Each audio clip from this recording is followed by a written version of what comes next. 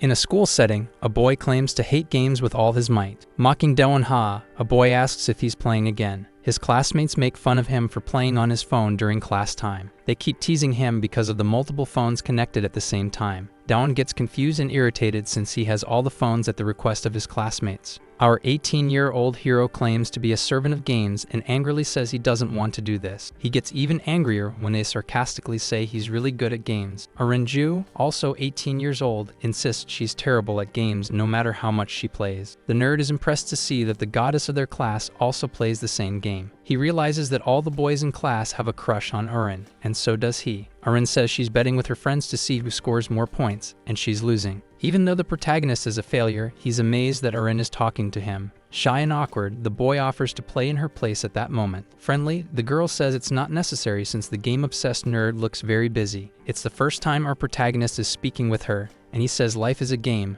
Renju laughs at that. Feeling moved, he thinks he's getting closer to her, but when he tries to give her a tip, she asks what he's talking about. Then she asks if they're friends, and Urin says she was actually waiting for her friend. Urin heads to the cafeteria and says goodbye to Dawn, who's left disappointed by the crushed expectation. He's certain she's way out of his league and doesn't even know his name. But at that moment, the girl says goodbye and calls him by his name, which surprises him. Just then, the game notifies him that Dawn's character has been eliminated. He realizes his character died while he was talking to Renju, but he's shocked when his hero suffers a penalty and drops a very powerful sword. After all, that's Cholu's favorite sword, and he'll be furious if he finds out. Right then, Cholu shows up extremely angry and slams Dawn's head into the desk. Cholu Min, from the gamer nerd's class, says he shouldn't have taken his eyes off the screen. Injured and completely in shock, our hero begs Cholu for forgiveness. Cornered, the protagonist says he'll give his collectible sword to Min, who starts to calm down. Still wearing his psychotic expression, Nin says that doesn't erase Dawn's mistake. He slaps Dawn in the face, and Dawn Ha says that for people like Min, life is like a game. After all, he enjoys stepping on people weaker than him and showing off his strength for no reason, climbing higher ranks, and in his eyes, people like him are just prey to level up. Min tells the nerd to do better since the only thing he does in life is play video games. Cholu says he's back to playing Roast RPG again, but his team is very weak, so he demands that Dawn deliver the Fire King's sword to him within a week. In shock, the protagonist asks if he's joking and how he's supposed to get the weapon in that time. Cholu is sure he stopped watching his phone to talk to Renju. He says he'll motivate Dawn to get the special item within a week and during the holiday. He says that if Dawn fails the mission, he'll beat him up and strip him in front of Renju. He leaves the classroom laughing and meets his friends, who start planning to drink with the girls. Defeated and hurt, Dawn Ha is lying alone on the classroom floor with his phone in hand. He gets increasingly irritated with the game and says he hates it, but only when he's angry. In truth, he's just a gamer otaku who finds his greatest joy in games. During the break, he won't see the bullies, and with his mom traveling, he'll get to play as much as he wants. With a totally relaxed expression, he explains it's because he's max level. Hunting became too easy once he hit max level, so he stopped playing. In reality,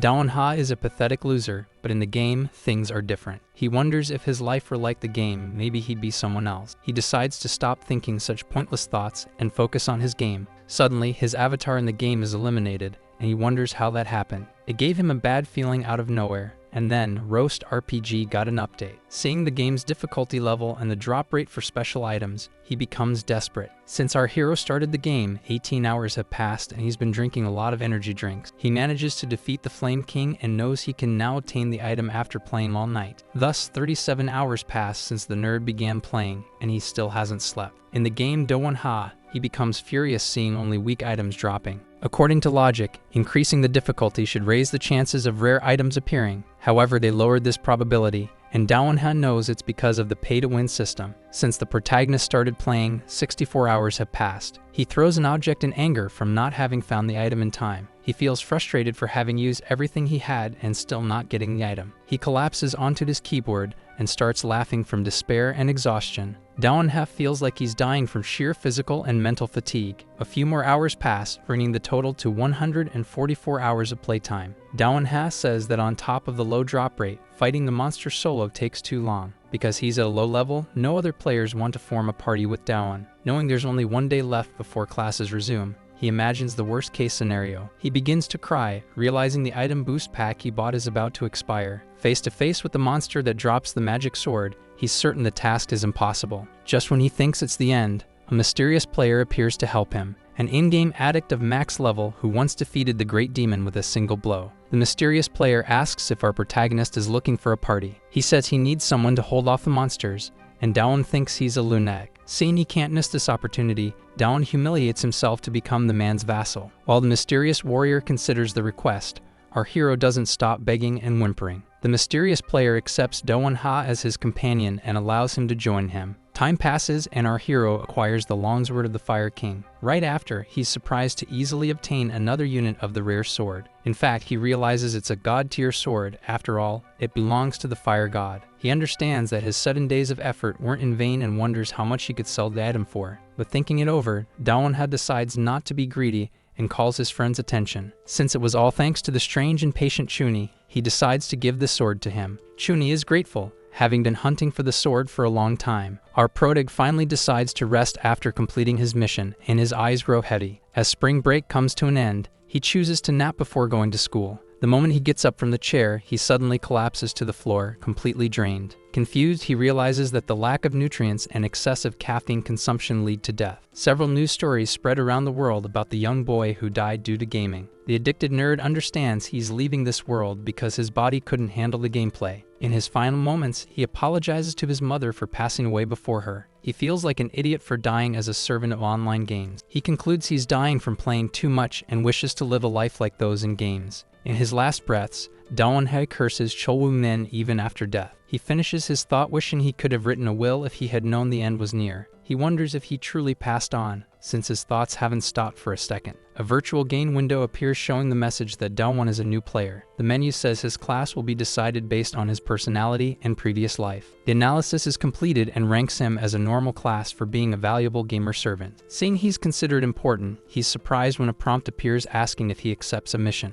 Even in shock, within his thoughts, he accepts the offer. Finally, the window says he will be transported to coordinates set by the administrator. Suddenly, he wakes up in a panic at his desk in classroom surrounded by his many phones. In shock, he wonders if this place is the classroom he usually attends. As the girl with a crush on him says goodbye, he realizes this is the day before break. Seeing this kind of rewind in time, he gets scared, and the girl finds his reaction strange. Arin notices a shadowed expression on his face and asks if he really made an effort to help her. Before she can do anything, her blonde friend hurries her along, and they leave the scene. Completely perplexed, he wonders what's going on. After all, he had died. He asks himself if it was a dream, but calling all that a dream would be madness. Even though it feels like a dream, a character info window suddenly appears in front of him. Even in this so-called dream, he's just a level 1 gamer servant, and a debuff of powerlessness appears. When he sees this powerlessness status on his character menu, he is in shock. Finally, the window says that all the game experience he's had will be linked to him. He wonders if it's the experience from all the games he's beaten as a gamer servant, because that's a lot. If every game he's ever played is included, his experience will be massive. Before he can find out his experience or the terms of the deal, Chol Min appears and attacks him. That moment when Chol Min attacked him because Daon lost his character. Suddenly, our protagonist remembers. That was the moment everything began. Because of that bully, Daon went through terrible things that led to his death. When Cholu threatens him, our protag feels that he's terrifying, even in a dream. He wonders why he feels more irritated than he did that day, and Cholu asks what that look on his face means. While getting beaten by the white-haired boy, he doesn't even care, assuming it's a dream. Even while telling himself it won't hurt because it's a dream, he feels intense pain. Taking several extremely painful blows, Daon Ha starts questioning whether this is truly an illusion. Chol Min keeps landing hits on the gamer servant Daon, who keeps getting beaten up. Eventually, he stops hitting the nerd, who falls onto the classroom desk. Chol says the more he thinks about it, the angrier he gets, and he's not going to stop hitting him. Badly hurt, our protagonist thinks he'll be knocked out before Min's anger even fades. Arin returns to the classroom looking for her phone and finds the nerd all battered. The girl is shocked at the sight of the beaten-up boy. At that exact second, Daon Ha looks into Arin's eyes and then takes another punch. He wonders why she came back to the classroom, and right then, the punch lands on his face. That last punch sends our hero flying and crashing through desks and chairs. Chol Min grabs him by the tie and calls him weak, telling him to stand up. The feeling of getting pummeled in front of the girl he likes is worse than Daon ever imagined. Arin screams at Chol Min to stop while Daon feels like a pathetic, powerless idiot. Annoyed, the girl grabs the white-haired bully's arm, trying to stop him from hitting defenseless Doan. The moment he lets go of the weak nerd, he says his ear isn't a trash can for her nagging. Insane, Shulwoo pulls her hair and asks if she thinks she's all that just because people call her pretty. She screams for him to let go of her hair, or she'll call a teacher. While Doan watches the scene, Doan-ha feels a powerful urge and impulse inside to help Arenju. Chaotic thoughts race through his mind, but he can't move to help her. Completely unhinged, Shulwoo Min raises his hand to strike Aren and tells her to shut up. At that exact moment, our protag clenches his fist, ready to punch Min, even if he regrets it later. Consumed by fury at this injustice, he knows he has to act and punches Min in the face. But right after, the bully grabs his hand and, extremely angry, gets ready to hit back. Doan accepts that even if he tries something, it won't matter, he'll just get beaten again. Before that can happen, his experience as a game character is calculated. Doan reaches max experience level and is promoted to the rare class of Promising Gamer Servant, then promoted to the heroic class of Honored Gamer Servant, and later to the legendary class. Finally, he acquires a specific ability from his legendary class, Superior Gamer Servant. This ability is the Crushing Blow, which he uses to unleash hundreds of punches on Shulwoo Min, who ends up completely beaten with a swollen face, spitting out tomato sauce. Arenju is in shock and covers her mouth, stunned by Doan's actions. Our protag notices that the ability is the same as his characters in the virtual game. A message from the administrator says this is a reward for the favor Doan once did him. Quickly, he connects the dots and realizes that speech is from Chun the patient. That favor he's referring to was when the protagonist handed over the god tier item. After that, a notification appears for Doan saying he defeated the monster Shulwoo. He receives 200 experience points, reaching an indescribable number. In fact, our gamer servant hero had already reached the maximum experience level, and so our protagonist is promoted to the final class of the secret gamer servant. Back in reality, Doan-ha is shocked by his absurd and terrifying strength. He wanted to live life as if it were a game, and suddenly that has become reality. His stats start to reach the maximum level, and he wonders what is going on. Since returning from death, he realized he could use abilities just like in virtual games. Arenju is stunned by Doan's sudden strike that took down Shulwoo Min. The girl asks where our protagonist learned those techniques. Then Arenju warns Doan-ha about his injuries and wounds on his head. She turns to go find the school nurse, and Doan wonders if he hit his head. His death, along with the fact he's returned to the past, begins to flash through his mind. Game system windows start appearing in front of his eyes. On top of all that, the skill working exactly like the ones from games feels strange too. He also remembers being obsessed with games since childhood. His intuition tells him this feels a lot like the book he used to read when he was a kid. It's a setup very similar and common in fantasy games, only more developed. The protagonists in that type of story always defeat every monster they meet. They also receive buffs with no exceptions. Not only that, Doan-ha is also shocked by his maxed out, flawless attributes. Another window appears indicating there are still more bonuses to receive for being a gamer servant. He's shocked to see that all his attributes and stats are sealed and reset to 0. He can't believe that at the final class he's become a weakling again and feels it's unfair. He completed an event mission after unleashing his rage and defeating the monster, and now will get a reward. He realizes this was the event mission he accepted the moment he died that day. Suddenly, the golden key listed as the reward in the mission window appears before him. After completing the mission, the system notifies him of receiving the golden key prize. Other students comment on Doan-ha's injured appearance in the classroom. They say it was Shulwoo Min, and that they saw him looking very upset going home the previous day. They guess that Shulwoo couldn't vent his anger during the fight and even yelled at the nurse. However, they don't know who hurt Shulwoo Min that badly since everyone was on lunch break. No one saw it firsthand, and they're spreading rumors, wishing they had filmed it to post online. Our protagonist looks at the golden key several times and only sees an ordinary object. It's a legendary item that, according to its description, opens a place when used. Our hero is in disbelief seeing that it's used just like a regular key. He puts the item in his pocket and decides to leave it aside for now. After all, his curiosity isn't just about that anymore. He wants to uncover the administrator's identity. When he saw the way the administrator spoke, he immediately thought of the mysterious player from the game. The fact that he called himself the one who brings the end, and Your Highness, makes Doan wonder if he's the administrator. He's eager to get home and contact the mysterious player to ask if it's really him. Suddenly, another mission appears and the panel says he will receive an invitation and must accept it. Doan doesn't understand what kind of invitation he'll receive that night or how to get there. At that moment, someone rushes past our protag and knocks him to the ground. After the crash and the shock, he wonders what just happened while feeling the pain. The boy who knocked him down apologizes, saying he wasn't looking ahead while walking. Doan says he's fine and asks if the boy is okay, as his nose starts gushing ketchup. The nerd offers to get a tissue to clean the boy's nose, but the boy refuses the offer. Again, the boy refuses Daewon's kind offer, though Daewon insists on getting a cloth for him. He finally accepts, and Daewon advises him to be more careful when walking in the hallway. He still can't believe this guy got a nosebleed just from a bump. He notices that the kid is even weaker than he is. The moment our protagonist enters the bathroom, a classmate calls his attention. Shin Jae-min is holding a vape in the bathroom and says he needs to talk to Daewon. Daewon greets Jae-min and asks if he's started playing the game, but Shin replies that he doesn't play. Shin says he asked because he saw the whole scene of Daewon beating up Chol-woo-min. Thinking about it now, he remembers Shin was at the door in his past life when he was threatened. That makes him wonder why he's talking to him now, and if this is some sort of revenge. Jae-min comments that he's a servant with secret powers and asks if it's just a disguise. Our protagonist couldn't stand being beaten up that time and doesn't want it to happen again. However, Shin Jae-min grabs his tie and says that Daewon is funny. Shin says that tonight he's going out drinking with girls from a nearby girls' school, and he invites our hero to come along, leaving Daewon shocked by the invitation to go out at night. He notices it's the same thing that was written in the mission window and wonders if it referred to this. The problem is that would mean going out with Chol-woo-min too. He plays dumb and asks if Shin really invited him, and Shin rudely confirms it. Daewon wonders why he's being invited out of nowhere and suspects there's a reason behind it. Our protagonist knows that completing missions in a game means earning rewards. Besides, rewards make characters stronger, and that's a fact. He decides to accept since it's a good chance to gain experience as a game character. But then he reconsiders, thinking it's not a good idea to go where the bullies will be too. So he makes up an excuse, saying there's a memorial tonight for his late grandfather. He gives up the chance to stop being a loser. It's just easier to avoid that kind of life. He also notices a warning that the mission will be dangerous, which gives him a bad feeling. Shin accepts the excuse and says next time he'll save Daewon a seat at the bar. Our hero pretends to be looking forward to meeting Jae-min,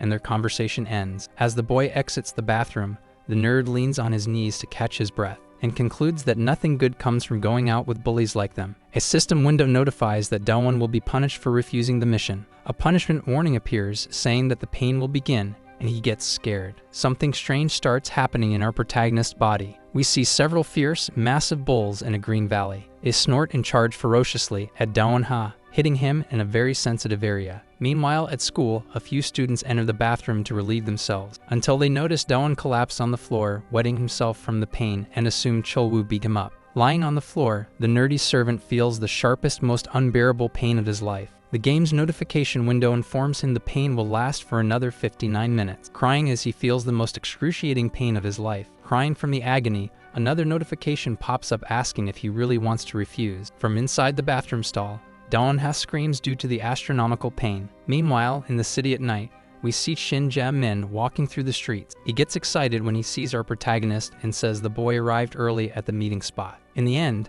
Daewon accepted the mission because he couldn't endure that pain for a whole hour. When asked about the memorial, Daewon lies and says his grandfather was busy. Our hero feels like he's going crazy for coming this far and is overwhelmed with nerves and tension. Shin says that he and Daewon are going to have fun tonight, but finds his expression suspicious, like he's hiding something. Just as he suspected, our hero feels like he should have run away while he still had the chance. At that moment, the prodig grabs his phone and pretends his grandfather is calling so he can escape. However, the girls Shin Jae-min mentioned arrive and are chatting among themselves. All the girls talk about other guys, except for one very beautiful girl who catches Daewon's attention. Attracted by the beauty of the girl who just arrived, he ends up deciding to stay at the bar. He tries to convince himself that he stayed because he was invited, not because of her looks. Seeing his classmates drinking alcohol, he wonders how they managed to drink so much. Shin says a friend works at the place, and whenever he brings his group, they get drinks. Taking advantage of the topic, Jae-min asks how much alcohol Daewon can handle. He replies that he doesn't get drunk, and Shin concludes that he's an alcoholic,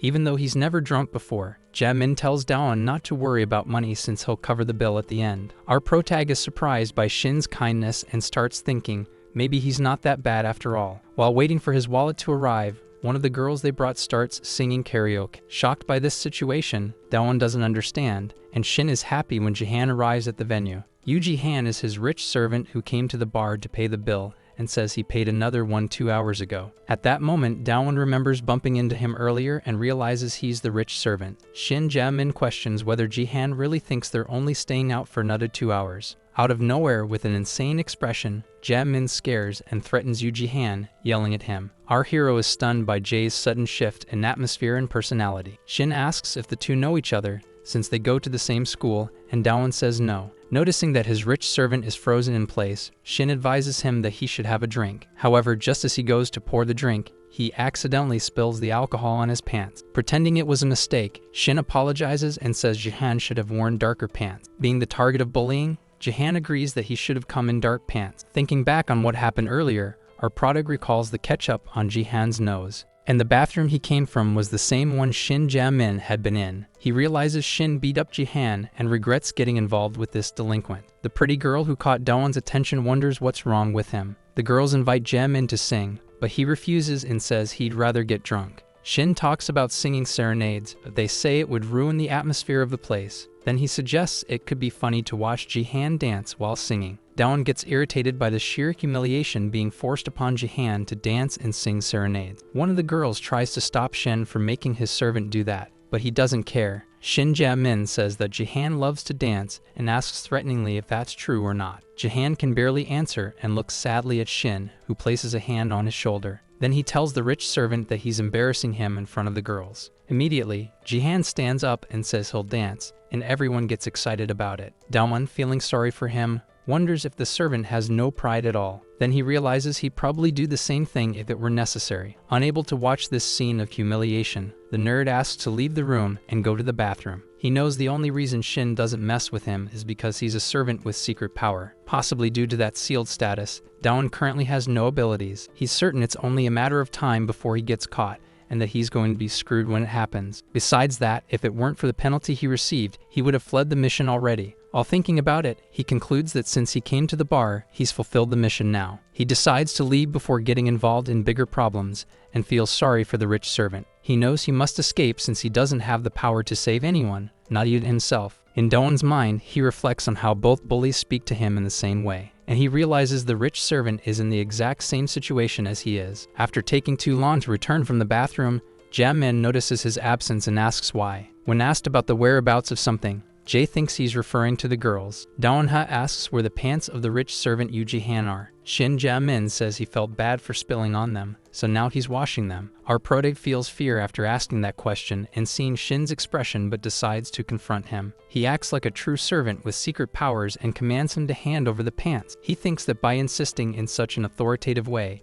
Shin Jae-min will have no choice. At that exact moment, someone arrives at the bar saying it took a while to settle some business. A tattooed and muscular man holding tomato sauce asks who that kid is. Shin tells Daewon to greet the man and mentions that he's his friend's older brother. The protag is in shock upon seeing the size of this high schooler who looks like he's in a gang. He also becomes extremely frightened by the red marks on his face. Shin Jae-min asks what our protagonist wanted to say to him. Not knowing what to do, Daewon-ha feels distressed by the sensation of being trapped in this situation. To escape this tense moment, he asks the bully for the microphone. Relieved, he feels safe and sane and thinks he shouldn't hide his power. After all, he was nearly eliminated. The dangerous invitation mission is completed, and a chain mission begins. A virtual window appears, explaining that he must strike Shin with the microphone within 30 minutes. If he does it within the required time, he'll receive a copper key as a reward. Our protagonist refuses to do it because he feels a paralyzing fear. However, a message appears saying that if he doesn't complete the mission, he'll suffer a penalty. When he reads the word penalty, he immediately remembers the bull torture and gets scared. Shin says his friend Man looks like a killer now, and the girls comment on his face. Man Chun says it must have splashed when he beat up people along the way. Man Chun Yuk, also 18, sitting on top of Jihan, complains about him trembling. The guy threatens him not to let him fall, and Shin Jae-min laughs hard at the humiliating scene. Daewon considers this even worse than the mission to hit Shin in the head with a bottle. With a threatening tone, the muscular guy says what's funny is that Daewon beat up Chul Min. Shin says Daewon is strong, but Manchun sees neither potential nor strength in the protagonist. He feels stuck at a crossroads because he thinks they'll eliminate him if he completes the mission. But he also feels he'll be eliminated if he refuses and suffers the penalty. If Daewon could still use his skills like that day, he'd have more courage. Looking at his skill tree, the crushing blow is sealed and inactive. Our protagonist feels doomed because of that seal and starts to panic in the bar. While that's happening, the mission notification window shows only 15 minutes left. At that moment, Shin Jae-min decides to ask Daewon-ha a question out of curiosity. He asks why Daewon allows bullies to treat him badly if he has the strength to take them all down. Our hero doesn't know how to explain and answers that he gained this strength because of a game. Shin says he doesn't need to answer, he must have his reasons, and that he called him there for a purpose. Daewon thinks it's something big, like a threat to stop messing with Shin's friends. Excited, Shin asks our protagonist to join him and says they should stick together. Our protag takes the comment the wrong way and wonders if Shin likes boys. Shin says he needs Dawn's strength to take over the Gwanak district. The nerd doesn't understand why the bully wants his help to dominate an entire district. Shin says he'll get benefits, like drinks and cigarettes. He'll also earn money, property, and other things, like women, for example. Jaemin puts a hand on his shoulder and says Daewon-hae can have anything he wants if he helps him. Daewon doesn't intend to accept in exchange for such shallow things and says he doesn't want anything in particular. Our protagonist doesn't want to team up with those delinquents. However, Shin Jaemin asks if he wants to remain just a gamer vassal. Shin asks if he wants revenge against the bullies who intimidated him and says he can do that now. Daewon ponders the idea of overpowering these people and swapping places with them. He thinks that if he teams up with Jaemin, he'll never be treated in such a humiliating way again. Shin goes to the bathroom and tells Daewon how he can think about the offer in the meantime. Daewon believes it's divine will that gave him all this power to change his life. He thinks he can live a second life with popular people and not as a gamer servant anymore. Amid these delusions, Yoo Ji-han calls our protagonist's attention. He asks if the golden key that fell from Daewon's pocket earlier is his. The protag hadn't noticed he'd dropped the mission reward because he was distracted. Our nerdy hero thanks Ji-han, who says he has something that might sound strange to say. He gives Daewon advice not to hang around Shin Jaemin. Daewon doesn't want to keep living like a loser and doesn't want to miss this chance. Yoo Ji-han says all this because he felt Daewon isn't a bad guy and apologizes. At that moment, the notification window indicates only 3 minutes remain to attack Shin. In a panic, Daewon realizes he didn't notice the time passing and is afraid of extreme punishment. He stands up and considers that if he can endure this 1 hour, it will be the highlight of his life. However, not wanting to embarrass himself in front of the girls, he decides to leave the room until it passes. Suddenly, we see a green hill with a herd of elephants. There's a story that says when elephants face their own death, they choose to walk away from the herd and accept their fate alone. Just like our protagonist at this moment, who went to isolate himself in a distant room. He covers his mouth with a cloth and braces himself with anguish and fear for the punishment.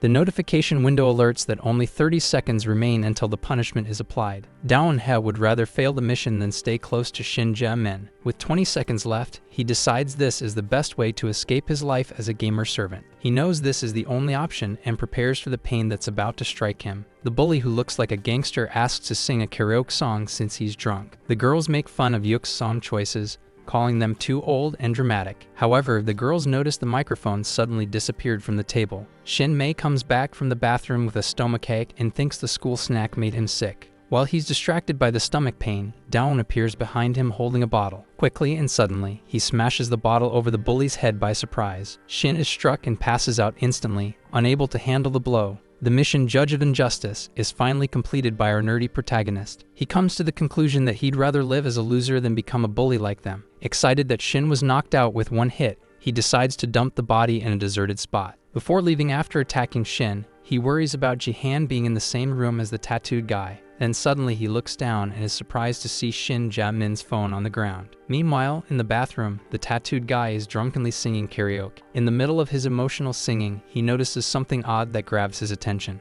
A message from Jaemin arrives calling him a pig and saying he sings horribly. The tattooed guy is enraged after reading Shin Jaemin's message. Daewon uses Shin's phone while he's unconscious, treating it as a bonus move. In the message, our hero asks the tattooed guy to stay alone and wait for a fight. At that exact moment, while planning his escape, a huge presence appears behind him. Looking up, our protagonist sees the tattooed gangster glaring at him from above. Daewon-hae is in shock and wonders why the brute is there. A new mission appears, saying Yuk is enraged by the provocation and will start a fight. Right after this window appears for Daewon, the brute kicks him in the back, sending him flying. The force and the fall make the gamer servant hit his head on the ground and get thrown. Yuk crouches in front of Daewon and says those messages couldn't possibly be real. After all, Jaemin doesn't text Yuk Man-chun when he's drunk. After saying that, the massive figure grabs the nerd by the collar and punches him hard in the face. While beating our protagonist, the gangster says Jaemin actually liked him. Then he grabs the nerd's head and slaps him hard across the face, saying it was disgraceful for Daewon to repay someone like that who once reached out to him. Before the gamer servant nerd can finish his sentence, the gangster slaps him again. He says Daewon is just a loser and doesn't understand why Jaemin wanted him in the group. When the brute asks why Shin Jaemin is passed out on the floor, he quickly notices something strange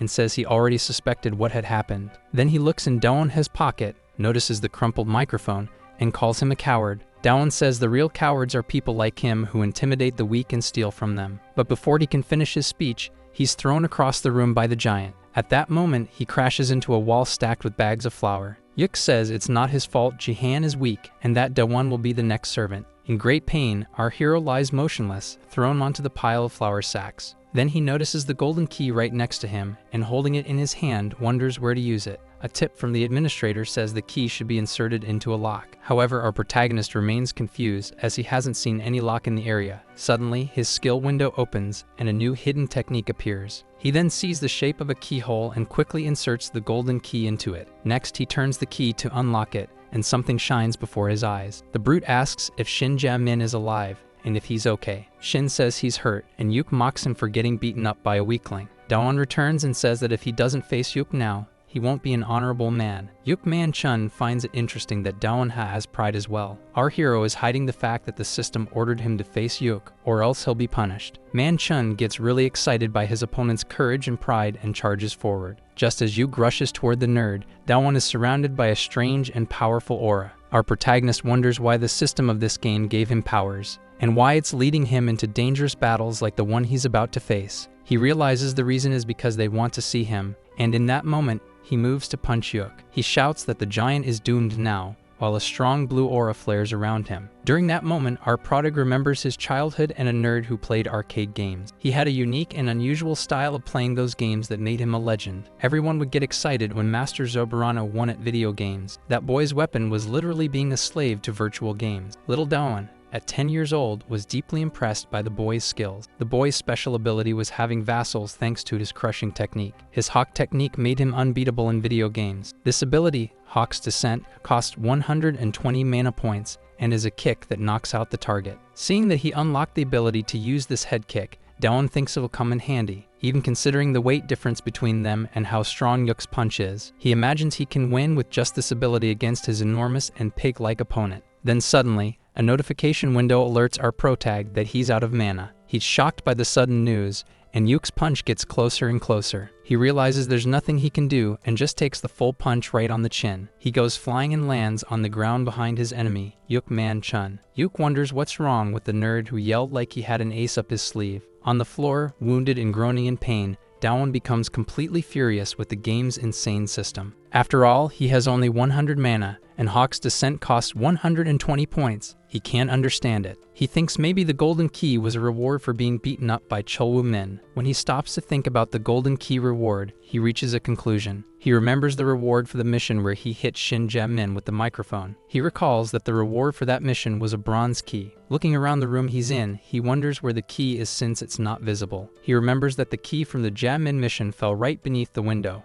Knowing that he completed that mission in the bathroom, he thinks the key might still be there. With no choice, he decides to take the risk and go there. But before he reaches the door, Yuk grabs him. The brute punches our hero in the ribs and asks where he thinks he's going. Looking again at our protagonist, he senses that maybe Daewon isn't a weakling after all. Then the gamer servant collapses, and Yuk calls him a rat. He feels his body at its limit and can barely stand up after being knocked down by Yuk. He decides to retreat and escape the situation. He's going to look for the key. Still unsure of what to do, he sees the enemy placing his hand in front of the path. Just as he starts to run, the giant puts a hand on his face, getting in his way. Yuk Man Chun knocks Daewon down again and says he should stop getting back up and trying. Daewon starts laughing, and the giant puts his foot on Daewon's head, asking if he's gone insane. Our protagonist asks if Yuk doesn't think there's something funny going on here. He asks if Man Chun really believes he caused all this chaos alone without a plan. The brute claims he's just bluffing to stay alive, but Daewon keeps persuading him. In the end, our hero says he was just buying time,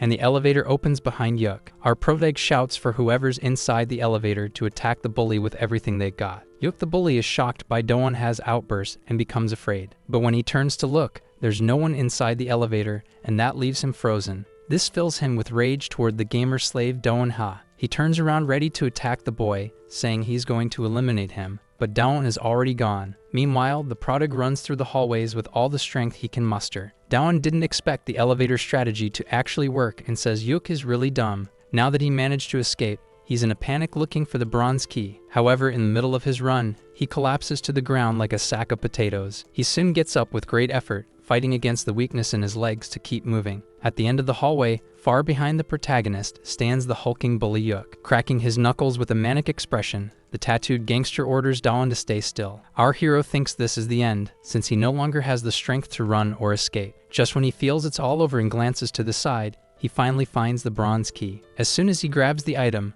a description appears saying it unlocks sealed attributes. Outraged, he wishes the game had done this from the beginning and asks to see the character info. When he looks at the character status menu, he notices a key symbol in the middle of the status window. At that same moment, the big guy starts charging at him, filled with rage. Quickly and suddenly, before being caught by Yuk Man, he inserts the key into the lock. He urges the system to hurry, adrenaline rushing through his body. A choice must be made to permanently boost one of his stats. He knows that to use his abilities, he needs more mana, and it seems he's made his decision. So he shouts out his choice to increase his mana points in the character system. Meanwhile, the gangster gets dangerously close to landing a powerful punch. His mana points are unlocked and increased by 100 points. Just before being hit by Yuk Man Chun, he dodges to the side, avoiding the attack. Our protagonist places his foot on Yuk's thigh and prepares to unleash the Falcon Drop Strike. He jumps over the man, soaring above him, lightning circling around his leg. The secret class skill, Falcon Drop, is activated by Doan Ha. An aerial kick from above strikes the enemy directly on the head, charged with electricity. The skill-powered kick hits perfectly, smashing the brute on the top of his massive head. A lot of tomato sauce spurts from his nose, and his eyes roll back from the pain. At that moment, a message appears for Dawan saying he has defeated the monster Yuk Man Chun. His enemy falls to his knees and then collapses unconscious on the ground, defeated. While our hero feels incredibly cool and lands lightly with his feet on the ground. His reward for winning the battle is the missing silver key. Even completely exhausted, Dawanha grabs the silver key he received. Now that reality hits the gamer servant, he can't believe he actually won this fight. Just as he thinks he can finally go home, Shin Jamin wakes up and appears in the hallway. Very angry at Dawanha, the delinquent Shin asks what happened between them. In shock, our hero stammers when he sees Shin has woken from the knockout. Then someone else appears. A giant man from the karaoke bar asks why his brother Yuk is lying on the ground. Yuk Manok, 19 years old, works at the karaoke bar and is Yuk's older brother. He gets furious at Dawan. Right away, our protagonist remembers Shin mentioning Yuk Man Chun's older brother. Face to face with the giant, muscular man, Dawan feels like this is truly his end. Other delinquents show up, asking what that loud crash was a moment ago. The tattooed, strange boys notice Man Chun, the brute, unconscious on the floor. Again, our prodigue remembers Shin saying he used to drink at this bar with his friends. Realizing he has only 80 mana points and 12 health left, he knows he has no strength to run, let alone mana points to activate any of his special abilities. Exhausted and injured, Dawanha states that he's totally screwed now that he's cornered. Dozens of Shin Jamin's delinquent friends block Dawan from escaping the place. Yuji Han is out on the street at night, alone, wondering if it's really okay to be wandering like this. He knew the message sent from Shin Jamin to Yuk Man Chun was fake. Yuji Han had been dismissed by the bullies, who had another matter to deal with. But he knew the only one who would dig his own grave in a place full of gangsters would definitely be Dawan. After all, it was his first time there, and he still didn't know the rules. Also, the last message telling everyone to go home seemed like it was meant to save Jihan. Worried about Dawanha, the boy hopes he'll be okay and get out of that situation safely. Shin Jamin asks why Dawan did that. He never wanted to be his enemy. Meanwhile, in our protag's mind, he can't see any way out of this situation. The gangsters threaten him, saying he won't escape, and he thinks he's going to be eliminated today. A karaoke staff member announces that the police have arrived and that everything went wrong. The man says someone called the police from the first floor and tells everyone to escape using the stairs. All the gang delinquents are disappointed because they wanted to beat up the nerd. Carrying his brother over his shoulder, Yuk Manak says Dawanha is incredibly lucky. Shin Jamin threatens our hero, saying they won't forget what happened there. Relieved that he's alive, our protagonist thinks he should also run away through the stairs. But at that moment, he feels something happening in his body, like an internal shock. Only one day after experiencing death, he was beaten by Cholwoo Min and Yuk Man Chun. On top of that, there are the side effects from using two abilities that his body can barely handle. The moment all the accumulated stress leaves his body, Dawanha simply passes out. Slowly waking up and seeing a woman in front of him, he wonders what happened. He asks the girl where he is, and she asks if our protagonist is finally awake. He recognizes her as one of the 3 toughest girls, and she says he should have woken up sooner. When he tries to ask why she's there, the tough girl covers his mouth to keep him quiet. Seeing that they're in a bathroom, she tells him to keep his voice down. The tough girl says they're in a women's restroom, so he needs to speak softly. Whispering, our protagonist asks why they're there. She says the police are still at the bar and mentions they won't come into the women's bathroom. Dawn asks who made the report, and she says she reported the underage drinking. Our protag is confused. After all, she was drinking too, and asks if she did it to save him. The girl says she saw our protagonist when he was fighting Yook Man. She says she thought he was just a loser, though it seems he doesn't care about collateral damage. Thinking she might have fallen for his charm, Dawn asks how he can repay the favor. At first she refuses, but after he insists, she asks him to grant her a wish. Getting really close to say it, the gamer's servant turns red from embarrassment and is left speechless. The next day comes at dawn, and Dawn-ho wakes up with his mom calling him. As soon as he picks up, his mother starts scolding him and yelling loudly. He asks why she's mad. After all, he hadn't talked to her for just one day because he was tired. But his mom says it's actually been 3 days since they last talked. Now that she knows he's okay, she says she has to get back to work. Meanwhile, he's shocked by the information that he slept for 3 whole days. After the karaoke night, her protagonist really did go straight home to sleep, which is understandable, considering it was the first time he ever fought in his life. Another reason is that he dealt with 3 delinquent bullies in one day, even if Shin didn't fight him. Now that some time has passed since the fight, Dawn feels like the victory was easy and no big deal. He feels very strong and extremely hungry, and now that his body and mind are recovered, the first thing he wants to do is log into the game and contact the administrator. But when he searches for the mysterious player, the one who brings the end, there are no results. He didn't think things would be easy, but still, it was unexpected that his account had been deleted. Dawn figures that mysterious man doesn't want to communicate with him. He never responded after all. The mysterious game admin only communicates with Dawn through the system. If that's how it's going to be, our protagonist decides to learn the whole system on his own. The 3 things he knows are: the system is similar to an RPG game. There are levels, stats, and classes, so he's no different from a game character. Also, the system treats delinquents like monsters, and defeating them grants rewards. It's just like hunting monsters in a game and receiving items in return. And the third point is that using the keys makes him stronger, so he starts searching for the item. When he picks up the silver key, he sees its description saying it unlocks a passive ability. The 3 types of keys unlock different things, and the abilities unlocked will not be sealed again. The first ability was the Crushing Strike, and it was sealed afterwards since it was unlocked through class effects. Later it was unlocked again using another specific key, and the other piece of information he has is about the penalty, though his biggest problem is actually something else. The real issue was becoming the target of Shin Ja-min's gang of delinquents. Now that things have turned out this way, he decides to deeply meditate. He chooses to think about it for the rest of spring break and goes to answer the door to get his food. A new system notification says that the girl wants to go out with him and that he should accept and satisfy her. When the nerdy and introverted gamer reads this, he's shocked, thinking it was just his takeout. He slowly opens the door and finds the woman he met earlier on the other side. Dawn asks why she's there, and she says it was promised to her that her wish would be granted. The woman takes off her coat and says she's going to explain what she wants now, and tells Dawn to take something off. This leaves our hero in shock, especially since the mission title says he will become a man. Still without an answer, wondering if this is really what he thinks it is, she tells him to hurry up and take it off. Again, the girl insists he take his clothes off, and the nerd is embarrassed. After all, he's never done this before. A system notification appears in front of him,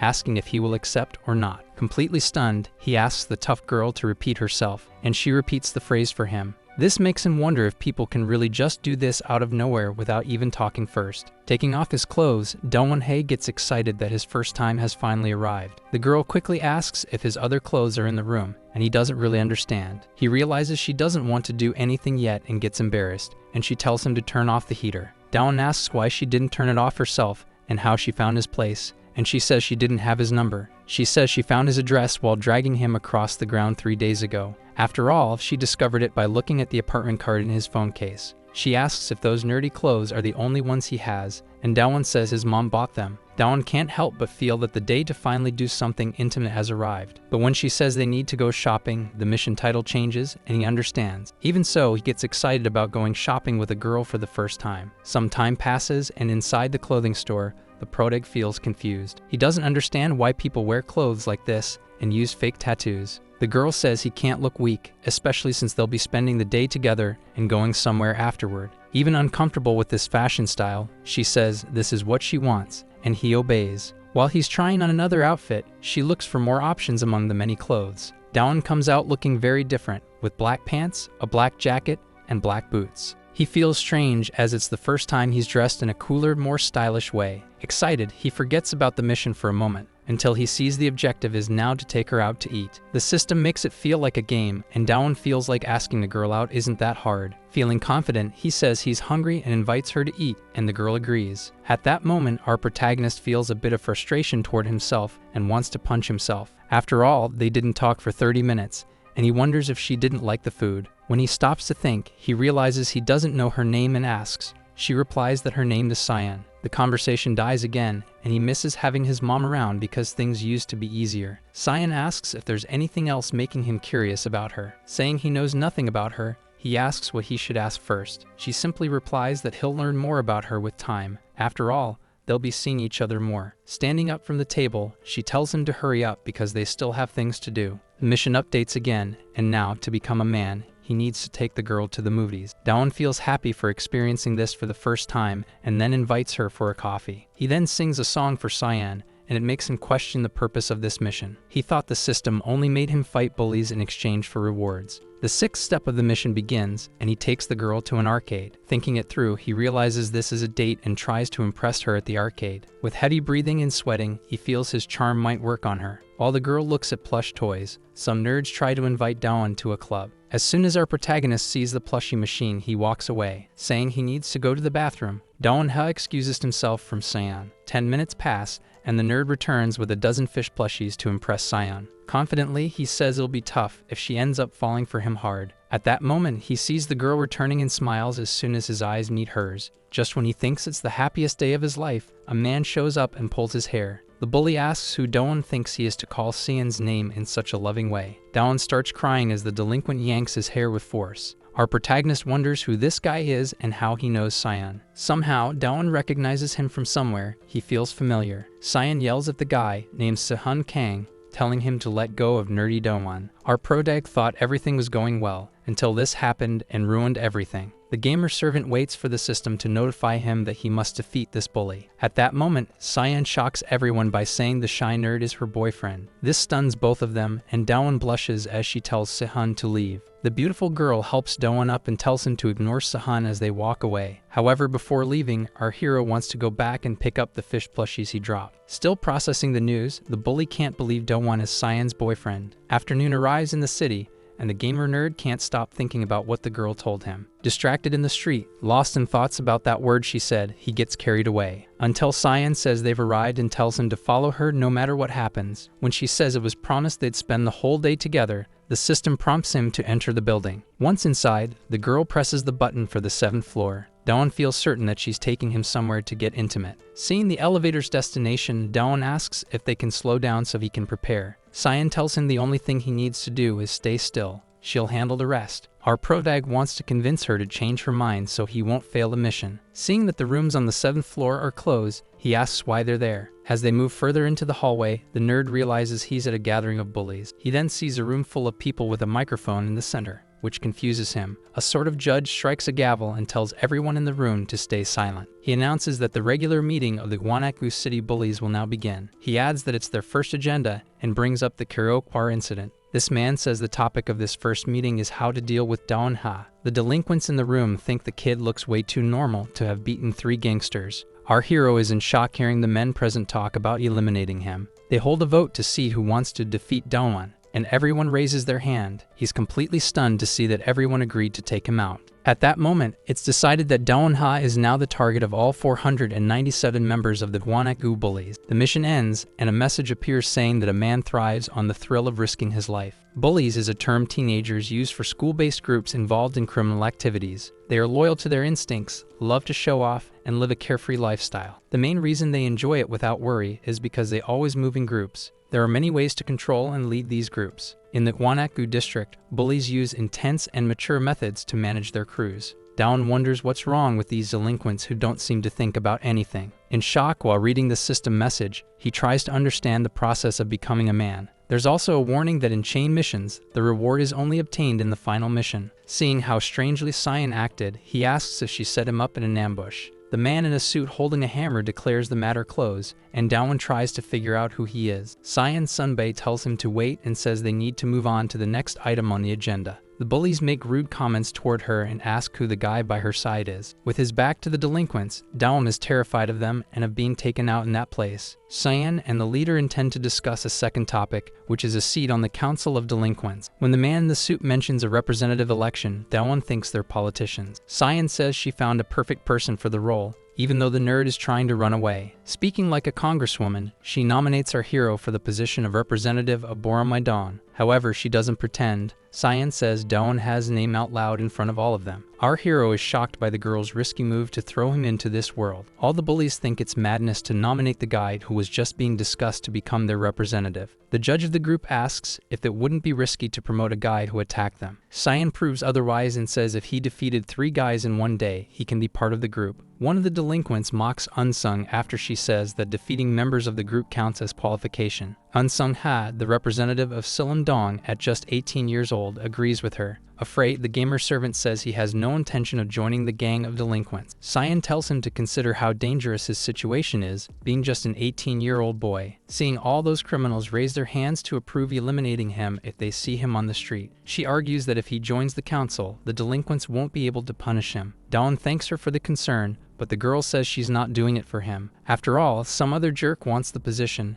and she'd rather it be Daewon than that guy. As the elevator opens, the man who attacked him earlier at the meeting with Cyan appears. Immediately, our hero remembers seeing him at the arcade. Kang Si-hoon appears, asking why Cyan didn't tell him about the assembly. The Boromaidan associate realizes she made up the boyfriend thing to hide. Kang Si-hoon says that even though she was against him becoming the representative, that was excessive. Suddenly, he puts his hand around the boy's neck and begins choking him, asking what she wants there. Feeling like he can't breathe, Daewon feels crushed like under a boulder and begs to be released. The judge orders them to stop, saying this is a formal meeting, and announces Daewon as the new leader of Boromaidan. Kang Si-hoon tries to argue that he will become the area's representative, and Cyan fights back. The delinquents think Daewon Ha is a weakling, while others start checking out the girl. Seeing there are 2 people nominated for the position, the judge notes things have reached another level. Kang Si-hoon releases our hero, and the man says they'll be forced to do something about it. All the bullies start standing up, and Daewon tries to say he does.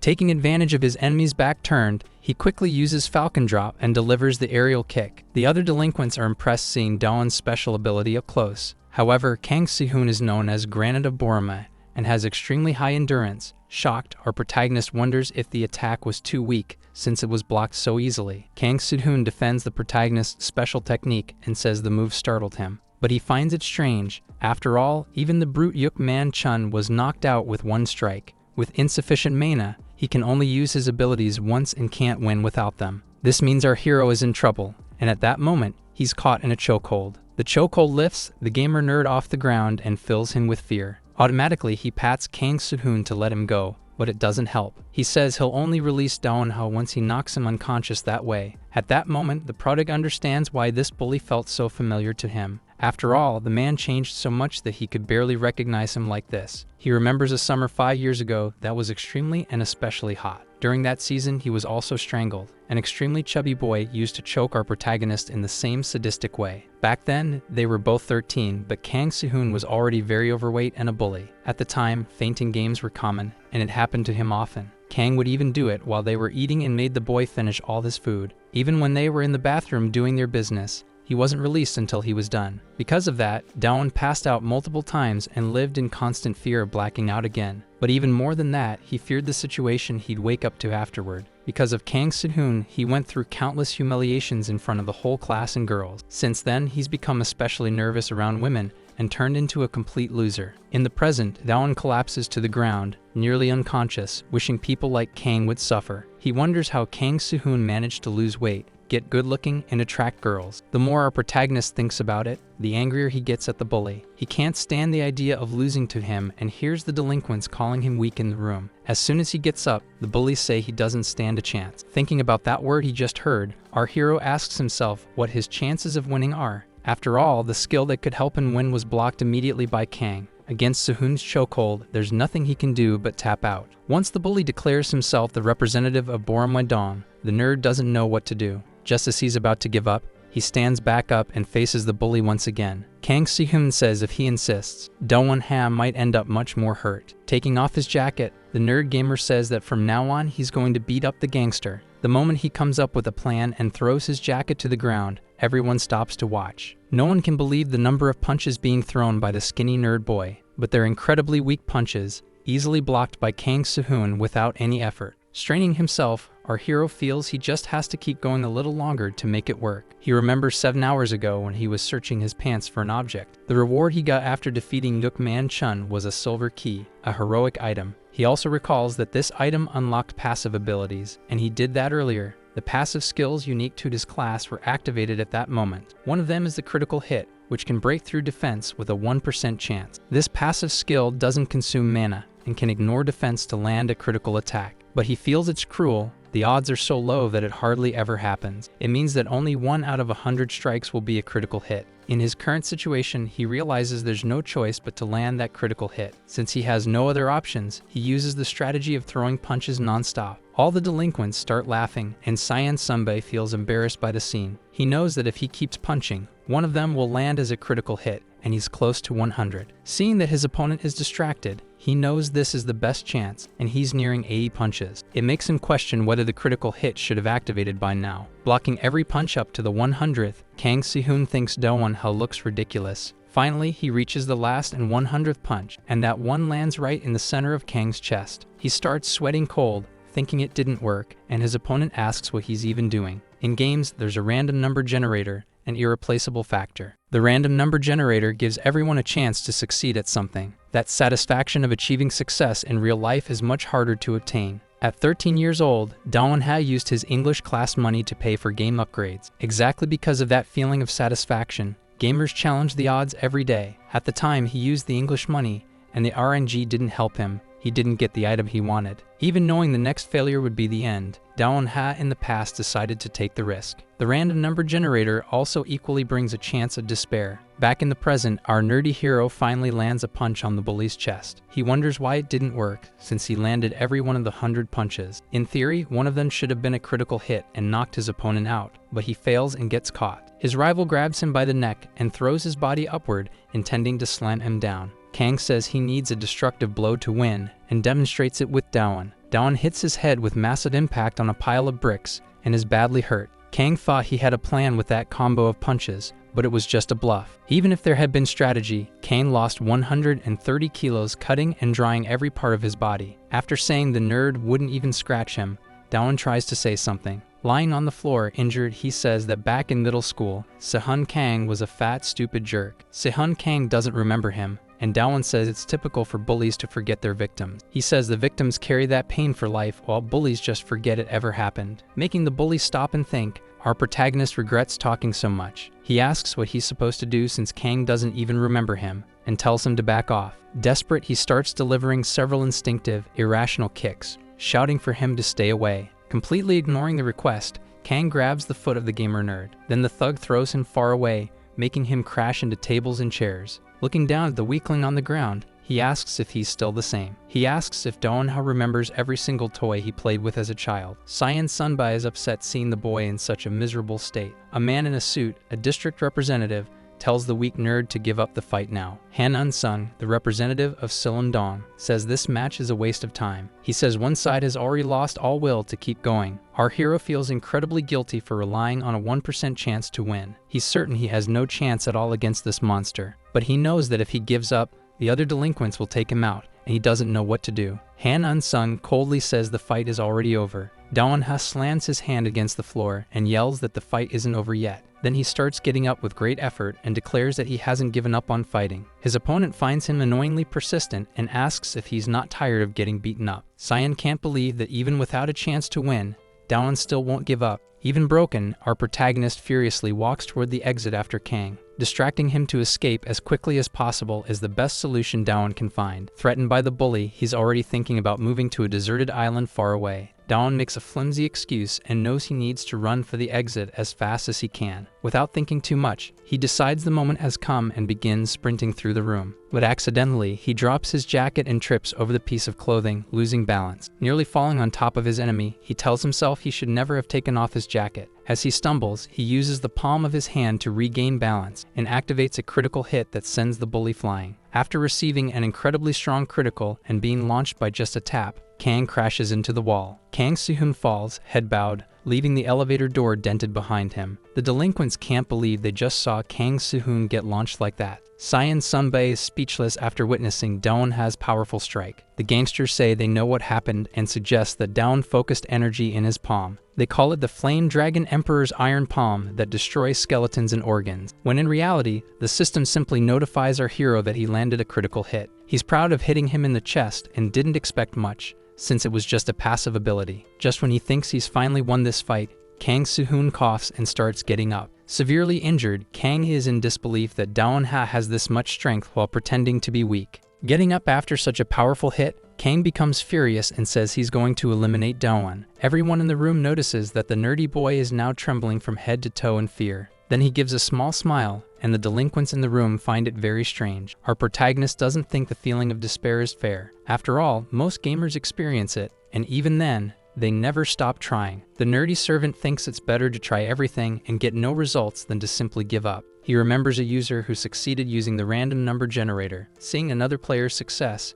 our hero felt inspired to win in the game too. He kept trying to get the item since he still had the literature tutor's money to spend. Despair turns into hope, and that's why players around the world put their faith in RNG. That's what Daewonha does, trying to land a full-force punch on Kang Soo-hoon's face. Our hero runs and yells that he'll hit his enemy again, right in the middle of his chest, saying he won't fall for it twice in a row. Kang protects his chest with his arms, but the bully doesn't notice the punch changing direction and aiming for his face. At the bottom of the sea, a species lives at a maximum depth of 6 meters and weighs nearly 2,000 kilograms. Approximately 85% of its body is made up of muscle. This is the ocean's top predator, the feared and mighty great white shark. We see two boys playing in the water, but they are far from the beach. If one day you ever come across a great white shark by chance, you should kick its nose, no matter how strong it is. The nose is its weak spot. The same goes for humans who train their bodies. They don't train their noses, so it remains a weak spot. Even if it's a grazing attack, aim for the nose, it'll be highly effective. Landing squarely in the center of Kang Soo-hoon's face, Daewon feels it was a critical hit. After taking such a powerful and effective blow,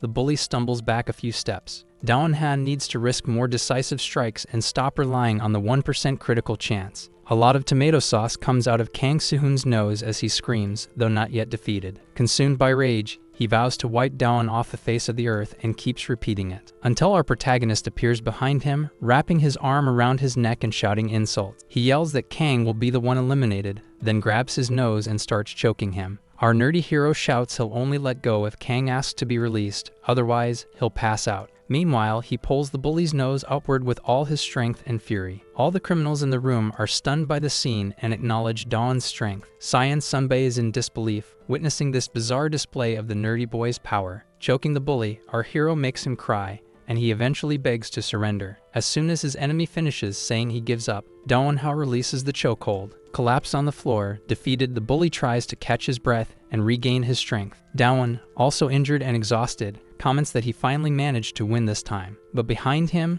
an electronic component is just about to touch a puddle of water. Before he can finish his sentence, the exposed wire touches the water and sparks fly. Just as he yells that he won, the short circuit causes a massive explosion behind him. Hearing the blast and seeing the flash of flames, our protagonist is startled. The other bullies are shocked by the sudden and very real explosion. They begin scrambling to escape, desperately trying to get into the elevator before the fire spreads. They remember that last time, the police raided the karaoke bar, and now there's a real fire risk. Outside, everyone who was in the room manages to escape the blaze. Daewonha thought he was going to die in the flames and feels relieved to have made it out alive. But one of the gang members asks where Cyan Sunbae is. After all, she's nowhere to be seen. The bullies wonder if she's still upstairs with Kang Soo-hoon. District Chief Han En-sun remains silent, staring at a fire hydrant on the ground. Heading back to the stairs, Daewon feels outraged. She should have run when she saw the fire. Even though he doesn't really know Cyan, he decides to rush up the stairs to find her. Though he only knows her name and she's not important to him,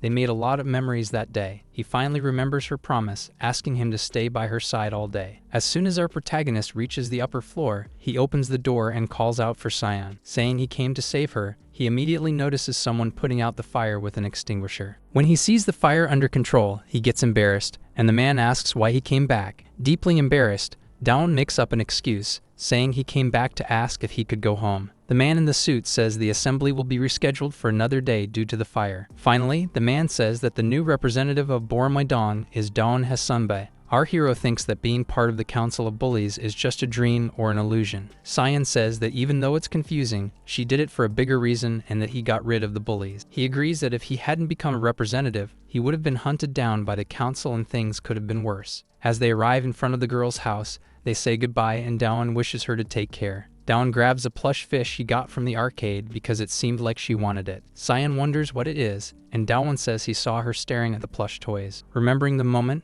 the girl said she wasn't looking at the toys. In fact, she was looking at the wanted criminal poster stuck on the window. Dawn is shocked by this blunder, but even so, Cyan thanks him for earlier. Holding the fish and smiling, Cyan thanks him for running back to save her. The nerdy gamer boy turns completely red and can barely respond to the girl's goodnight. The system says he became a man, but he thinks he became a bully, and the mission finally ends. At that moment, a notification says he completed 8 missions in a row and will earn points for it. Seeing that the encounters were worth it, he wonders what key he'll receive now as a reward. Upon seeing the mission system reward, he is completely shocked and doesn't react well. The day dawns peacefully, and Dawn gets ready to go to school after a long time. He decides he should arrive before everyone else and complete an important in-game task. Arriving at school, he grabs several wires and screens to build his gamer slave station. He knows he needs to install these components in his new classroom and starts looking for his spot. When he enters the room and sees someone sleeping, he's surprised to realize he arrived earlier than him. With the tech pieces in hand, he decides he needs the best gaming setup in the whole school. As soon as he spreads the components on the desk, he worries he made too much noise and woke the man up. When he looks at the student ID card, he sees that it's Han Eun-sung. Dawn feels that the name sounds familiar and it triggers a memory from the day before. He remembers Cyan saying that Han Eun-sung is the representative of the Silundong district. Cyan said he's the most dangerous bully of all the districts in Gwanak. Han Eun-sung says he doesn't need to be scared since he's part of the Council of Bullies now. But suddenly, the most dangerous bully throws his tech components to the floor. Han threatens him, saying it would be easy to take care of Daewon right then, and Daewon remembers Cyan's advice not to confront him. This also makes our protagonist wonder why he's already facing a boss so soon. Daewon says he's part of the Council of Bullies, and they shouldn't fight since they're on the same side. Han asks why Daewon thinks they didn't get rid of him, and Daewon says it's because he became Borome's leader. However, Han justifies it by saying that one of the rules allows council members to fight each other. After all, deciding the hierarchy based on power is pretty crucial. Stretching his arm back, Han Eun-sung says this is revenge for Daewon messing with Silum. Getting ready to take a full punch to the face, the protagonist closes his eyes and clenches his teeth. Out of nowhere, the white-haired bully lets go of the weakling and says he's not interested in Silum. Han Eun-sung knocks our protagonist to the ground and looks down at him. He says they should do this together now that they're on the same side. Han says he'll warn the other members because no one from Silundong will hurt him now. The regular school period begins and the students start looking for their seats. Daewon is exhausted and shocked from such a hectic start to his first day of class. He then notices that Han isn't in his class and wonders why he waited for him there. But the protagonist looks to the side and realizes that's not the only thing bothering him. During the break on the first day of his second year, Daewon feels uneasy. Also during the third period break, he sees several people doing other activities, and he wonders why no one is forcing him to play games during recess like usual. After all, that had never happened before, and what's even stranger is that his class is very peaceful. When a semester starts, there's usually a lot of noise and bullying all over the school. The bullies gather and choose an easy target to gang up on and harass for the rest of the year. They threaten all the students, implying that anyone can become a target at any time. Suddenly, just when everything seems peaceful,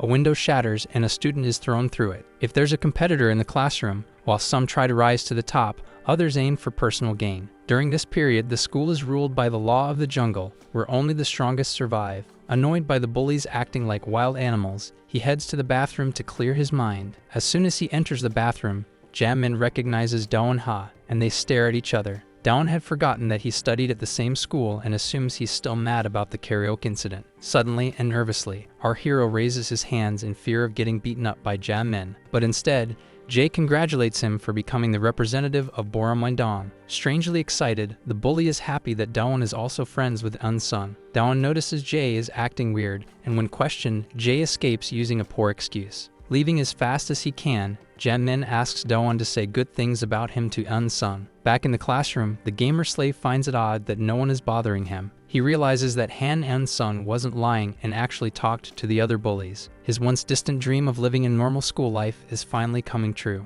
Our hero feels he should be overjoyed, but instead, he's uncomfortable. At first, he thought the missions were forcing him to face off against bully bosses, but recently and suddenly, he became a member of the bully council. This makes him question the system's true purpose and whether it's using him in some larger scheme. While Doan wonders if he's overthinking, someone comes over and asks if he's gaming. He thinks this is pity for his previously miserable life, and now the pretty girl is offering him a gift. Arinju gives it as a thank you for what he did for her earlier. Doan is in shock and wonders if he's dreaming after receiving the gift. But when he opens the gift box, he finds a small octopus and is left confused. Arin says octopus is good for recovery and energy, and Dawan was badly hurt that day. He thanks her and says just seeing the octopus gets his heart racing, and Arin thinks that's great. Arinju says Dawan should eat the octopus alive since that's the best way to recover. Just then, a strange red-haired boy asks Dawan to play the game for him. The pretty girl asks the gamer nerd if he knows the boy, and he replies that he doesn't. Then in the school's dark photography room,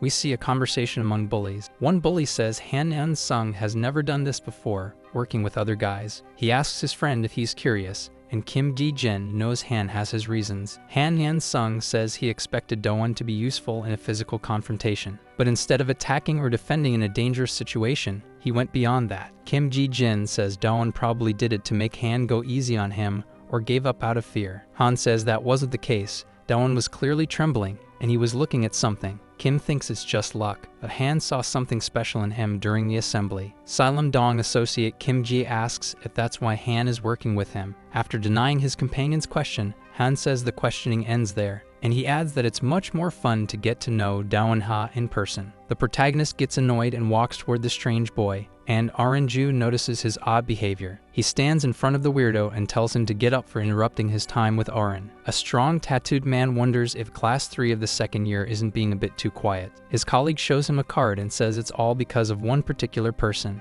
The tattooed man finds it amusing to see that So Sung-woo is in the same class as Dawan. He agrees with Hang and thinks they might get to witness something interesting since So Sung is a bloodthirsty guy. Dawan then introduces himself to the boy and asks if he hasn't talked to Han Un-sung. Trying to sound brave, he tells So Sung to play the game himself if he wants to survive. Dawan knows no one in Silum-dong can harm him, but So is from the Bong Cheon-dong district. After being threatened, So stands up filled with rage and questions Dawan's threat. Keeping his composure, Dawan says that if So has hands and eyes, he can play on his own. Messing around, So Sung asks if he should talk to Un-sung about this situation. Noticing the strange boy's eyes filling with hatred, he stops mocking him. He gets scared by the boy's dark gaze, but then he grabs Dawan's phone out of his hand. Sung said he asked for it because he heard Dawan liked games a lot, but Dawan says he doesn't. Dawan realizes he didn't need to worry so much and even managed to show off in front of Arin. But at that moment, his annoying friend kicks Arin out of the classroom, leaving him speechless.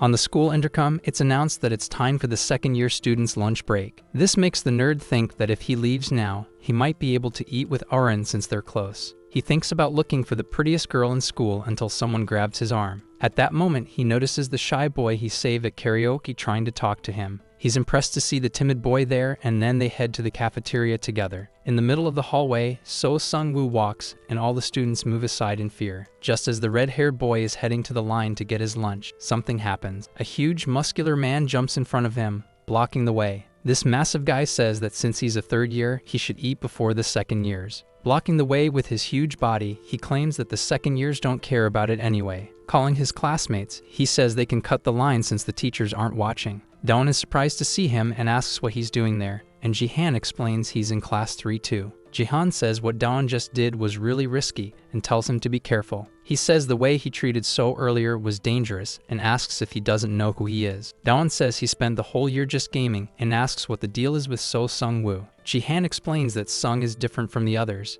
He doesn't hurt people without a reason and doesn't care about hierarchy. He adds that So has a calm personality and doesn't get angry for nothing. But he counters Dawan, saying that he's not completely harmless. He changes suddenly. That moment of change always comes when someone cuts in front of him in line. The third-year bully asks if So is angry just because the seniors are eating before him. After that, he insults So Sung-woo, who starts to look visibly irritated by the taunts. With a dark gaze, he asks the huge third year if he's faster than him. The bully gets angry at the disrespect and claims his hand is faster than So's eyes. But before he can slap him, Sung Woo punches him straight in the stomach, landing a clean hit on the arrogant and obnoxious tyrant. That enrages the guy, who then tries to punch Sung Woo in the face, but So dodges it. As he ducks, he flows right into another punch with his body's momentum. The bully Sung Woo dodges all of the older guy's punches with ease. This makes the senior wonder how he keeps dodging everything. He hasn't landed a single hit. Sung Woo shouts that he asked a question and then throws several punches in a row. All the students watch the scene in silence and total shock. The third-year student falls to the ground, and Sung says he wasn't faster than him. He's furious that someone slower than him cut the line, and the man faints. Our protagonist watches the scene from a distance with the other students, all terrified of So. Daewon-ha and Ji-han start sweating cold, seeing the brutality and coldness of the bully. On his way home, Daewon wonders if it was really necessary to do all that just because of the line. Daewon doesn't know much, just some rumors about So being part of an athletics club. The hero knows he has to be careful because So gets mad when someone cuts in line, though he's usually calm. He's happy as he carries the octopus home and knows not to cut in line when So is around. Knowing how not to piss off the red-haired guy, he thinks his school year is going to be easy, until the system notifies him of a mission saying he has to run and overtake So. In the middle of the court at the exit, Daewon starts yelling to himself, frustrated by the absurd mission. He wonders what's going to happen after he races So and assumes he's going to end up fighting him. He avoids thinking about it. After all, he has 10 minutes to complete the mission and doesn't want to fail. Motivated, he decides he must find Sung Woo as soon as possible to complete the mission. Coming from an alley in the middle of the street, we see a nerdy boy with broken glasses asking for help. The boy apologizes for running and says he was late for his tutoring class. Begging for mercy and lying on the ground, the four-eyed boy says he didn't mean to bump into him. With a grim look, Sung Woo simply asks if the nerd is faster than he is. A few seconds pass without a response from the four-eyed boy, and Sung Woo grabs his backpack. He turns and walks away from the alley without further hurting the weak nerdy boy. The boy bursts into tears from desperation, and more ketchup drips from his nose. Our hero shows up with a tissue and tells the boy he shouldn't cry over this. As the boy thanks him and uses the tissue, the protagonist asks him something. He asks if the four-eyed nerd wants revenge on Sung Woo. Without a second thought, the boy says he does want revenge, but admits he's too weak for it. Seeing that there are only 2 minutes left, Daewon says he understands the feeling. He used to be weak too. Daewon feels something growing in his chest as he comforts the frail nerd. He says the boy shouldn't be afraid anymore, because from now on, So won't be able to do this again. After grabbing the keychain, he feels like throwing up, but decides to finish Sung Woo. Before that can happen, we see what occurred 6 days ago with Daewon-ha, after he said goodbye to Cyan and wished her a good night that day. He remembers the mission that turned him into either a man or a bully, and the secret reward he got after completing 8 missions in a row. That's when a keychain appeared in front of him as a reward for those missions. He finds the prize strange and wonders if he should really be getting so many keys. He understands that he received 4 bronze keys and 1 gold key for completing several missions. Daewon thinks about using the gold key, but the system warns that all keys are used at the same time. The system also says that once the first key is used, the others will disappear. Even if that hadn't been mentioned, the protagonist would have used all of them simultaneously. Unlike the gold key that unlocks random skills, now he can choose 1 attribute to permanently increase. It says he can boost an attribute based on the next boss he'll face. Even though he's dying to use it now, he decides to save the item for later. He decides to wait for the next mission to appear, but the 2 minutes left spook him. Daewon asks the loser if he knows So's weakness, but the boy says there's none. Leaving the alley, our protagonist starts running to finish the mission against So. Stopping at a nearby corner, he feels his heart about to explode. But realizing he doesn't have much time left, he decides to use the keys where no one can see him. He first uses the gold key and hopes it's something useful. He acquires a low mana cost skill that hits the target's blind spot. He's happy because he can use it more than once, but still doesn't have much mana. So he uses one of the bronze keys to unlock and increase his mana points. His mana increases by 100 points and is finally unlocked. He's confused about which key to use next and what attribute to boost now. He knows So is a former track team member, and that his fighting style is speed-based. That makes him decide to invest the remaining keys in the same attribute. Suddenly, a bus speeds past as a girl runs after it. She accidentally bumps into someone, apologizes, and keeps chasing the vehicle. We see that she bumped into Sung Woo, then boards the bus thinking she's safe. Before the doors can close, the bully appears behind her with a sinister look. Just as he's about to pull the girl off the bus, Daewon-hae intervenes and pulls him back. At that moment, the system notifies that his chase mission has been successfully completed. Our protagonist feels satisfied for finally having done it. Then he notices So Sung-woo's twisted expression and asks if he accepts his apology. Suddenly, a new chain mission notification appears in the system. The first part of the mission is to defeat the bully monster So, which worries Daewon. Accepting that the fight is inevitable, he quickly uses one of his skills, and blue lightning flashes. Charging forward with a punch from his blind spot skill, he lands a hit on So Sung-woo. Our protagonist believes that attacking is the best possible defense at this moment. After the blow lands squarely, the red-haired bully feels pain and groans. His expression changes in an instant, his eyes fill with rage, and he curses at our protagonist. Finding it all very scary, our hero starts running like there's no tomorrow. His strategy is to flee and then land more surprise blows on So Sung-woo. Within seconds, the bully catches up to our hero and stretches out his hand to grab his backpack. As soon as he grabs Daewon's backpack strap, he throws himself down and pulls it off his back. The fact that So can run that fast even after taking a full hit surprises Daewon. This makes him suspect that the blind spot punch costs less mana because it deals less damage. Before Sung-woo can ask whether Daewon is faster, Daewon throws in more hits. Using surprise attacks repeatedly, Daewon claims he was faster than him. Seeing the bully start coughing after the combo, he thinks maybe he doesn't like to fight. Taking off his backpack, Sung-woo says the boy actually managed to really piss him off. Our hero notices that the backpack is so heavy it sinks into the ground. He suspects it's full of rocks. Shocked by the backpack's weight, So charges at him. Quickly and abruptly, the gamer slave prepares another blind spot skill, but this time he's surprised by a well-timed dodge from the bully. So demands Daewon repeat what he said while landing several punches to his face. This leaves our protagonist in shock, and ketchup starts coming out of his nose. He tries again to land his skill, but the man dodges and realizes he's faster than before. At that moment, the gamer understands the heavy backpack was limiting his speed and agility. With the same dark and evil glare, the bully dares Daewon to repeat it if he has the guts. At that very moment, he takes a full punch to the chest and is sent flying away. Falling to the ground, he can't land properly and starts bouncing endlessly. After getting badly beaten by So Sung-woo, our hero realizes he's gotten much faster. He wonders how many times So has used his skill and considers using the Falcon's drop. After all, dodging such a powerful technique is hard, but he's afraid he'll run out of mana. Daewon wonders how he'll deal with someone so fast without any basic fighting knowledge. The shadowy bully asks if our nerdy hero would rather end up in a coma or paralyzed. Immediately, he grits his teeth and realizes his enemy is far too dangerous. Even without knowing if it will work, he decides to take the risk and chooses neither. Once again, our hero uses a combo of 3 blind spot strikes, and So Sung dodges them all. While dodging, he says those tricks and punches won't work on him, but before he can attack the gamer, Daewon tricks him and manages to land a surprise hit. He lands a backhanded punch squarely on the red-haired bully's cheek. Daewon decides to humiliate him, saying that right after claiming nothing would work, he got hit. He adds that it wasn't even that fast of a move, and still, he managed to land it on So Sung-woo. In fighting games, there's a basic rule necessary to survive. That rule is to land a slow strike among fast ones, and also a big hit among several small ones. Our protagonist calls this a feint, and it worked perfectly against So Sung-woo. After all, everything he knows about fighting comes from games, and he had to bet on that chance, and it seems to have paid off. As soon as he unlocked his attributes, he figured he wouldn't be able to beat So in speed. That's why he spent all his points on attack instead of speed. Now his hands have become heavy blunt weapons with an attack power of 31. Thinking of it like a game, this makes Daewon feel that victory is near. Among all things in his life, at least in games, the protagonist never loses. Imagining this fight is just like a game, he knows what the first thing to do is. He needs to analyze his enemy's attack and movement pattern. From the way So Sung-woo is fighting, he decides to use another blind spot strike, but misses. However, our hero has already figured out that after dodging a strike,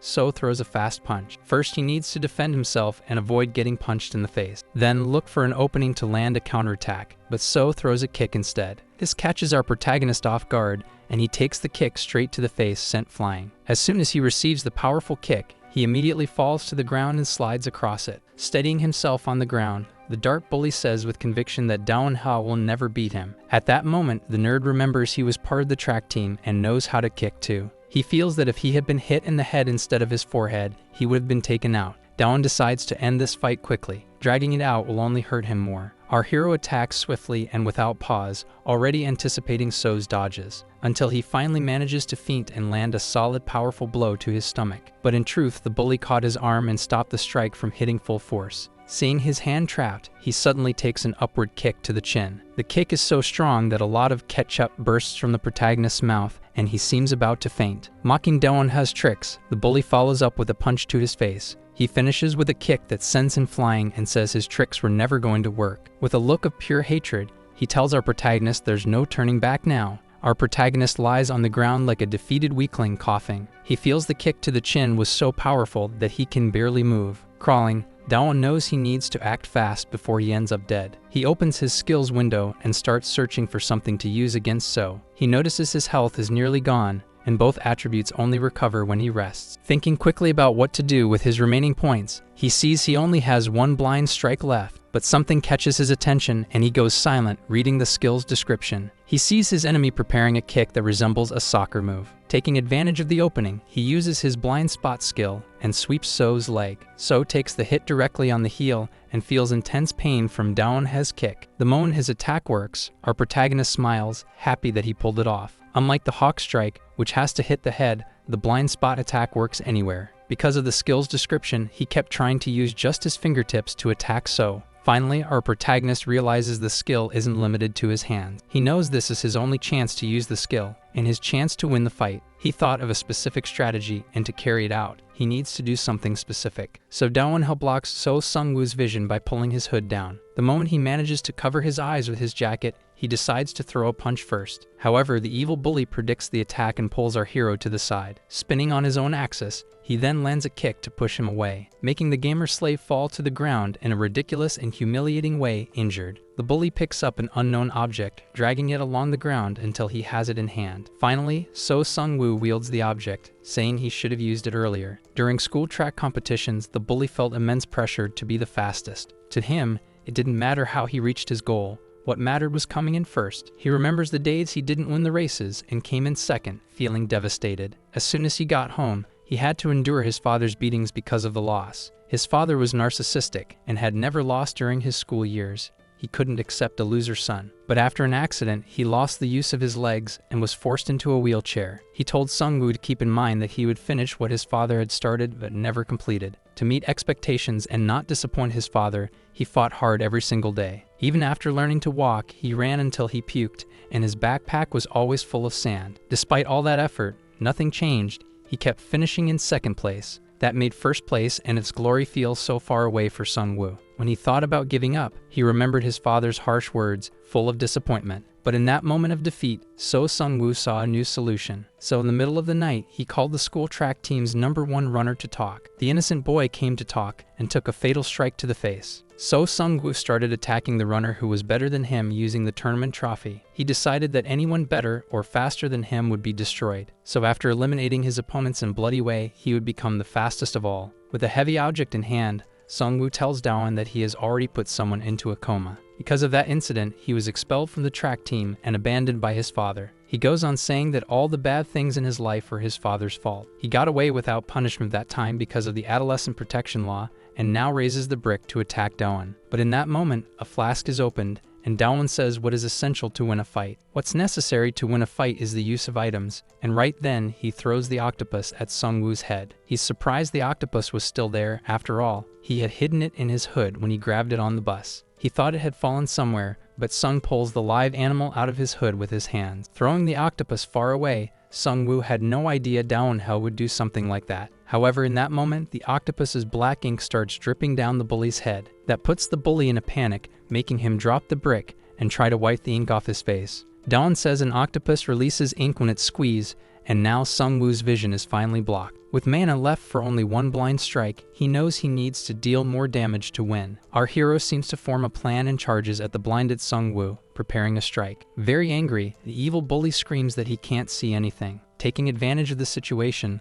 the protagonist throws a downward punch and hits him on the head. In his mind, he thanks Arinju for the gift that saved his life in this fight. As he lands a headbutt with a special skill, he dedicates his victory to Arin. At the moment the red-haired bully is hit with the blow, he's sent flying. He crashes to the ground with his vision still blocked by the ink, and ketchup comes out of his mouth. Bragging about his victory, our protagonist says he was stronger than he looked. At that moment, the running mission is completed, and So Sungwoo is defeated. As a reward, our protagonist obtains another set of keys. He's surprised to see he got another set of keys and feels like this was the hardest battle so far. Just as he's about to say that, he feels a strange sensation go through his whole body. Suddenly, his body seems like it can't stand upright anymore, and he thinks it's because of low health. He also notices that his health points are slowly decreasing. He remembers the moment he collapsed in the karaoke bar because of weakened health, but Daewon-ha is afraid of collapsing in front of Sung-woo and him eventually waking up. Looking for a way out of this suffocating situation, he opens his game attribute screen. Using his golden key, he unlocks more health points and his HP increases by 500. Seeing his health rise, he lets out a relieved sigh and falls to the ground, realizing he's safe. After using one of the keys, our protagonist decides to use them all at once, including another golden key. Using the golden key again, the system notifies him that a new class and skill have been unlocked. The new skill costs 200 mana points and delivers multiple massive powerful attacks. He finally regains his multi-punch skill that he had lost earlier. He notices, however, that the mana cost is a bit too high. In the end, he decides to use his other keys to increase his mana point. After using the keys, he thanks the octopus. After all, if not for it, he would have been eliminated. Daewon decides to take care of the octopus since it was a gift from Aren and names it Fofucho. However, at that moment, a stray cat grabs the sea creature in its mouth. This leaves our protagonist completely shocked, and he starts chasing after the stray cat. With tears in his eyes and rage in his heart, Daewon shouts for Fofucho, his pet octopus. Hours pass, and our hero holds a photo of the octopus, apologizing to Aren. With several injuries on his face, he apologizes for not saving Fofucho in time. Meanwhile, our protagonist's mother asks if the first day of school was good. When he says he almost died, his mother replies that she also has to deal with those things. Daewon says he knows she's busy with business trips and asks where she is. His mother says that she's currently living in the United Kingdom of Great Britain and Northern Ireland. He gets confused and she replies that it's just the UK and hopes he's eating well. Before hanging up, his mother asks him not to forget his father's death anniversary. She says she won't be able to visit the grave due to her schedule and asks Daewon to go in her place. Finally, his mother says she has a lot to do and bids farewell to her son, Daewon-ha. Meanwhile, our protagonist looks at a family photo from his childhood days. After staring at the picture and a framed piece of paper, he decides to eat, thinking of fried octopus. In an abandoned building, we see two people having a conversation. One of them says that Sung-woo was defeated by the representative of Boromaidan. The man holding a tool asks if that's what happened, and his underling confirms it. Ji Bak-chang, second-year representative of Bongshan-dong, told them to keep things discreet. So Sung-woo, tied to a chair, hears the words directly from his superior. Jess says that if the Bongshan rep finds out they lost to Boroma, he'll be furious. Kicking Sung-woo's chair across the room, he says he gets pissed when a weakling ruins everything. Baek says they agreed to take care of him after his father's death, but he treated them like fools. Seeing So's open backpack with sandbags, he asks if he still hasn't moved on from track. The bully questions if he hasn't gotten over his father either, and says he hates all this obsession. Ji Baek tells his subordinate, Il Seok, that he'll handle this situation himself. He asks his vassal to bring Daewon-ha, the representative of Boromaidan, to him. Meanwhile, the day passes, and by morning we see our protagonist at school. Jahan comments to his friend Daewon that the red-haired bully didn't show up to class today. His friend says he usually never misses class, and Daewon wonders if it's because of their fight. Thinking about why he's absent, the protagonist says it'd be better if he never came back to school. That makes him think that, after defeating Sung-woo, he'll finally enjoy a peaceful school life. Suddenly, someone bursts into the classroom and shouts Daewon-ha's name. This student says that some strange people entered the school looking for him. He asks the gamer what the hell he did, until someone else shows up, saying they found him. Several intimidating bullies enter, asking if this is class 3 of the second year. Before the student can answer, the thug starts slapping him in the face. Our protagonist is completely shocked and starts sweating with fear. A very tall, bald man says it's a pleasure to meet Daewon-ha, Sunbae. Hearing the man call him Sunbae, he assumes he must be from the bully club. Creepy, the bald man says our protagonist needs to come to Bongshin with them. Daewon refuses, and his instincts tell him he'll be eliminated if he accepts the offer. Right away, the bully says they'll take him by force, but first they'll ask him something. He asks if the protagonist can handle the 10 bullies currently in the classroom. Daewon thinks it's impossible to fight 10 guys alone and wonders if there's a way to escape. Suddenly, someone enters the room and tells the idiots to come to him instead. Han-an asks what these Bongshan thugs are doing in his district and his school. The bald one finds Han-an Sung's presence at the scene unusual. One of the student council members approaches angrily and mocks Han-an Sung. Before he can say they've united to beat up the nerd,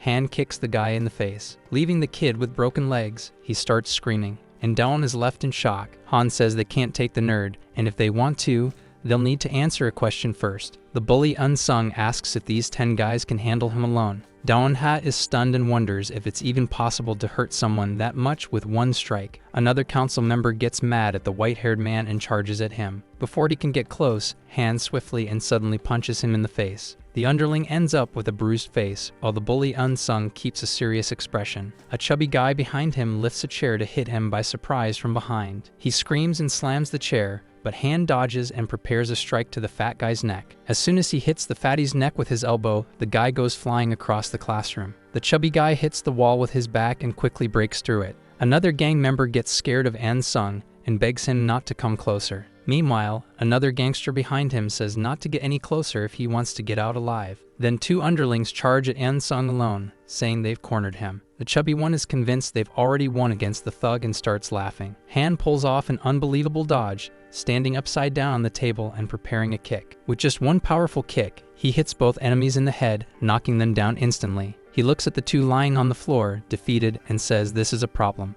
The bald guy starts getting annoyed, seeing his subordinates being taken down. Soon, the white-haired man orders everyone to go at him all at once, and they obey. Using extremely fast moves, Unsung easily defeats them all at once. He throws all the enemies away, making them crash into the classroom furniture. Dawn-ha and Jihan are shocked by Han Unsung's overwhelming strength. They realize he's the most dangerous of the council's bullies after all. He took down 9 people at once. With only 1 person left standing, the protagonist sees that everyone from Silendong is against Unsung. The last member of the Silendong Council, Ji-baek, strikes a fighting pose and gets ready. Unsung says he's the last one left and charges at him with a punch to the chin. But before hitting the bald guy, he stops and waits for something. He says the Silendong Council member should clean up the whole mess. Turning his back on the enemy and walking away, he tells him to clean that chaotic scene properly. Very angry, the bald guy asks if he really thinks he'll get away unscathed. Holding himself back, he says the Bongshin district won't let this slide. Before leaving, the white-haired thug calls out to Dawn-ha. At that moment, he invites the protagonist to join him in the cafeteria during break. They go together to the cafeteria, and Dawn thanks Unsung for the help in the classroom. Dawn-ha feels happy and relieved to be on the same side as Han Unsung, but suddenly, he startles our protagonist by whispering in his ear, asking what his intention is. In truth, he's asking what his intentions are as a member of the Council of Bullies. He's also curious about the reason Dawn fought So Sung-woo from Bongshin. Thinking before speaking, Dawn knows that if he gives a good reason, Han won't ask again. Pretending to have a wicked personality he doesn't actually have, he says he's a bully hunter. However, the nerd later realizes that Unsung is also a bully and hopes he doesn't take offense. Noticing a strange reaction from the white-haired man, he wonders if he should kneel. However, Unsung lets out an unexpected laugh and says that was a funny comment. Walking away, the elite member of the Council of Bullies wishes Dawn-ho good luck. From that day on, the protagonist became afraid that Bongshin Dong's goons would come after him. But luckily that hasn't happened at any moment so far. Besides that, he didn't have any schoolwork and spent his days at the internet cafe playing games. He overhears conversations between gamer boys about taking games seriously and spending money on them. Dawn sees himself in them.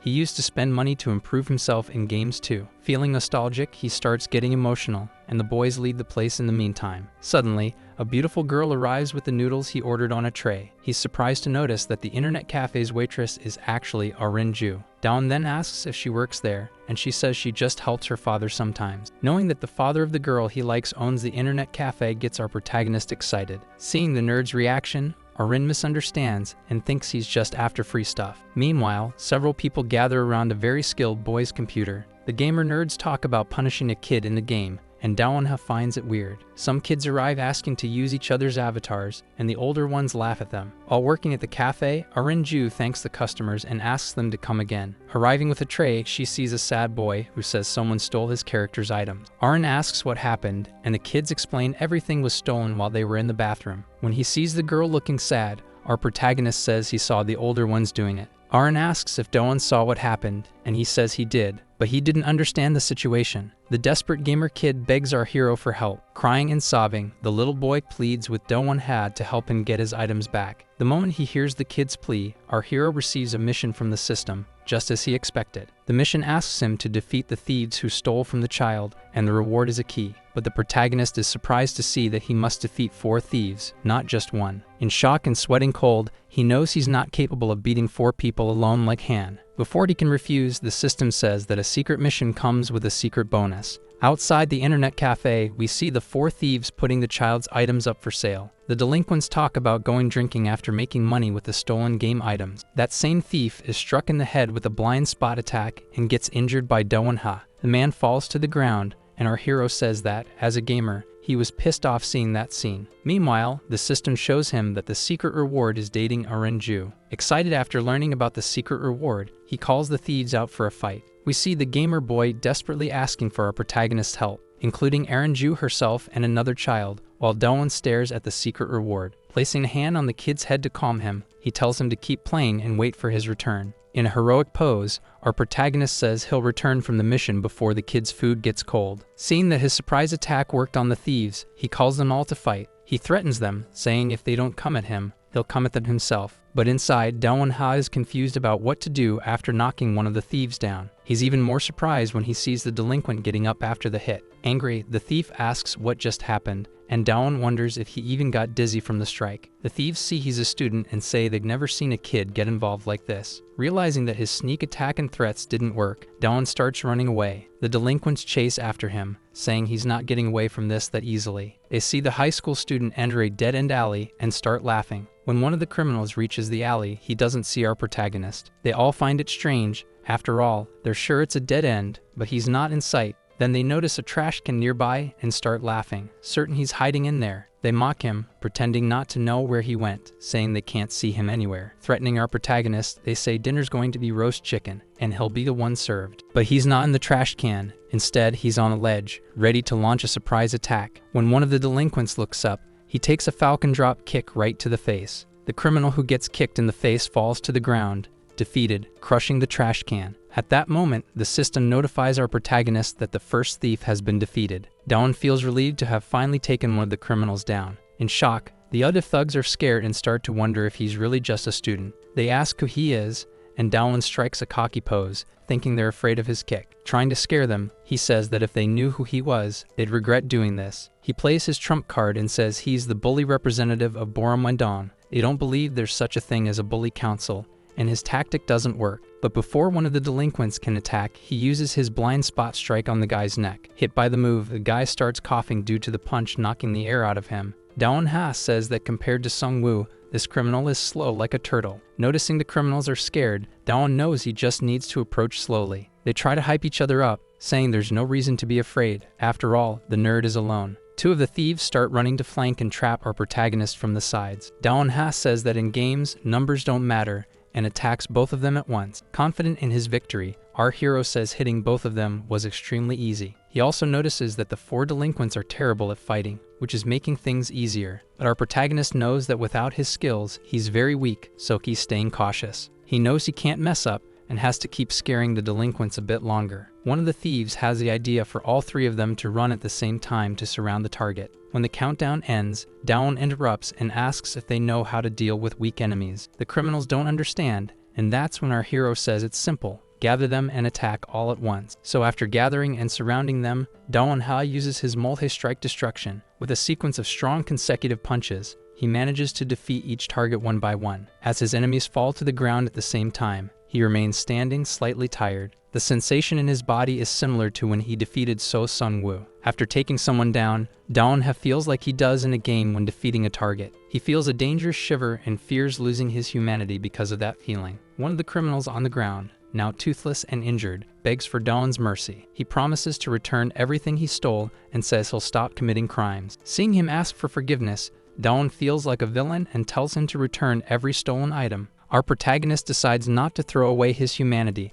After all, he's not a bully like the others. Taking his jacket back, the protagonist says he can't spare the last thief. After all, his mission isn't complete yet, since that one hasn't been defeated. So he runs and attacks the enemy with a flying kick to complete his mission and get the reward. Hitting the delinquent with a double-footed flying kick, ketchup comes out of his nose. As he hits the ground, the system notifies that all thieves have been taken down, and the mission to eliminate all 4 thieves is finally completed by Do-won-ha. When the black key reward appears, our hero gets really excited. However, he gets even more hyped about receiving his secret reward, Arenju. The 4 thieves return to the internet cafe and on their knees promise never to steal again. The kid who was robbed forgives them, and the delinquents promise to change their ways. Daeun-ha says that if he catches them stealing again, he'll crush them, and they agree. At that moment, a man named Mingyukyung starts calling one of the thieves who doesn't answer. Arin thanks him, saying they were having problems with thieves, and he commits to always helping. Arinju asks Daeun-ha to wait while she goes to get more food for him. She says she'll get the food as fast as possible, and our hero gets overly excited. Thinking about his moment with Arin, she makes a comment about her tight clothes, which excites Daeun. Suddenly, we see a little girl falling on the classroom floor. Two older girls bully her, calling her a loser and blaming everything on her. At that moment, another child stepped in front of her to defend the girl. It was Daeun-ha in his first year of kindergarten,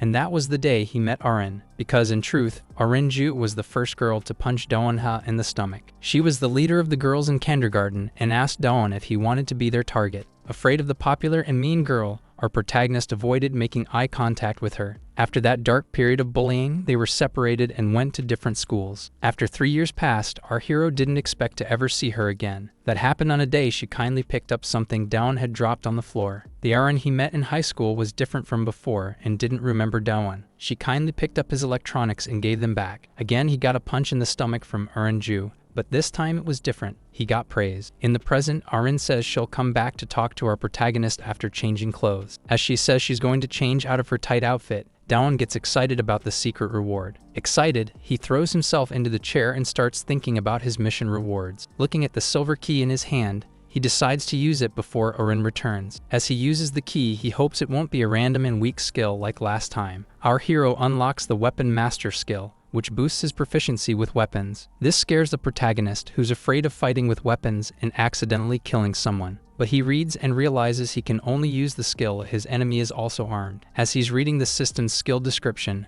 Arinju asks what he's doing. Suddenly, his expression changes and he becomes dazzled by how beautiful the girl looks in her dress. Daeun-ha compliments her outfit, saying it suits her really well, and Arin thanks him, relieved. Arin asks what the nerd wants to eat, and he chooses a steakhouse. She says she loves eating spicy rice cakes, and Daeun says he loves that dish too. The girl says it's a different kind of food, and he agrees, thinking it'll go well with the spice. Daeun is surprised by a dish that consists of noodles with chocolate and mint and finds it strange. He wonders how to eat that, and right away Arin makes a sad face, asking if he didn't like it. He pretends to like it, even stuffing his mouth and saying he can't stop eating it. Arin changes her expression and gets happy, asking if he really liked it, and Daeun says yes. She notices that he's not chewing, and Daeun-ha feels happy to be on a date with Arin. Daeun realizes it's his second date with a girl, and the last one was forced by a mission. That makes him question if a date as a secret reward might have something behind it. At that moment, he asks the girl if she plans to take him to some strange place. Answering his question,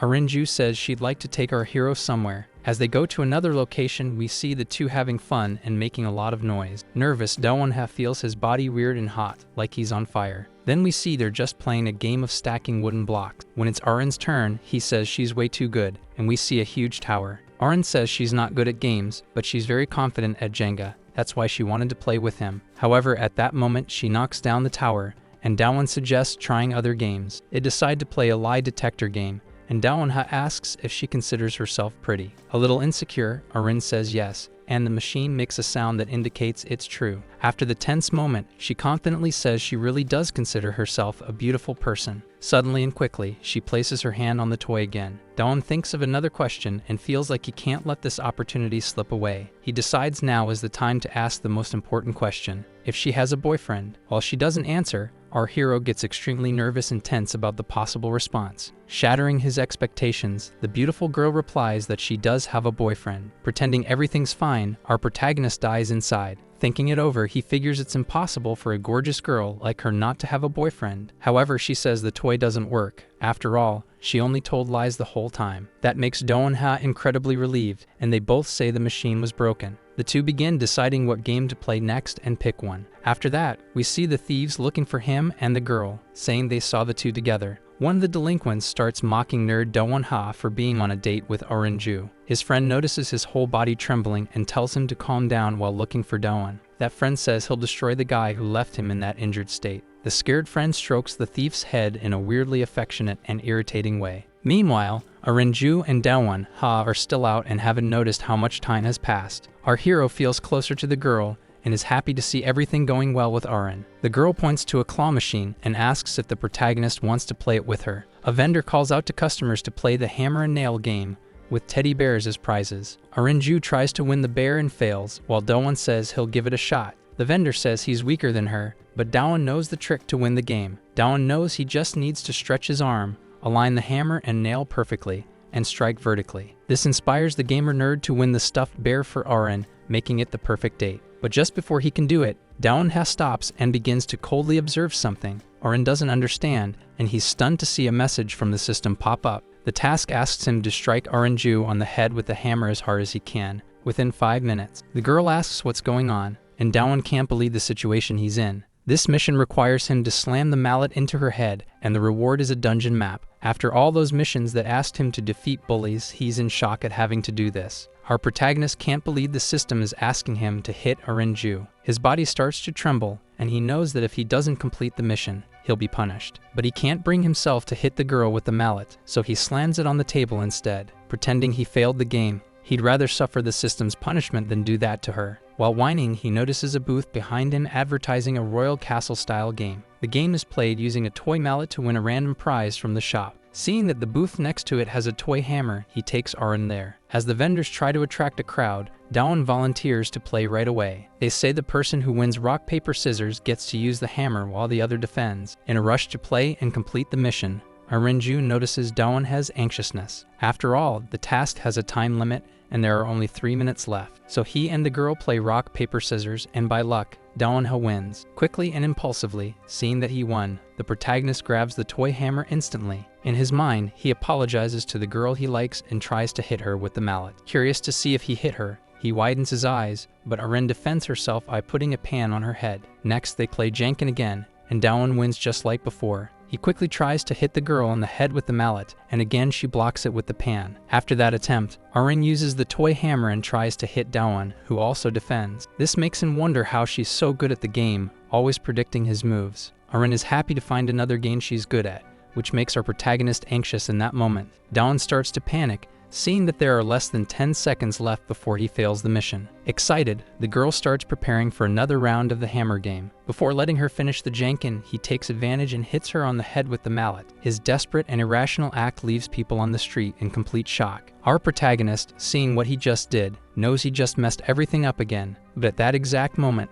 the system notifies that the mission is complete. Another message indicates that the mission reward will be received, and he gets a bag. With the shop reward in hand, he says the hammer broke, and the vendor tells him to keep it. Night finally falls and the sky darkens as the two friends walk down the street. Sweating nervously, the protagonist feels regret and thinks he should have failed the mission and taken the penalty. When he asks if Arin is mad at him, the girl starts laughing uncontrollably. Seeing the girl laugh non-stop and loudly, he wonders if he hit her too hard on the head. Laughing, she says it didn't hurt and that she'd never taken such a loud, strong hit before. Ruining the lighthearted mood, the girl says her dad is calling and she has to return to the internet cafe. As she says goodbye, she tells Dowon she had a lot of fun thanks to him, and he says the same back. Getting really close to him, Arin says they'll play more games together next time. Finally turning her back and saying goodbye, she tells him she'll see him at school later. Without knowing what else to say, Dowon simply nods. But just then, a strange man asks what game the two of them played together. Startled, Dowon pushes him,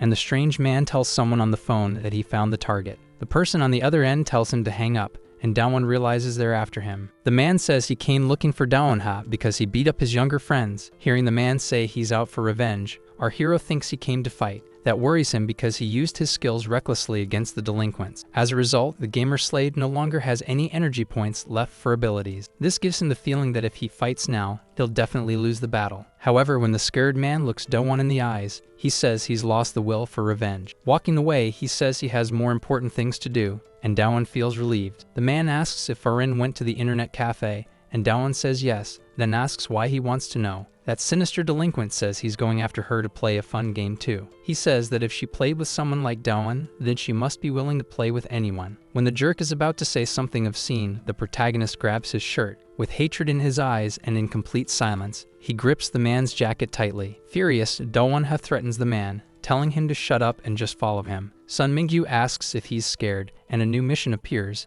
indicating they're about to fight. A few seconds pass, and the man, irritated by the insults, starts attacking Dowon. After our protagonist misses his strikes, the delinquent lands a punch straight to his stomach. He mocks our hero for the story about how he took down the 4 bullies earlier. Humiliated by the delinquent, Daon thinks that critical strikes might not trigger, but he sees no option. He's out of mana points and is relying on the critical hit. He's determined to try anything until he lands a hit to keep Sun Mingyu away from Arin. The man mocks him, saying something Daon would have said about not letting him touch his girl. At that moment, Sun pulls out 2 golden brass knuckles and says he won't tolerate that. Seeing the weapon in his hands, Daon wonders if that counts as a dangerous weapon. Running toward our hero, Mingyu says he's going to knock all the teeth out of his mouth. Before the criminal can even get close, the protagonist lands a hit on his chin. Using a weapon to attack, he strikes several times in a row, but Sun blocks the blows. Finally, our protagonist delivers one last hit that sends the wicked man flying. Sun Mingyu manages to land on his feet after being thrown back. Injured, he wonders where Daon had got his club from and is stunned when he sees something. He spots a bag on the ground from the Royal Castle store, a toy store, and Daon calls him to fight. At that moment, the system announces that the Weapon Master skill has been successfully activated. The system's description says the skill only activates when fighting an armed opponent. The protagonist holds a toy hammer, energy emanating from it, and threatens Sun. This makes the delinquent question if his eyes are really seeing what's happening. He wonders if that toy hammer is what actually hit him with such force. Sun Mingyu asks what kind of trick Daon is using in this fight. Daon starts tapping the hammer on his head, saying it's just a plastic mallet. Insulted and angry, his enemy charges at him, furious for being fooled. Before he can strike the gamer slave, Daon hits him again with the plastic mallet. This strike hits Sun Mingyu's hand just before he can land a punch with the brass knuckles. Daon readies another punch and says Sun can keep thinking he's being tricked. When he activates his Weapon Master skill again, the enemy dodges the attack. After successfully dodging, Sun Mingyu lunges and grabs Daon around the torso. The delinquent says that if he sticks close to the nerd, he won't be able to hit him. But surprising his enemy, the protagonist strikes him in the back with the toy hammer's handle. That makes him let go of our hero's back, giving him the space to strike again. Immediately after being freed, Daon raises his arms and says he's going to punish Sun Mingyu. Cursing the man for the horrible things he said about Arin, he delivers an angry blow. However, the strike fails because the top part of the hammer flies off the handle. Our hero wonders if the weapon broke that quickly because it's such low quality. Trying to stay calm, he wonders if it's still usable as a weapon somehow. Just as he thinks that, the system says that damaged weapons don't trigger the skill effect. This leaves the gamer slave in shock. He sees no way to win without a weapon. He wonders if there's anything nearby he could use to replace the hammer, even a trash can. Sun Mingyu moves in to land another punch on Daon, and notices that he's in trouble. He lands the blow, and his armed fist hits Daon in the face, sending ketchup flying. After the attack, he asks if Daon can do anything without that mallet. Falling to the ground and in great pain, our protagonist wonders what kind of power that was. Because of the golden brass knuckles, the pain feels completely different from a regular punch. After that, Daon takes a flurry of punches that hit him hard. When he finally receives a full-force punch to the stomach, Sun gets an idea. He says he's going to beat him until he's nearly eliminated, then take him to Oranju. In the end, he says he's going to do obscene things to the girl right in front of our protagonist. Sun Mingyu says he'll avenge his protagonist and fulfill his desires all at once, while the protagonist asks if he got those villain lines from a movie or some video. Daon asks why Sun Mingyu wants so badly to be a villain and do evil things. Sun Mingyu questions why the nerd is even asking, saying the answer is simple. He says living this way is much better as he prepares a downward punch. But before he can land the blow on Daon, something hits the delinquent. Confused, Sun Mingyu tries to understand what hit and hurt him. Upon realizing it was a belt, the delinquent is shocked and widens his eyes. Our hero activates the Weapon Master skill in an unusual way, by using a belt. Sun prepares another punch and charges at Daon. Angry at the use of weird weapons, Daon strikes him repeatedly with the belt, hitting the thug with a series of lashes. As he lashes him, he asks what goes through his head to say something like that. The villain drops his brass knuckles to grab Daon's belt, immobilizing his target. While holding the belt tightly, he says living a life without thrill is a waste. He says pretending life isn't like this is being fake, and gets ready to land a punch. Daon grits his teeth, then throws the belt around the arm, preparing the punch, and immobilizes it. After restraining his arm, he uses his body weight to throw Sun over his shoulder. He uses a judo technique and flips Sun over his shoulder, slamming him to the ground. At the moment the thug hits the floor, he spits jelly and abruptly passes out. Right after, the system notifies that his mission is complete after defeating Mingyu. Tired and injured, our protagonist breathes a sigh of relief after winning the fight against Sun. Arin's father apologizes for making her work instead of study, and she asks for food in return. Her father asks what she wants to eat, and Erin says she wants chicken with chocolate in it. Dawn-ha is happy to see that nothing happened to her and that she's okay with her dad. Arriving home, our protagonist feels relieved and happy that he made it back safely. Lying on the couch and hurt, he says he thought he was going to die today. When he remembers the question the thug asked, he can't answer it. He wonders how his father, who dealt with people like that all his life, would answer that question. Dawn decides to forget about the question and open the reward given by the sudden mission. He sees that the mission reward is a set of 5 bronze keys. After what happened, he realizes he'll never know when a fight is about to break out. He decides to invest in other attributes, since his attack stat increased a lot last time. He spends his bronze keys to boost his agility and defense stats by 3 and 2 points. With all his attributes increased, he ignores the spirit stat because he doesn't know what it is. Seeing the bag on the table, he decides to check the reward from the Hammer Game mission. Dawn-ha doesn't understand what dungeon map he just received as a reward. Ignoring the system window, he wonders if this is a real-life dungeon map. He imagines if the dungeons will be like those in games, with giant gates appearing. When he looks inside the bag at the reward, he can't believe what he sees. Sweating cold and with wide eyes, Dawn realizes it really is a dungeon map. The system says it's a dungeon map, but all he sees is a real estate pamphlet. He wonders how this royal castle map, which is actually an apartment, could be a dungeon. Seeing that there's a construction date on the apartment, he assumes it's the mission deadline. This makes our hero question whether the construction site is the actual dungeon. A notification appears saying the mission opens in 5 days and is recommended for a group. He realizes he needs a group of 2 or more people to explore the place, just like in games. Imagining the dungeon to be difficult and scary, he decides not to do it. But at that very moment, the system notifies that if he doesn't complete the dungeon, he will be punished. Dawn-ha gets frustrated with the game system that wants everything and still demands more. He decides to accept the information and already thinks of a friend to go with him on the mission, and he replies that he has other commitments. Unsung says he's not a pawn, Dawn can move whenever he wants, and his plan fails. Sighing in frustration, our hero wonders who he should bring for the mission. Jihan, his antisocial classmate, asks Dawn-ha what's been bothering him. At that moment, the protagonist gets the idea to invite Jihan on the dungeon mission with him, but he changes his mind, considering Jihan's history with bullies and knowing it'll be dangerous. So he starts thinking of someone else to invite on the mission. At that same moment, Cyan appears and asks where our protagonist is going. He's shocked to see the beautiful girl suddenly show up at school and ask him that. When asked why she came, she says it's because she doesn't have his phone number. That makes our hero curious about the real reason for her visit, but Cyan says it's nothing. She says that ever since he became a representative, she hasn't introduced him to certain people. When Dawn asks who they are, Cyan says they're the men of Boromandon. Dawn asks if she really needs to take him, saying he doesn't do much as a representative. He then imagines himself as a rep acting all bossy with his subordinates, ordering his underlings to eat, and then everyone obeys and eats like animals. Thinking of that scenario, Dawn feels like he wouldn't be able to handle it.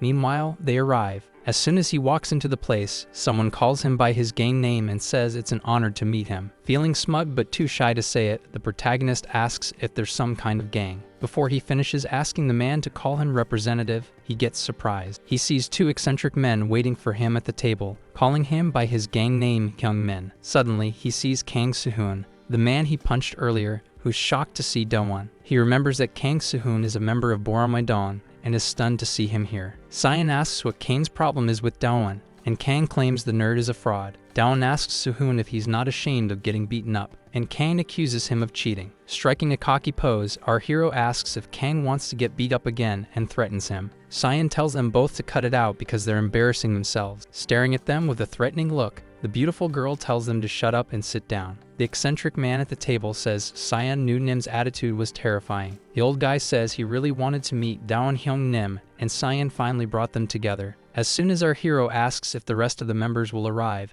the old man asks what he means. He says that this 4-person table is all Boromandon has at the moment. Dawn asks if this is a meeting and says it should involve a discussion with tons of members. The old man talks about the incident after the last Borome rep left, and Kang prefers to avoid the topic. Cyan says they're just here for introductions today and wants to keep the talk simple. She introduces the man, saying his name is Shin Se-hee and he's a first-year student. Shin explains that Kang is Barama's deputy and angrily says he would be the leader if it weren't for Dawn. He adds that the gamer slave just needs to hold on to his rep title. Cyan asks if he hasn't caused any trouble, and Dawn asks what she means by that. She explains that talking to Han In-sung and messing with the neighborhood bullies. Because of all that, everything our protagonist has done nearly caused bigger problems. Even after doing all of that, nothing happened, and he realizes she asked, knowing the answer. As soon as Cyan Nu Nim asks about the scars on his face, he tries to change the subject. Kang Si-hoon notices that Dawn-ha looks worried and thinks he's trembling all over. Cyan asks everyone to take it easy, saying Borome is weak right now and no one wants to attack them. Kang says he's against her request. He thinks he's strong enough to handle other gangs. Our hero holds back from laughing at Si-hoon's face, which makes Kang furious when he notices. While Cyan grows tired of their bickering, Shin-si asks if he can order shrimp. 4 days pass, and we see a gang conversation about money inside a building. 2 men are talking, and one says time and effort could have been spared for his underlings. An old man says the building construction is delayed due to issues with hiring workers. And he also tells that gangster not to take advantage of the people in the building and to leave the place. The man in the green suit with tattoos says it was all for his client's pocket. Knowing the old man is rich, he says they should demand an allowance for working day and night there. The old man says the brats have no respect for him, which makes the gangster angry. Il-seok, his underling, is called to beat up the old man until he hands over the money. Rolling up his sleeves, Il-seok says he understood his master's command. Some time passes and we see the underling wiping his hand, which is covered in jelly. Saying the old man will pay no matter what, the gang member laughs. He asks his underling if everyone is ready, and he replies that they're gathered on the first floor. He says he has a reason to attack Waramaedong since his men were beaten by Daewon. With a cold and evil gaze, he says they should start with the weakest among Borome's men. Several men summoned by the gangster gather to head to Waramaedong and attack. 2 people arrive at the construction site,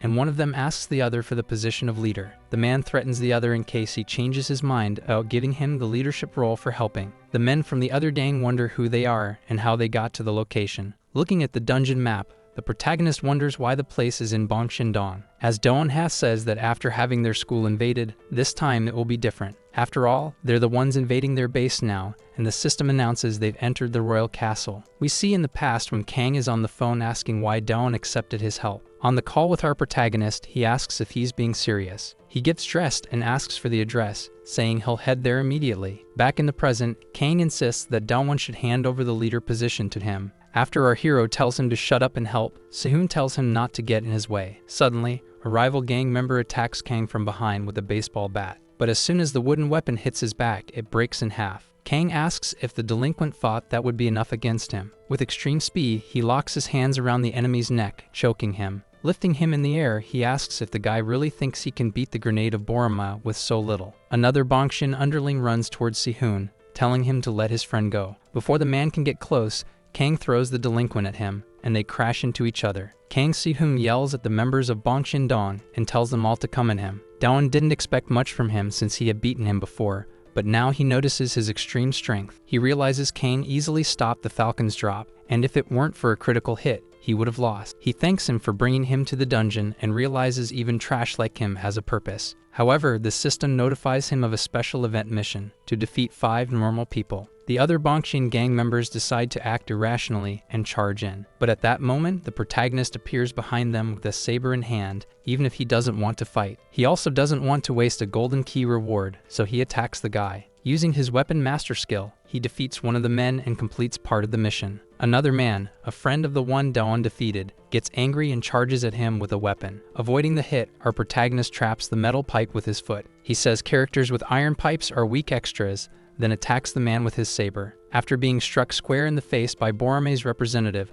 strawberry jelly comes out of his nose. Finally, the protagonist strikes his saber hard into the thug's stomach, slamming him into the ground. At that moment, the system announces that the second normal monster was defeated. 3 to go. Our hero feels great using the weapon master skill that enhances his saber. Kang Si-hoon is surprised by Daewon's techniques and realizes he really knows how to fight. While noticing his comrade's feat, 2 other men arrive to attack and surround Kang. He dodges the first one easily by just ducking his torso without moving. Then he delivers an upward punch straight to the enemy's chin. But another thug takes advantage of the moment to attack him from behind with a pipe. After calmly resisting the blow due to his toughened experience, Kang punches him in the face. In moments, the bully falls to the ground, badly injured and with a lot of ketchup coming out of his face. Noticing another enemy ahead, he decides to ask him something. He asks if he's there too and refers to the Bongshin assemblyman Ji Baek-chan. Sipping whiskey, the assemblyman of Bongshin Dong asks if the vassals have already left. His subordinate Il Seok tries to call them, but no one answers the phone. Ji doesn't want to go after his already experienced vassals,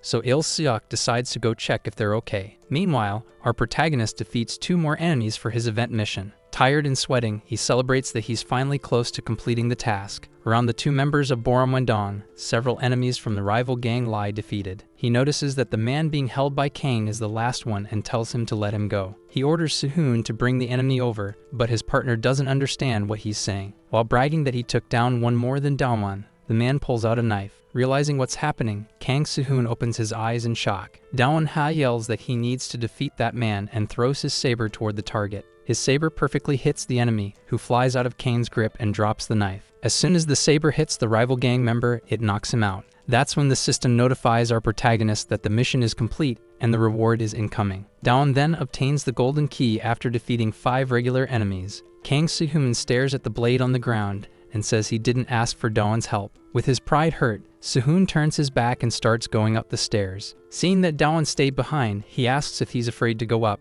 and Daewon denies it. Climbing several flights of stairs, our protagonist says this is really exhausting. Suddenly, a voice from above says this is an unexpected sight. Il Seok says he never expected the Sunbes to come to their base in the royal castle. Daewon remembers this is one of the guys who invaded the school along with others they fought. Kang assumes that if Seok is here, then Ji Baek-chan must be here too. Soo-hoon walks right past the delinquent, heading straight for the Bongshin Dong assemblyman. Annoyed, the subordinate Il Seok asks how he dares to ignore his presence. Before he could hit his friend, Daewon Ha strikes Seok's blind spot from behind. Noticing that the final boss is on the top floor, Daewon decides to take on his subordinate. He tells the vassal to grab a paint roller as a weapon so they can fight fair. Kang Soo-hoon reaches Ji Baek and says it's been a while since they last met. The Bongshin Dong assemblyman gets excited to see the man there. He starts mocking Kang Soo-hoon for losing the class rep position to some random nerd. He calls Ji a coward for doing everything from the shadows without his leader knowing. Bothered by the Boromwendong assemblyman, Baek says he hates people who only bluff. As soon as Kang tells him to see if he's just bluffing, they start fighting. At the same time all this is happening, our protagonist drops the red saber. Being pinned down by Seok, he thought Seok was just a regular enemy and realizes he's screwed. Jo Il Seok reveals himself to be an elite monster and says he'll defeat Daewon with only his hand. While the protagonist tries to understand what an elite monster is, Seok says he's unlike the others. Before he could eliminate our protagonist, the latter lands a kick to his privates. After hitting him, the nerd honestly didn't expect him to block such a surprise move. The nerd jumps back to escape from Seok and says he's different from the other bullies too. Meanwhile, a system message says the dungeon will reward him once it's cleared. Since he's already in combat with Seok, he decides to finish it and says this place will be his grave. Il Seok, the bully, says this place will be the grave for both of them then. Charging at our protagonist, he says the Sunbai won't make it. Daewon learned that instead of using a blind spot to attack, it's more effective to use it to break the pattern. He knows that hitting one blind spot creates a bigger one due to the impact of the attack. Using this blind spot technique, he manages to land a punch on Seok's face. Landing the punch on Il Seok's face, he gets hyped seeing his strategy actually work. He uses his blind spot technique again with another punch to the delinquent's face. He creates a bigger opening and delivers a long sequence of punches, which he calls a beating. Daewon Ha plans to keep doing this, but an unexpected quick punch from Seok comes out of nowhere.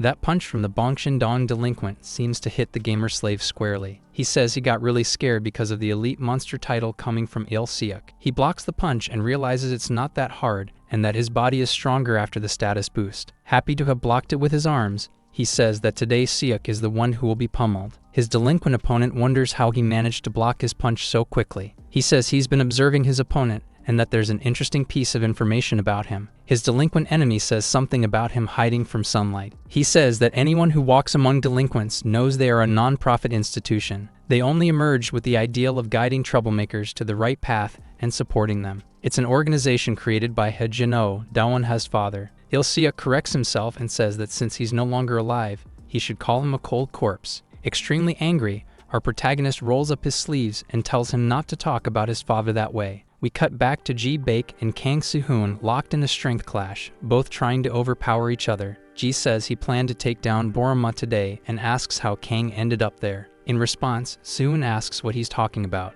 he just followed their leader Daewon. Ji Baek-chan concludes that the Borama representative is also there. He says he's really lucky today and throws himself to the ground, preparing a kick to Sehun's stomach. As soon as his back hits the floor, he lands a kick right into Kang's solar plexus. Excited, Ji Baek-chan says the mountain came to Muhammad in the desert. But at that moment, the Boramaidong thug grabs Ji's leg, leaving his body wide open. About to counterattack Baek, the thug says he's the mountain. After grabbing his opponent's leg, he throws him far, and he crashes into the furniture. Kang says he already took care of all the first floor underlings, and that Daewon is dealing with Seok. Suddenly and abruptly, Ji Baek emerges from the smoke and punches Kang in the face, who strikes back. After both land blows at the same time, the thug tries to knee Sehun. As soon as he lands the knee to the face, he tries to climb on top of him to knock him down. But before hitting the floor, the Boramaidong thug firmly plants himself to avoid falling. Managing to dodge the direct hit to his nose, he gets irritated at Baek for using cheap tricks. Ji says Kang is wrong for leaving his representative behind,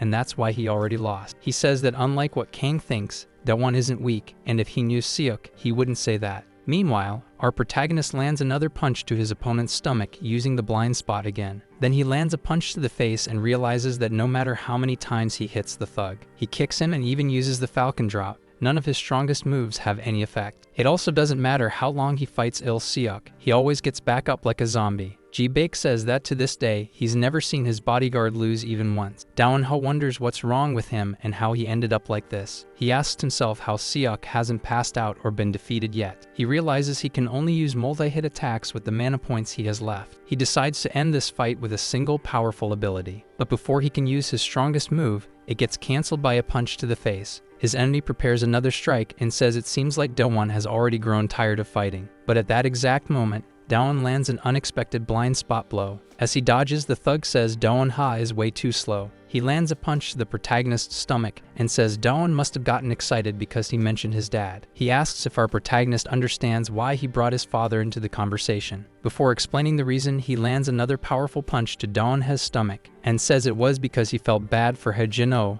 our hero's father. Jin must have died with the feeling of a mission accomplished, believing he helped change the lives of bullies. But instead of honoring that, his son decided to side with the bully council, going against it all. However, Seok says that he acts differently from the other delinquents and shouldn't be called that. He also says that Jin must be sad in heaven watching his son go down this path. Seok says that if the protagonist looks closely, he's throwing his life away and prepares another punch. He easily manages to land a direct hit on the gamer slave's face, or so he thinks. But Daewon takes the punch to the face and barely moves, leaving Seok in shock. With the enemy's hand still on his face, unmoving, he remembers to grab the golden key. Through the mission reward, he unlocked a unique skill class. Our hero grabs his enemy's clothes tightly and says he'll say this one last time. Filled with rage, Daewon tells Seok to never speak of his father like that again. Suddenly, he recalls his childhood and how he used to play video games with his father. There was a move called Stunning Blow that he used in one of those games. He remembers a day when he was a kid, having a great time playing with his dad. In the game's story, the knight rescued the princess who had been captured by the Demon King's army. He would knock out every enemy and use his stunning blow to reach the top of the castle and save her. However, no matter how much he hit the demon with that move, it would never fall. The knight in the game had no choice but to get up and try over and over after being defeated. Little Daewon would cry and ask his dad if it was impossible to win that game, but he never gave up and always pressed continue after getting annihilated. After using his golden key, he unlocked the stunning blow, which costs 90 points and knocks the target down. Gripping Seok's clothes tightly, our protagonist repeats something he had said before. He tells him not to speak of his father again and throws him over his shoulder using the exclusive skill. With the stunning blow activated, he slams the man fiercely to the ground. As the man hits the floor, a lot of smoke rises, and Daewon tells him to respect boundaries. But when he looks at the spot where the delinquent should be lying,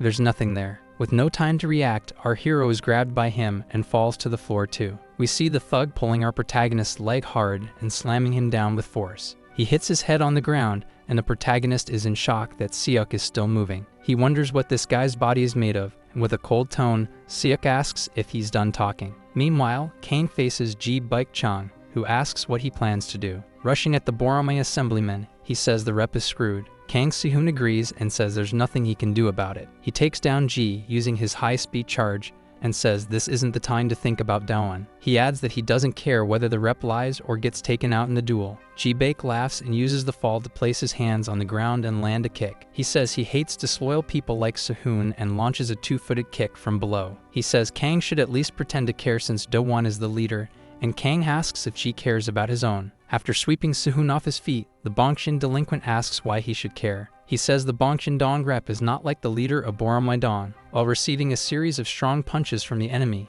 Kang feels intense pain. He says not even the Silum Dong rep can fight the one from Bongshin Dong. In the fight between Daewon-ha and Il Seok, the enemy keeps dodging and tells him to conserve energy. Kicking the gamer nerd away, he says the kid seems out of shape. Our protagonist asks Il Seok if he really thinks he's the only one who can keep getting back up. Daewon doesn't care what happens. He can keep standing up and trying again. He starts running to try to hit the resilient delinquent who never goes down. But he lands an extremely weak punch to his stomach that has no effect at all. Looking down on Daewon with contempt, he says he resembles his father a lot. Just like Oh Jin-ha, our hero's effort is pointless, and Seok lands another powerful punch. With a cold expression, he lands a strong punch to his face, knocking off his nose bandage. He starts coughing and stumbling from the sheer pain of the series of punches. Even with his face completely covered in strawberry jelly and badly injured, Daewon doesn't give up. He remembers playing with his father during childhood and never giving up on trying to beat the final boss. Thinking it's so hard to reach the end, he wonders if everything he did until then was for nothing. His father disagreed, saying there had to be a way to defeat the Demon King at the end of the game. He asks young Daewon-ha if he's really going to give up at that point, and the boy hesitates. Convinced by his father's words, he decides to keep trying until he defeats the boss. Il Seok says Daewon's efforts are useless, but he still refuses to give up. As he goes to say Daewon's punches are weak, he gets hit by a critical blow and is sent flying. At that moment, the game system notifies that Daewon landed a critical hit with that strike. Impressed by our protagonist's overwhelming strength, the delinquent widens his eyes. He grabs the ground with both hands to stop himself from being thrown even farther. Our hero concludes that Seok is just a normal human, even if he claims he never falls. Shocked by the nerd's strength, Il Seok asks if he saved everything for that last punch. Getting back up again, the delinquent says it was useless. It still wasn't enough to defeat him. He says it's impossible for Daewon-ha to beat him and lands another punch in his stomach. Blue magic lightning bursts from the protagonist as he disagrees with the thug who never falls. He says he learned this in a game, leaving the delinquent confused. Then he grabs Il Seok's face, throws him backward, and says no enemy is invincible. Screaming with all his strength, the boy remembers that this skill has a secret. Flashing back to another childhood memory, a loud sound came from the TV. While little Daewon-ha was exhausted and catching his breath, he felt pure joy when he defeated the final boss and rescued the princess. His father had just come back from the bathroom, and his son had beaten the game after much effort. After defeating the demon, 10-year-old Daewon-ha said it was easier than he expected. Just as he recalls how he brought down the demon, he takes down the thug in the present. He defeated the final boss of the game with a stunning charge that slammed it headfirst into the ground. In the present, he activates his exclusive stunning charge ability and slams Seok's head into the floor. It's an upgraded version of the stun attack that activates when the enemy is already on the ground. As Daewon's plan works, the ability is triggered with the thug's fall. The move is incredibly effective, as we see the genuine look of pain on Il Seok's face. In the memory from the past, Oh Jin-ha praised his son, saying he was truly impressive. His father asked young Daewon-ha to always remember this day for the rest of his life. After countless tries and thinking it was impossible, he managed to defeat the demon in the game. No matter what happens in the future, his father told him that his efforts would always pay off. The last thing he said was that no effort in this world is ever in vain. Laughing with relief, our protagonist exhales and wonders if it's really over this time. A system notification tells him that Jo Il Seok, the elite monster, has been defeated. Exhausted after his toughest fight so far,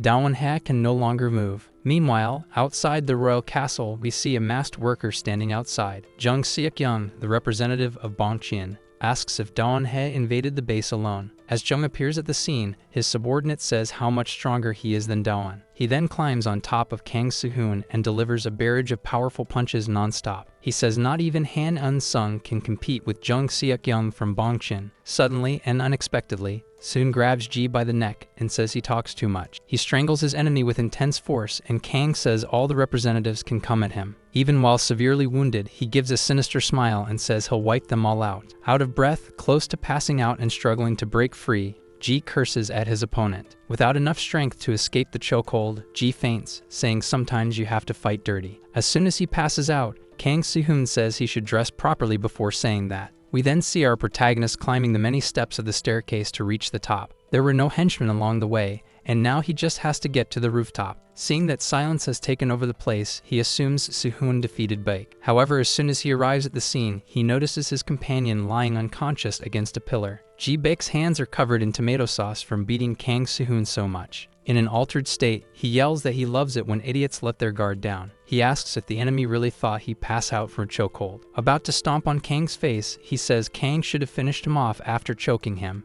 Before he can knock out or eliminate Suhoon, our hero appears and pushes Baek. He yells and calls his companion tough, telling him to gather his strength and get up. Since it was Daewon who got him into this situation, he tells him to run while he buys time. Baek Chang says their sense of camaraderie is way too embarrassing. Laughing at Daewon Ha, he asks if he really defeated Il Seok and reveals himself as the final boss. In shock, the protagonist realizes he's the dungeon's final boss and notices he's in good condition. For this fight, Daewon has low health and no energy points compared to Ji. He tells him to come at him, and also realizes that with Kang unconscious, just winning won't be enough. It's also impossible to run from this duel, and at that moment, Baek charges at him with a punch. He says he's going to crush Boromei, but his boss shows up and asks what he thinks he's doing. Jung Seok Young, age 18, says he knows nothing about Baek's plan. Clearly frightened, Baek asks what his leader is doing there. Daewon Ha wonders who this man is that's making Baek so scared. He can't say much about the man, but he does notice that he's very short. Baek tries to explain, saying the people from Boromai invaded their base.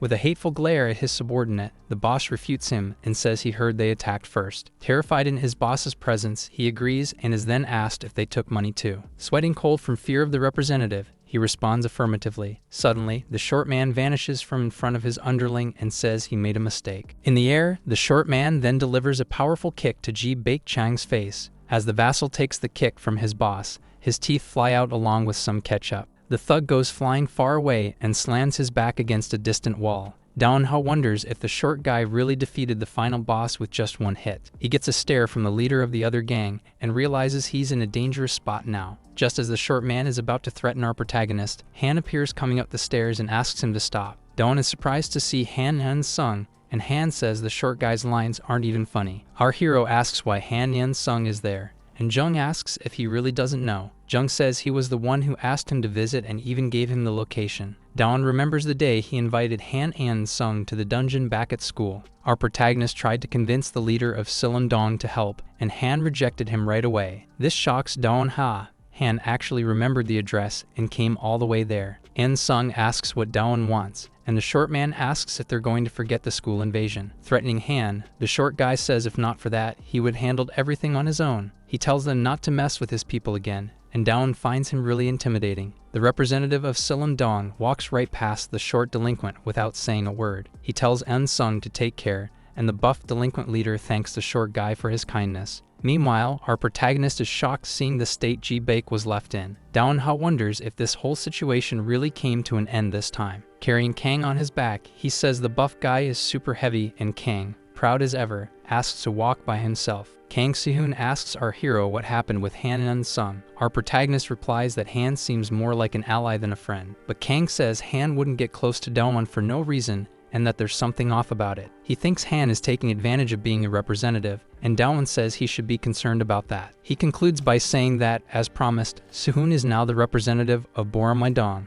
This shocks the delinquent, and he opens his eyes wide at the news. In that moment, he remembers everything that happened during the mission. Kang says Daewon shouldn't give up his position so easily like that, because they are part of the Bully Council and are there facing the guys from Bongchindong. Convinced, Sehoon says that next time he will take the position of representative. Then he says goodbye, telling Daewon had to stay alive, and Daewon becomes suspicious of his tone. Finally, the system notifies our protagonist that the Royal Castle dungeon has been cleared. It begins calculating his contribution to the dungeon mission in order to reward him. With a smile on his face, our protag waits for the great reward he was promised. Because he didn't contribute to the defeat of the final boss, his reward will be reduced. Daewon knows that beating the boss is one of the most important parts, and it makes sense to have lost the bonus. His reward for completing the dungeon was 12 bronze keys, which he considers quite a lot. He walks out happy and excited, wondering which attributes he should improve with those keys. The next morning, our protagonist in a suit comments that the weather is nice. He feels happy and satisfied that the spring season has finally arrived. Standing in front of a mausoleum, He comments that if it weren't for today, it would be even better. Upon entering the mausoleum, he sees photos with his father and flowers. At that moment, Daewon begins to speak to him while looking sadly at his photo in the picture frame. Then he remembers the day his father passed away, when the brakes failed and caused the accident. His father avoided hitting a pedestrian and, unable to brake, crashed into a streetlight pole. The unfortunate doctor tells Daewon's mother that there's nothing more that can be done, and suggests they prepare for the worst news as young Daewon sheds tears. Now in the present, visiting his father's grave, he doesn't shed a single tear. Seeing the flowers placed right above the framed photo, he wonders if someone had come there before. Someone inside the mausoleum says that Daewon's father was a good man. He says that he chose to lose his own life to save someone else's. Our protagonist seems to recognize the person who has something to say to him. The mysterious person suggests it might have been a planned crime and not an accident. Han assumes the culprit could be someone close to him and asks what he would do. In shock, Daewon-ha asks Eun-sung what he's talking about. Before hearing the answer, he wants to know why he's there and if he knew his father. Han Eun-sung stays silent and begins to remember his childhood at that moment. Oh-jin-ha found him in a park and called out to him. He scolded him, saying that drinking too much soda wouldn't help him grow up healthy. In exchange, he gave a juice box of strawberry juice to young Han Eun-sung. Han found it suspicious, and Jin-ha explained he was there to make sure no one smoked. Young Eun-sung asked why the man did that, and he began to explain. Oh-jin-hae told the young boy he was a bully hunter. Little Han called him unemployed, and Daewon's father firmly denied that. In the present, the representative of Silum-dong says that this doesn't matter right now. Without letting the man finish his sentence, Daewon-ha confesses that he's really confused. He repeats Han's words about his father supposedly being the victim of a planned crime. He tries to tell himself that Eun-sung wouldn't have come there just to mess with him. While trying to argue that the police said it was an accident, Han says he has proof. He tells our protagonist that he has evidence that never came to light at the time. The night before, Eun-sung asked someone if he should really tell Daewon in person. Speaking with the dwarf Jung Seok, he confirms that Daewon is the son of Ha-jin-oh, the shelter from the sun, and he states that Han Eun-sung is close to the nerdy gamer boy. Jung wondered why he was hanging around with Daewon and didn't know if there was a reason. Suddenly, he slams his drink down on the table and intends to add something. Jung Seok says he found something interesting and grabs his phone to show Han. Han Eun-sung is shocked by the information about Daewon's father. In the present, he tells Daewon that Jung showed him a video on the day they invaded the building, from the crime scene of Oh-jin-ha 3 years ago, and Daewon-ha is shocked by the news. The representative of Silum-dong says that whether he believes it or not, he must decide for himself. Our protagonist remains alone in silence in the room, looking at the photo in the picture frame. He gazes at his father's smile in the photo with quiet sadness in the present moment. After that, he returns home and takes a shower. Looking out the window and noticing the heavy rain, something outside catches his attention. The falling spring rain makes him reflect on Han Eun-sung's proposal. Han told him that Jung Seok has a video with proof of the crime scene from 3 years ago. Our protagonist can't believe this information and thinks it's impossible. Clutching his towel tightly, he can't accept that it might be true. Meanwhile, Han Eun-sung watches the rain from the window of his high-rise apartment. As he pulls his phone from his pocket, he sees some messages from Daewon-ha. Clicking on the message, he reads our hero talking about the representative of Bongchin. In the messages, he asks about the whereabouts of Jung Seok-young. On the rainy day, a vassal holds an umbrella for Jung, who asks if it's letting up. After his subordinate confirms, he notices something strange on the street that draws his attention. He's shocked to see Daewon-ha standing in the middle of the rain with a serious expression. Knowing it's not a coincidence, he asks why he's there,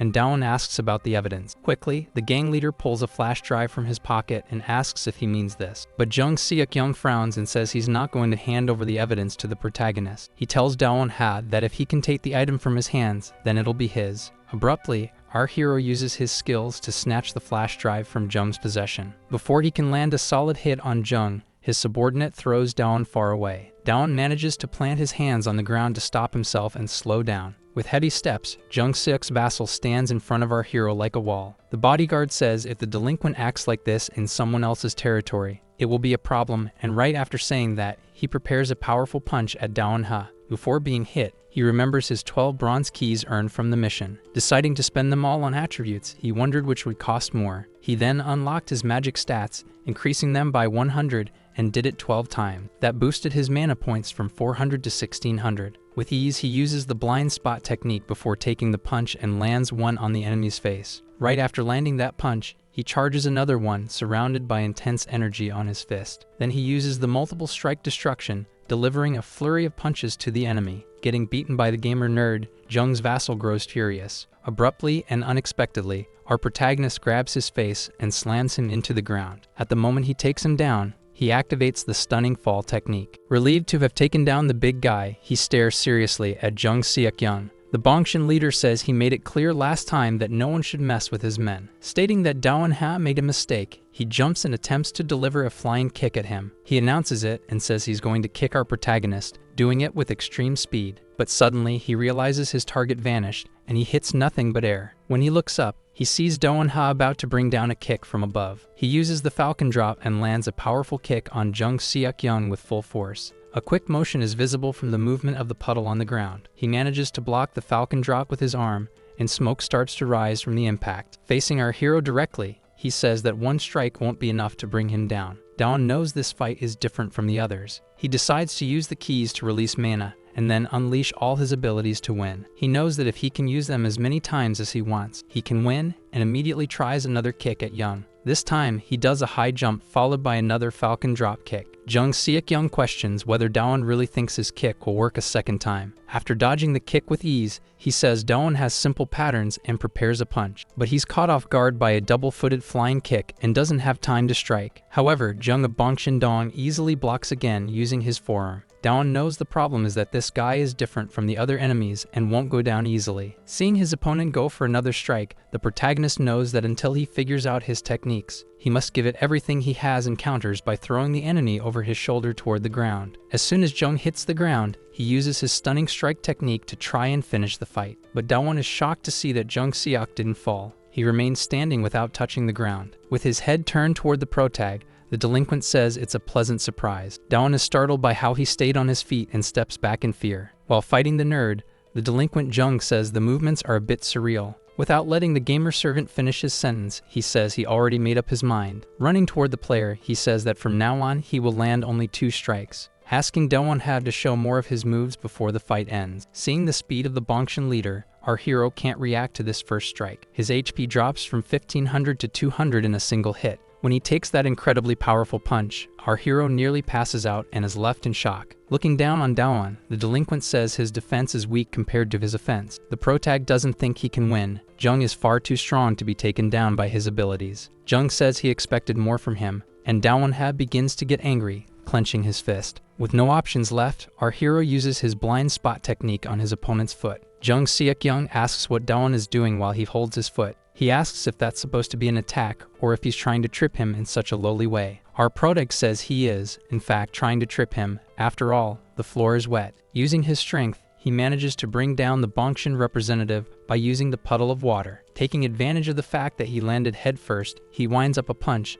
and says Jung's going to eat his teeth. With his enemy on the ground, he activates the destructive multi-punch ability. As soon as he finishes the move, he quickly uses it again, creating a combo. Sweat flies from our hero's body from the sheer effort being demanded. After that, he delivers a third combo, creating an even larger sequence of destructive blows. Exhausted, Daewon-ha exhales heavily from how drained his body feels, but his opponent doesn't look even slightly hurt and asks if he's done attacking. Jung Seok-young says he seems lost and has a piece of advice for our protag. He informs the gamer nerd that his hand is completely ruined and covered in jelly-like blood. Jung says he doesn't know what he expected from a boy like him. He adds that the boy doesn't seem to have anything new left to show him. Extending his hand, the delinquent tells him to take the flash drive he's holding. Daewon, curious, reaches his trembling hand toward the item offered by Jung Seok, but the thug tricks him and sends him flying with an extremely strong punch. Launched far by the impact, our protagonist crashes into some crates. Holding the flash drive with evidence about his father's death, Jung never intended to hand it over. Leaving Daewon severely injured from the blow,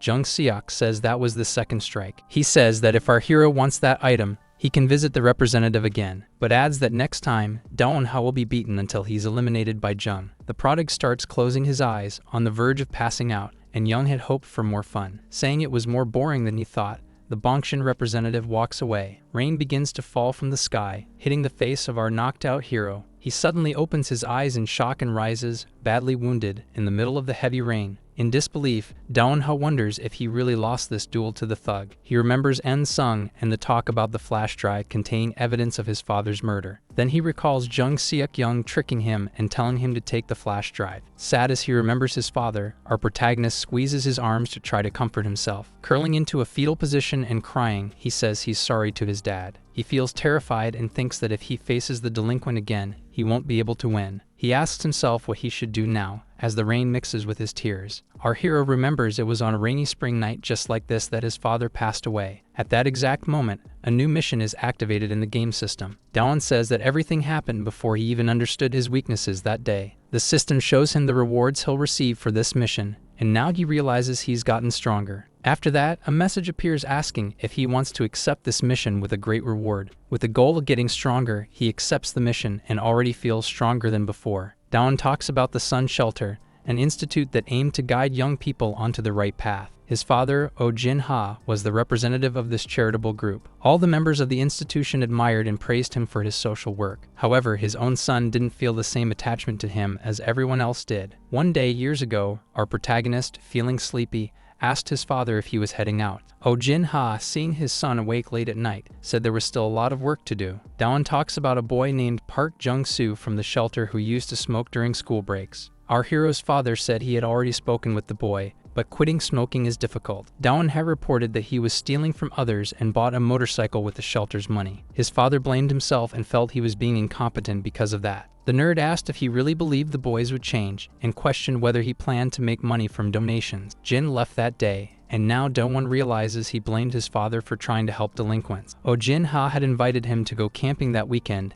and Daeun refused immediately. It never crossed the young boy's mind that it would be the last day his father would be alive. Recalling that day with deep sadness and resentment, Daeun-ha screams loudly. He wakes up sweaty and sad in his bed after the nightmare about his father Jin. He remembers what Jung said and gets angry that he told Daeun to visit any time. He's certain that Seok-young is very strong and that he fell sick because of the rain. He considers the possibility that the car accident that took his father's life 3 years ago was a planned crime. He wonders why Jung from Bongcheon has a flash drive with that kind of information. He suspects Jung Seok is involved since he refused to hand over the item containing the evidence. However, he rethinks it. After all, Han said Jung is someone close, and Daeun had never seen him before that. Daeun realizes that if Jin were involved, he wouldn't have offered the evidence if Daeun won the fight. Thinking too much about all these exceptions, his mind starts getting confused and irritated. He knows he needs to see the evidence with his own eyes as soon as he defeats Jung Seok. To do that, he has to complete a mission that asks him to improve his body in 5 steps. And by completing the mission, he'll gain many attribute points and become stronger than he is now. Internally, he tells himself that he will get the evidence from Jung Seok-young soon enough. He says it doesn't matter what the mission is, he'll handle it. The first mission is to make his way to school imitating the monster from the movie The Exorcist. 2 girls start mocking Daeun-ha as he walks to school with his body upside down. Even dying of embarrassment, he'll do whatever it takes for his improvement instead of going to the gym. He doesn't care and is willing to do anything for physical enhancement. He decides to complete all the tasks and runs with his body inverted, scaring the girls at school. The second task required him to sit in an invisible chair for a long time, and he did it. In the third mission, he had to catch a pigeon with his hands, and despite great difficulty, he succeeded. In his fourth mission, Daeun-ha had to cling to the underside of a playground slide. Upon reaching the final task, he had to do a ring exercise on hard mode. Even with great difficulty, he doesn't give up, not even on the final and hardest mission. An entire week passes, and exhausted, our protagonist apologizes to his father. With only 2% progress, he feels like he won't be able to complete the task. At an amusement park in the late afternoon, he says he started thinking about something. He comes to the conclusion that Jung Seok's evidence might be fake since it appeared out of nowhere. The idea that Eun-sung is deceiving him seems more plausible, and he decides to finish the mission quickly. He considers giving up on the ring mission until someone shows up and asks what he's whispering. He sees Kang Se-hoon and asks what he's doing there, and the delinquent says he's in his neighborhood. He asks why Daeun is hugging the slide, and Daeun explains it's part of a training routine. So our protagonist asks why he's training at the park instead of the gym. Kang Se-hoon says it's because he was obese in elementary school during his childhood. Ashamed of his body, he didn't go to the gym and used to train at night in the park. Without resting or stopping for 2 consecutive years, he completely changed his body. In the first year, as he was getting stronger, all he could think about was giving up, and Daeun understands him. Now he returns to this place to train and remember the past. He compares himself to Kang Se-hoon since he was younger, after getting beaten up at school. He decided to learn sports, and asked his mother to enroll him in Taekwondo. But those decisions never lasted long because he would quit the sport to play video games. Whenever he got beaten up at school again, he would ask his mom to put him in another sport. However, young Do-won-ha would give up too easily and go back to gaming because martial arts felt too hard. Back in the present, the delinquent asks if he's not going to keep going. Kang Si-hoon asks our protag if he wasn't in the middle of training just now. Reflective, our hero looks at his goals and finds inspiration in people like Kang who never give up. He apologizes silently to his father for making it sound so weak. Gripping the playground slide again, he's motivated to try one more time. Clenching his teeth and putting in all his strength, he decides not to give up and to go all the way this time. Hanging from the slide, Do-won-ha shouts as he strains, and Kang tells him to be quiet. Time passes quickly, and 2 months go by. In his office, Jung Seok-young hears someone arriving at the location. He tells the person that he thought they had given up, but here they are now in his office. Jung Seok looks directly at Do-won-ha as he enters through the front door. Holding the flash drive, he says he understands why Do-won wants it. He remembers that last time he said Do-won would get beaten until he was annihilated, and he wasn't joking. Closing the office door, our hero tells Jung Seok-young he can try to do that. The protag says this time things will be different. His stats are way higher, he even reached level 100. Before the battle can begin, we see what happened 2 months earlier with Do-won. Dripping in sweat, he says he finally managed to do something. He caught a pigeon with his bare hands, completing part of the mission, though it was exhausting. Even though pigeons weren't afraid of people, it was still hard to grab one by hand. Determined not to give up this time, he set out to complete his next objective. So he hung from the bottom of a playground slide, and his progress improved greatly. At that point, the body enhancement mission was only 9% complete. Then he had to sit in an invisible chair throughout all his classes. At that pace, he soon reached 21% progress in the task. Next, by completing the ring mission on the hardest difficulty, his progress increased further. He realized he could finish the mission as quickly as possible and soon reached the halfway mark. Very tired, he finally managed to complete it by doing the slide task. He celebrates for finally finishing the body enhancement training and meeting all the requirements. The mission completion reward is a general increase in his attributes.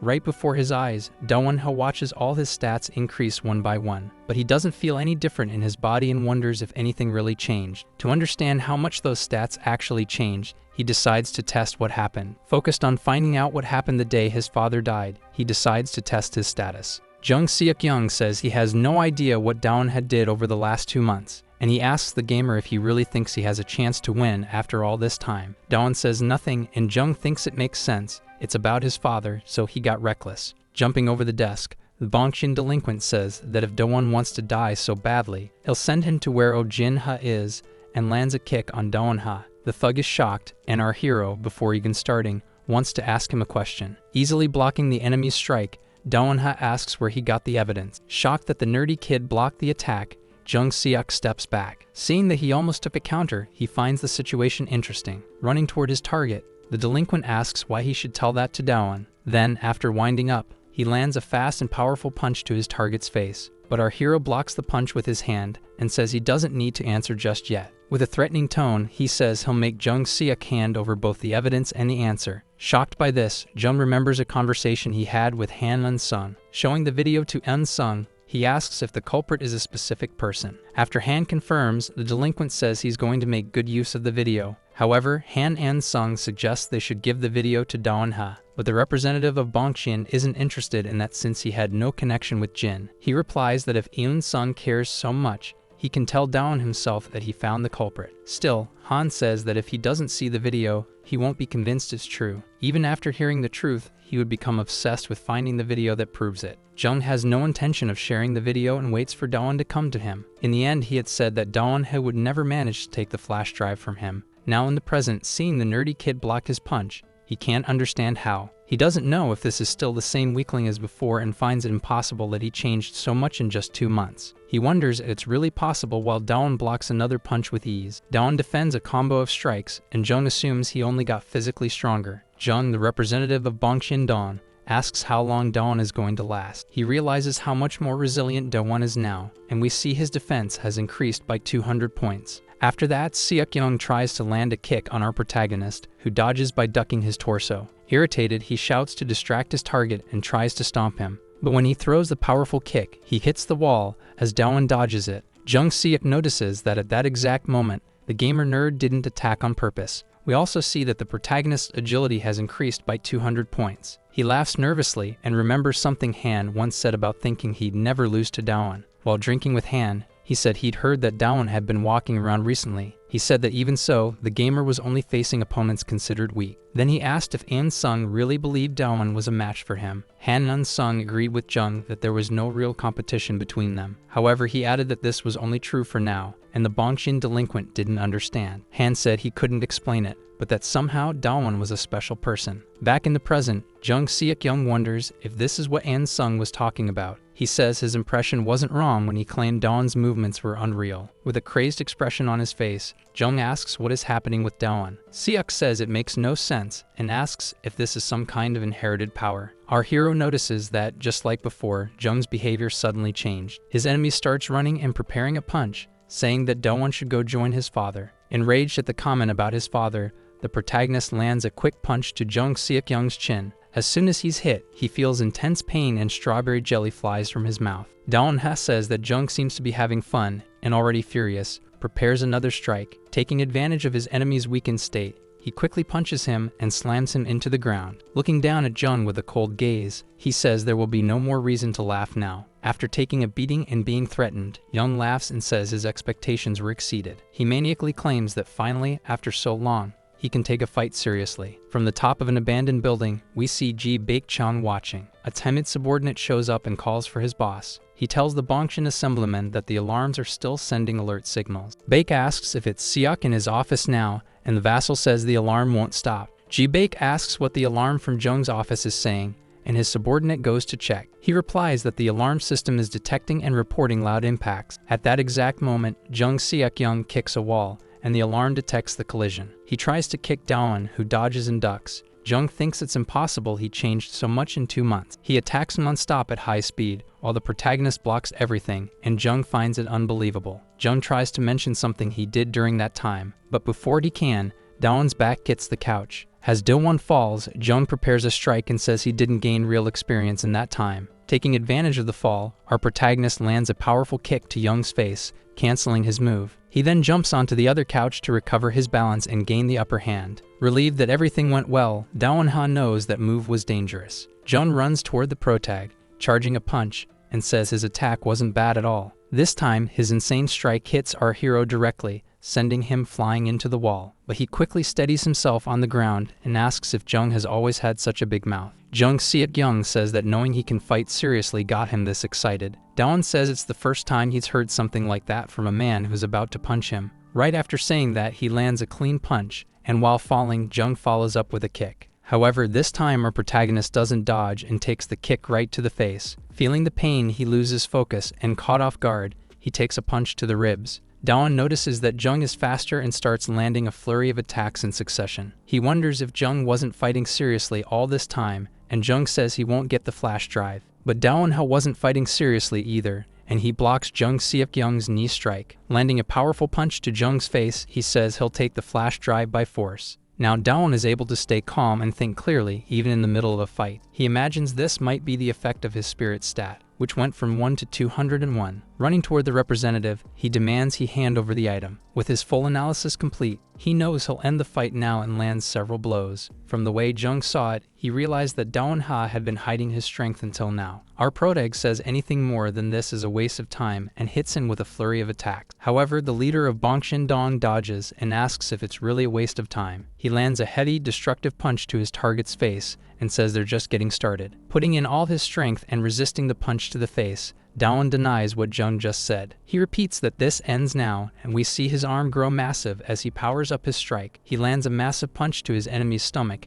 and Jung Seok screams loudly at that moment. Blue lightning bursts from our hero's fist, and we see he landed a critical hit. At that moment, he throws his enemy far away, and lightning shoots out from the punch. The villain flies several meters and crashes into the ground, breaking the office furniture. Even our protagonist is impressed by the fact that it was a critical hit. He wanted to ask where the evidence came from, but realizes he just wiped the floor with Jung Seok. Knowing that isn't important right now, he grabs the flash drive from Jung and takes it with him. Meanwhile, the Bongshin deputy gets worried because Jung won't answer the phone. Concerned and anxious, he gathers gang members and heads to Jung's office. He orders his subordinate to check what's going on, and the man obeys. In the alleyway, he finds the familiar white-haired face of Han Eun-sung, sitting on the stairs waiting for the Bongshin gang, The underling yells for his boss to come. Ji-Baek Chang finds it strange and asks what Han An-sung is doing in that place. In response to the question, Han says he's stopping anyone who tries to go up the stairs. Baek assumes something's going on in Jung's office. That's why the alarm was turned off. Jae guesses that his boss Jung is out of the office, and that's why Han is just sitting there. He says that either way, everyone from Boramae-dong is screwed after this. Threatening Unsung, he says that if anything happens, he brought all of Bongshin-dong with him. Staring with hatred, Han asks again why he's there now.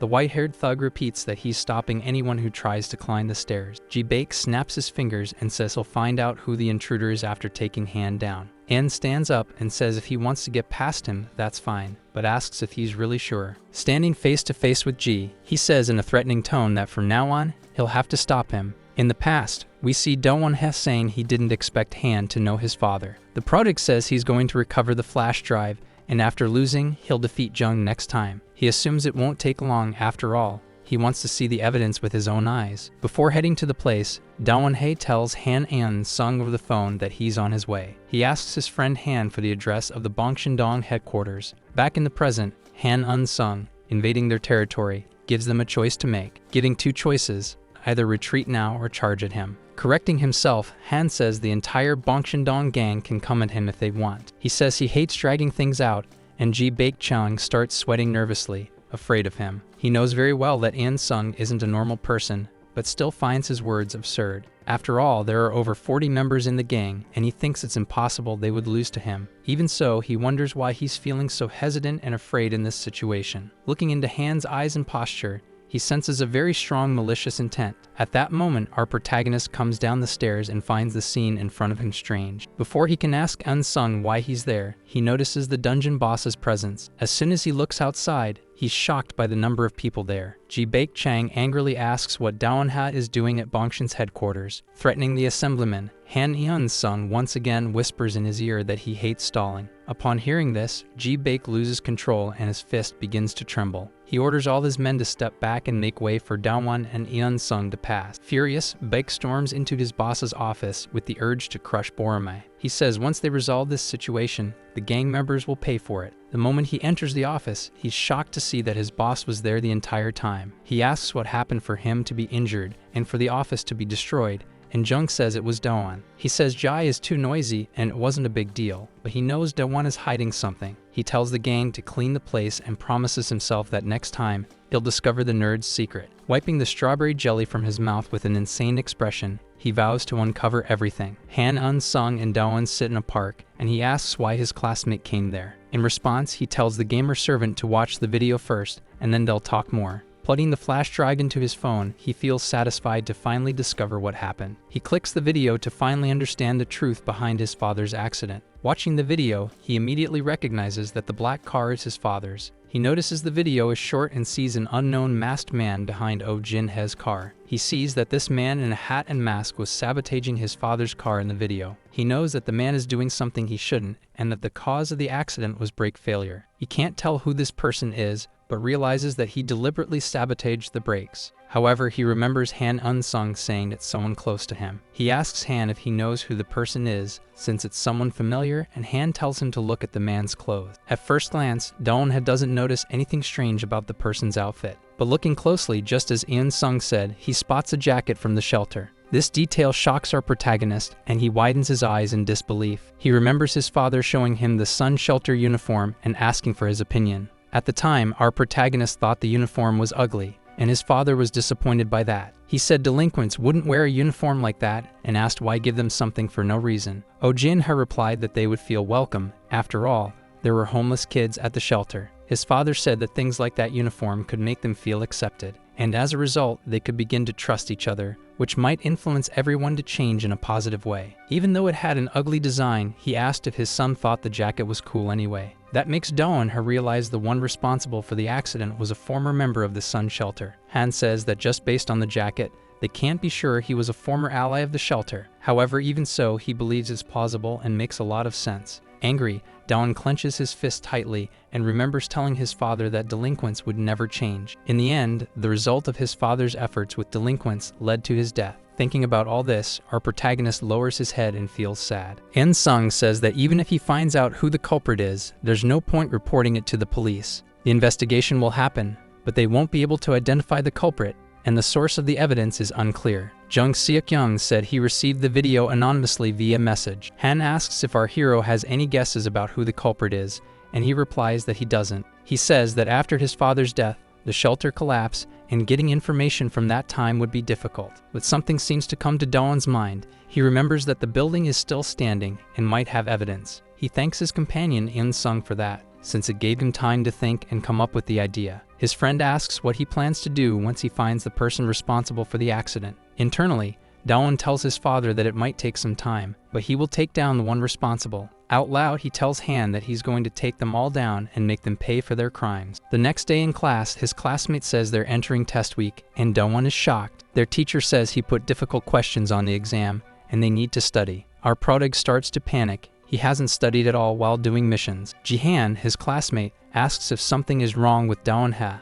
Being honest with his friend, he says he hasn't studied at all, and Jihan says he understands. Jihan offers help if the gamer servant needs it. Kindly, he asks if our hero wants to go to his house after school to study. When classes end, Daewon realizes something he hadn't noticed until now. Since meeting Jihan, they've been in the same class the whole time and eat lunch together. He hadn't realized it because he was too busy with other things, but thinking about it now, he realizes Jihan is his friend, and he feels confused by that thought. Excited by the invitation, Daewon-ha asks where his friend Jihan Yu's house is. At that moment, the system notifies that a mission is active, and his friend asks what he said. The school mission requires our hero to protect Jihan Yu during test week. He wonders what kind of weird and sudden mission this is to protect his friend out of nowhere. Our protag understands from that Jihan is probably in danger. Two delinquents in an alley start talking about women's appearances in a disgusting way. One of them hugs a girl and says he only has her, but she looks clearly uncomfortable. Another girl asks what Guman is looking at, and he says he recognized someone on the street. Looking at Jihan Yu, he says it's strange to see him in a place like this.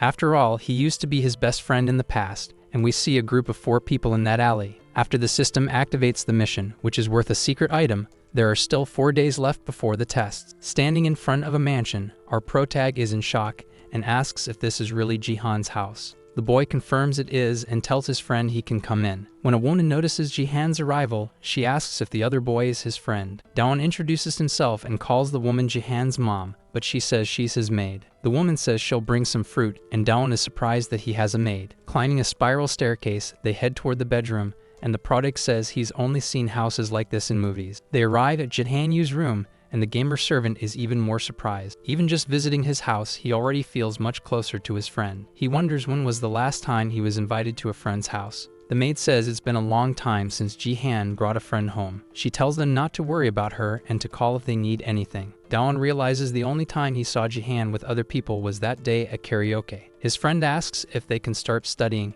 and the gamer instantly says yes. In the late afternoon, the nerd thanks him and says they should keep studying like this during the week. He says goodbye to Jihan, tells him he'll see him at school tomorrow, and realizes the day went by fast. Our protagonist figures that with Jihan at home, nothing dangerous will happen. Daewon-ha keeps reading the school mission that requires him to protect his friend. Reading more carefully, he notices something he hadn't seen before. He wonders what this secret item is. Until now, the rewards were just keys. He imagines that since it's a secret item, it must be something really good, and he gets excited. 1 day passes, and now there are 3 days left until the tests begin. Jihan Yu is surprised that Daewon has solved all the practice questions. Suddenly, he sees his nerdy friend collapse on the floor with his eyes rolled back and gets scared. Daewon says his brain is overloaded with information and will crash if anything else goes in. Smiling kindly, his friend says they should take a break for a while. Entering a strange and unfamiliar room, Daewon asks Jihan what room this is. He says this is just a normal game room, but it's fancy and full of stuff. Daewon gets jealous. After all, it was his dream to have a setup like this and own all those items. Jihan says he doesn't even like to play games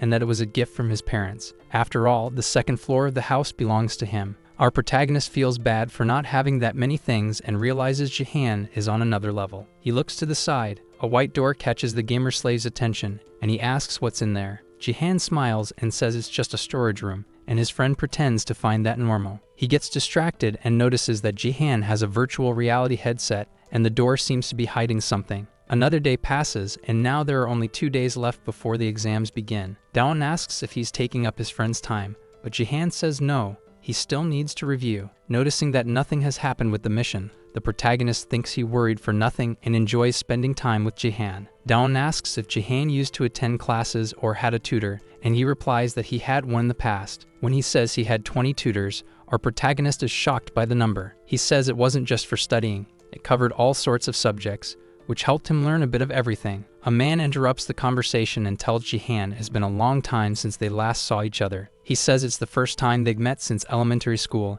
and Jihan seems to recognize him. He knows that man is Lee Guman, a tattooed guy sitting on his motorcycle. Before Jihan can ask how he found them, he says he saw Jihan walking on the street. With nothing better to do, he decided to stop by and says it's nice seeing his old classmate again. Dawn notices Jihan trembling when Guman mentions he found out Jihan had moved to Gwanaku. Seeing his friend shaking with fear, Lee Guman asks if Dawn-ha is his friend. Bravely, our hero asks who this man is, and Jihan pleads with him not to confront him. Dryly, the boy tells the delinquent he didn't miss him and doesn't want him visiting. Turning his back, saddened, he asks the gamer servant to follow him and leave the place. Guman says nothing, and afterward, Dawn asks who that guy was. They didn't seem like friends. Jihan apologizes, saying they can't study together today, and the nerd replies that he'll study alone. His friend says he'll go ahead, and our protagonist says goodbye and tells him to be careful. He wonders what that was all about and tries to figure out who that man really was. Dawn questions whether it has something to do with the mission and opens the system screen. While walking home,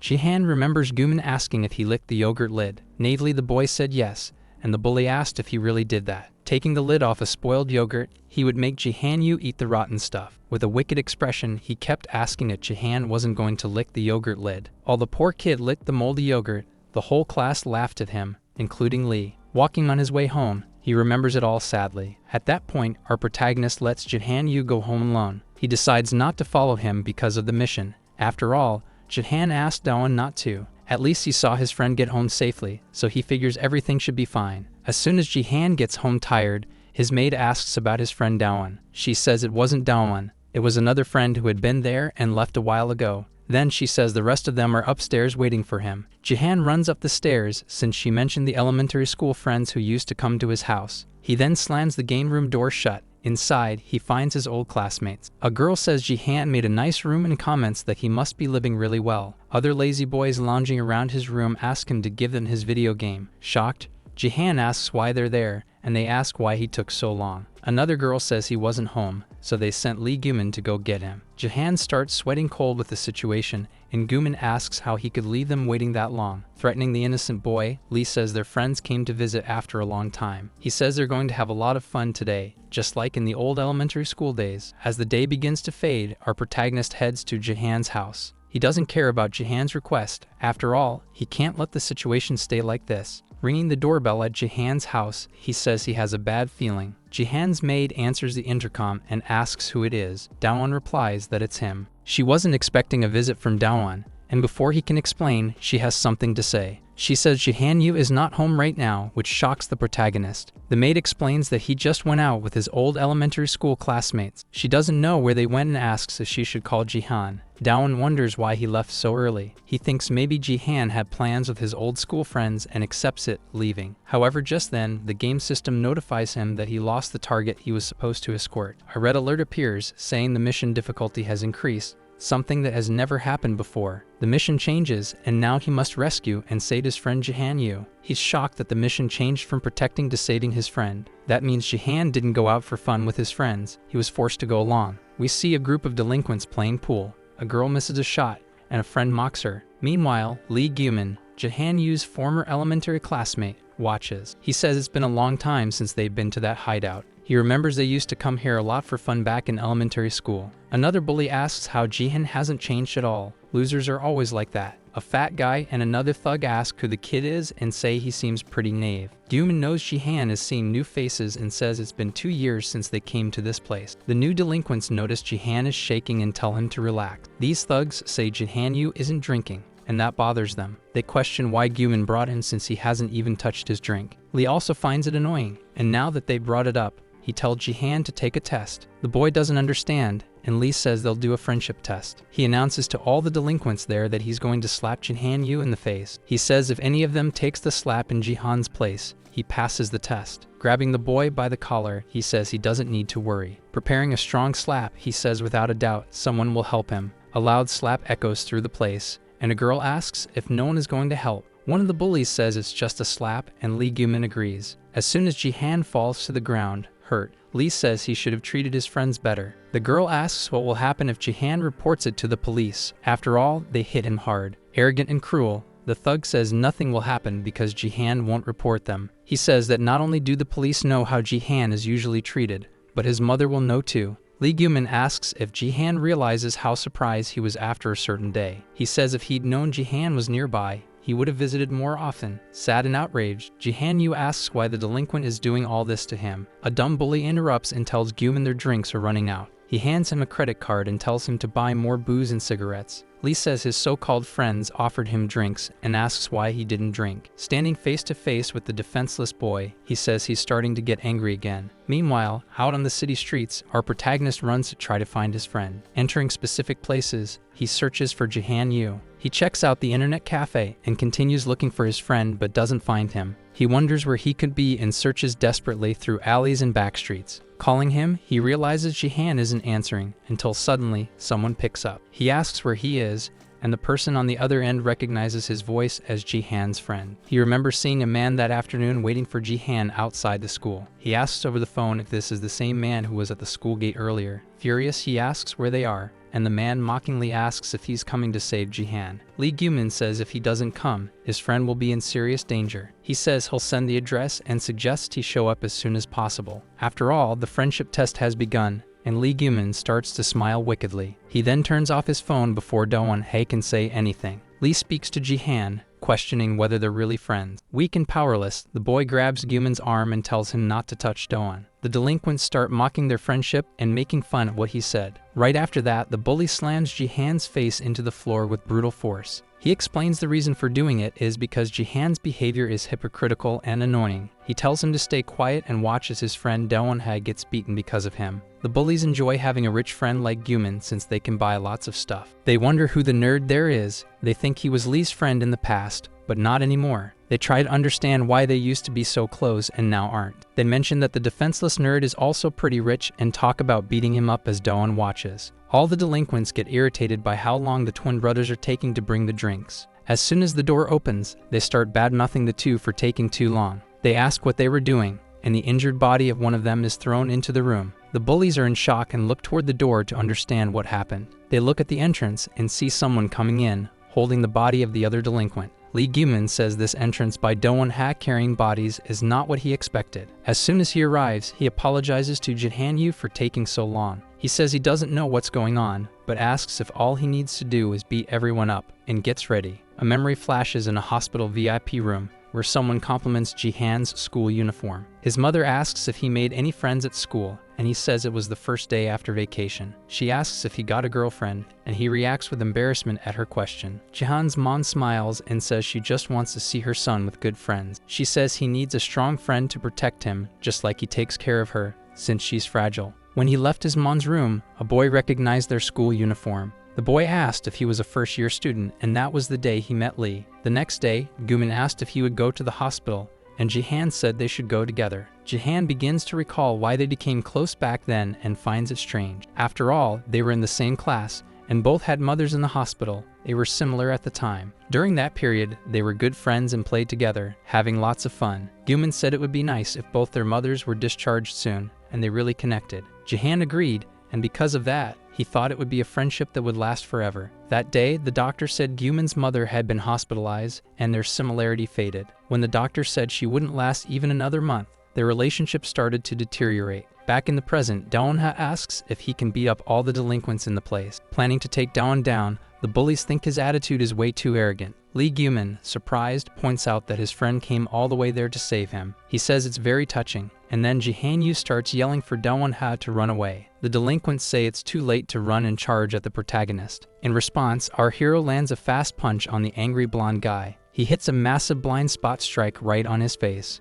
Immediately, the bully falls to the floor, and Do-won realizes he has more enemies than usual. The others are shocked to see their buddy knocked out with just one punch. Do-won can't afford to be reckless. He must conserve energy and use the fewest strikes possible. Wasting no time, he runs toward another thug, startling the rest of them. Trying to punch Daewon, the chubby guy is too slow, and our hero reaches him first. He lands another blind spot punch, this time on the chin, and drops another enemy. As that one falls, he realizes hitting the chin is the key and starts searching for the next target. Behind him, a very angry delinquent tries to smash a glass bottle on his head. Charging with full speed, he screams that he'll break it on Daewon's skull, but Daewon counters with a perfectly timed blind spot strike, also to the chin. Within seconds, he shatters the bottle and drops the thug with a single blow. As soon as the man falls to the ground, he says that was dangerous because of the glass bottle. The girl asks why he knocked him down with a single blow, and the chubby guy notices the hits on the chin. He jumps off the couch towards Daewon, questioning where he plans to hit someone as big as him. Our protagonist replies that it will be on the face and lands a blind spot punch on the fat guy's face. However, the quick hand strike doesn't work on the chubby guy because he's more resistant. He grabs Daewon by the collar and says that's the reason he never loses weight. But as he's thrown, our hero manages to hold himself and stop the momentum to avoid falling.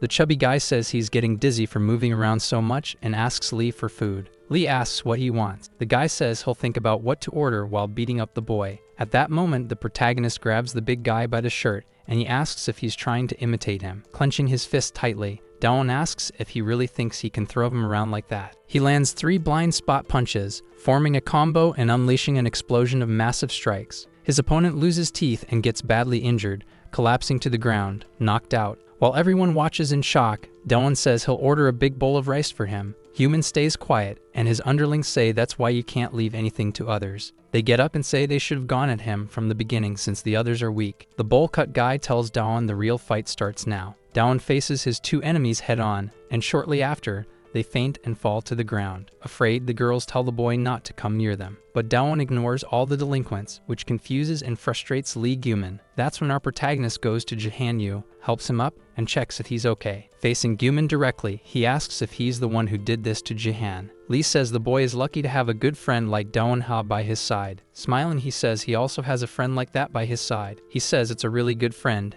and a strange hairy man stands up behind Daewon. Turning quickly and suddenly, Daewon wonders if there's still another enemy to fight. The man stands up and throws a cloak into the air, complaining about all the noise. He uses the cloak as a distraction and starts punching Daewon, saying he just wants to sleep peacefully. But our protagonist also takes advantage of the distraction to use a blind spot strike. However, his powerful punch is blocked by the enemy, who finds his counterattack interesting. He's shocked to see the punch blocked, and also to feel the impact of the enemy's punch. He concludes that Kim Gain-jae is on a whole other level, ranking number 1 in fighting. Daewon talks about annihilating the man and decides it's fine to use something specific against him. Kim says that actually, Daewon will be the one annihilated, and Daewon plans to use his strongest skills. Meanwhile, at Jahan-yu's house, his maid comments on the vaporizer. She says she'll put it in the storage room for now and heads toward the white door. Seeing the room is dark, she assumes Jahan went out to eat. She's happy to see him going out with friends during exam week and knows his mom will be pleased too. This makes her wonder what they're doing at that exact moment. Kim asks why everyone is sleeping when he just woke up and punches Daewon many times.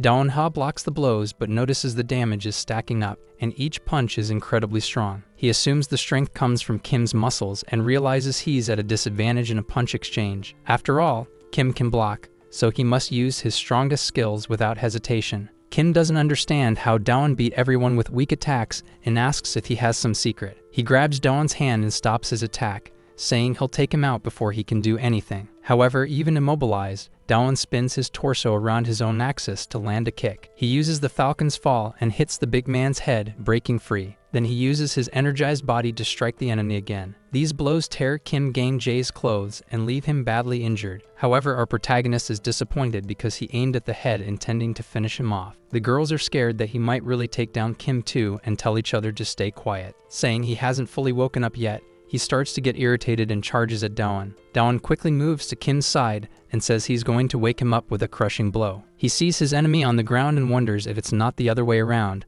since he's about to knock him out. Jahan-yu, completely injured, finds his friend Daewon's blows impressive. Very annoyed, Lee Guman asks what the hell his idiot friend is doing in this fight. He looks to the side, and upon seeing the throwing darts, seems to get some wild idea. After taking a crushing, dizzying slap, Kim Gain-jae feels confused and hurt. Our hero says that being too strong is actually a problem, but his enemy doesn't get it. Using his destructive multiple strikes, he says it'd be better if Kim just stayed on the ground. Before he can finish the fight with his final blow, someone tells him to stop what he's doing. Lee Gumin takes Jihan hostage with a sharp dart and tells Dawn not to attack anymore. Otherwise, he'll eliminate his friend with that lethal weapon. Dawn shouts for his friend, and Gumin gets disappointed about having wasted money on Kim. Threatening his subordinate, he tells him to do his job properly and not get beat up. Our protagonist gets really angry at the threat, while Kim Gang readies a punch, landing it squarely on the gamer slave's face with ease. His enemy asks if he doesn't see that he's doing all this to completely crush him.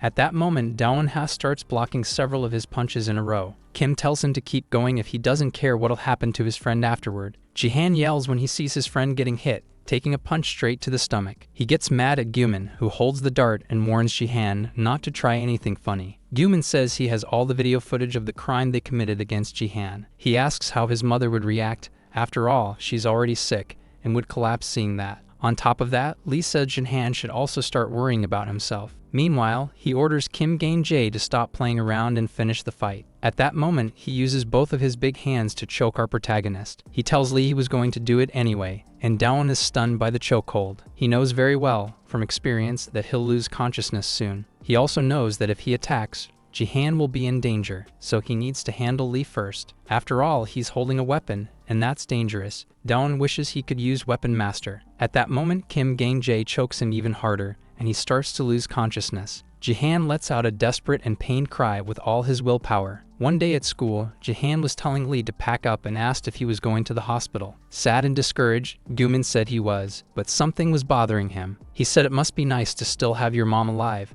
and after losing his, he changed a lot. That day, Lee Gumin walked away and began to distance himself from Jihan. Gumin started going down a dark and crooked path with delinquents. Jihan tried to stop him and talk to Lee, saying he was better than that. But it only made things worse, and the bully told him he just felt sorry for him and threatened him. After that, he ran off, and the bully started targeting him with harassment. Holding the boy hostage, Gumin says that after Daewon, Jihan will be the next target. Laughing evilly, he asks if Jihan thinks he can run away again like he did last time. Jihan says he did run. Even though he saw Gumin going down the wrong path, he was afraid. He admits that Gumin wouldn't be like this if he hadn't given up on him back then. At that moment, Jihan begins to squeeze Lee Gumin's arm and says he's not running this time. Meanwhile, back at his house, the maid starts coughing in the storage room. Seeing how dusty the room is, she knows she'll have to clean it later. As she's leaving, she accidentally knocks something over, but catches it before it hits the ground. She notices the first trophy Jihan received from his martial arts masters. She comments that he used to attend every class, even when his mother was sick. Seeing all his trophies, the maid wonders how he'd be today if he had kept going. Meanwhile, in Lee's hideout, the girls and Kim Gang-jae are in shock at what they see. They watch as Jihan-yu uses a martial arts technique to take down Lee Gumin. He manages to slam the taller and stronger bully to the ground, using only technique. Daewon-hae sees this and is surprised by his friend Jihan's skill. He flips the situation and starts pointing the sharp dart at Lee's throat. Then he apologizes to the delinquent, and Gumin gets irritated. Jihan tells our protagonist that he's okay after breaking free, and Kim gets angry at his boss. Right after that, a very bright light appears and shocks Kim Gang-jae. Jihan tells Daewon he can attack the enemy now, and Daewon prepares his multi-punch technique. In the past, Jihan, worried, wanted to know if Lee would return to school and if the funeral went well. A classmate interrupts his thoughts to ask if he used to box, and Jihan confirms. The boys think it's amazing that he does both jiu-jitsu and boxing, and Lee watches from outside the classroom. Jihan says it's just a hobby, and the boys seem inspired by him, while Gumin feels sad. Lee was suffering and deeply jealous of the things Jihan had that he didn't. He was envious because Jihan-yu was smiling with friends while he cried. Jihan would ask why Lee didn't organize his school supplies, and Lee would ask if he was going to the hospital. Often that's the reason why someone stops liking another person. Lee used to say it must be nice having a living mother and feeling jealous, walk down a path of hatred. In total shock, Lee Gumin asks his underlings what they're doing lying on the ground. He watches the scene with intense hatred, his eyes filled with blood and wide open. He screams at the delinquents, including Kim Gang-jae, to get up while cursing them out. He feels deep hatred and says he spent a lot of money on them just for them to lose like this. He calls them useless for not being able to beat a single man. Furious, he asks what the girls are doing and runs toward them. Pulling their hair, he orders them to fight while insulting them. The girls scream for him to let go, which only enrages him more. Our protagonist asks if he's not going to fight and says it looks like he doesn't know how. Lee Gumin throws the girls to the ground and asks how much Jihan paid him to do all this. He offers to pay triple the money for Daewon to join his side, and Daewon looks disappointed. He asks why he would ever want or accept money from a bully like Lee. Frustrated by how Jihan-yu is treating him, He threatens to send videos to his mother. He asks the boy if he's really okay with reliving what happened that day. At that moment, Jihan remembers what happened on the day they parted ways. In their conversation, Jihan said that Lee Gumin wasn't a delinquent before. Gumin asked if he was pitying him, and that day became the biggest regret of Jihan's life. Trying to calm his friend down, Jihan said he wasn't pitying him. He tried to warn him that the people he was hanging out with just wanted his money and weren't real friends. He said he understood what had happened to Lee Gumin's mother, but the bully replied that he didn't understand after all. He hadn't lived through it, and told him to leave. He didn't want empty words of comfort, and then had the idea to make Jihan understand his anger. Lee Gumin said horrible things about Jihan's mother, words Jihan doesn't even like to remember. As soon as he heard those words, Jihan lost control and beat him nearly to death. In the principal's office, Lee's father asked how he dared to hit his son and just apologize. The principal tried to explain to the angry father that Jihan's parents were busy and couldn't come, that his mother was sick, and Jihan knew how important it was for a sick person to be mentally stable. The fact that his mother received news that her son had hurt someone that day was a massive shock, and she went to the principal's office despite being ill and apologized for the delay. The principal tried to speak about her physical condition, but she insisted she needed to be there. She told Lee Gumin's father that her son Jihan had made a terrible mistake with his. Right as she was about to say she was sorry, she lost strength and collapsed. Everyone was shocked and wondered what had happened to the lady. Jihan found out sometime later that, on that day, his mother was in terrible condition, and to his dismay, it became a big opportunity for Lee Gumin. Days later, Gumin forced Jihan to eat spoiled yogurt in front of the whole class. They recorded the incident, and Gumin used the people around him to begin isolating Jihan. Standing in front of a kneeling Jihan, he asked if he had quit the extracurricular classes he used to take. He asked if, after seeing his mother faint, he got scared, and said they'd always get along. A delinquent tried to shake Jihan by saying his mother would never be able to bear knowing how he was treated. Afraid something bad might happen to his mom, he decided not to resist the bullying. Soon he was left alone, and Gumin asked if there were any fake friends around just after his money. Showing the video to Jihan, he asks why he's so quiet. Is he scared he'll send it to his mother? Before he can start blackmailing him, Dawan snatches the phone from his hand and finds the video mild. He can't delete them one by one, so he decides to wipe the phone and even erase it from the cloud. Lee Gumin says that even deleting it from the phone won't matter. The video might be somewhere else. Dawan-ha adds that even if he doesn't know how it was before, now he's on Jihan's side. He threatens Gumin, saying that if he or anyone else bothers Jihan again, he'll take them all down. Grabbing his shirt with intense anger, he says he even wants to do it right now. Dropping the man on the floor, he asks his friend what they should do with him. After all, he hurt him so many times, and Jihan Yu looks Lee Gumin up and down. Now looking at Lee, he realizes he had been alone during all the time they were apart. But thinking about it now, he notices that Lee is also alone, and Lee offers to delete the videos. Jihan blames himself for abandoning a friend, and Gumin says he'll never show up in his life again. He apologizes this time, but secretly grabs a broken glass bottle. He yells at them both, cursing them for getting in his way, and points the broken bottle at Dawan. Jihan assumes all of this was his fault and kicks Lee right in the face himself. Dawan-ha was getting ready to fight, but Gumin hits the floor before he can even do anything. His friend asks if he got hurt, and our protagonist says no. The protagonist asks how Jihan is so good at fighting,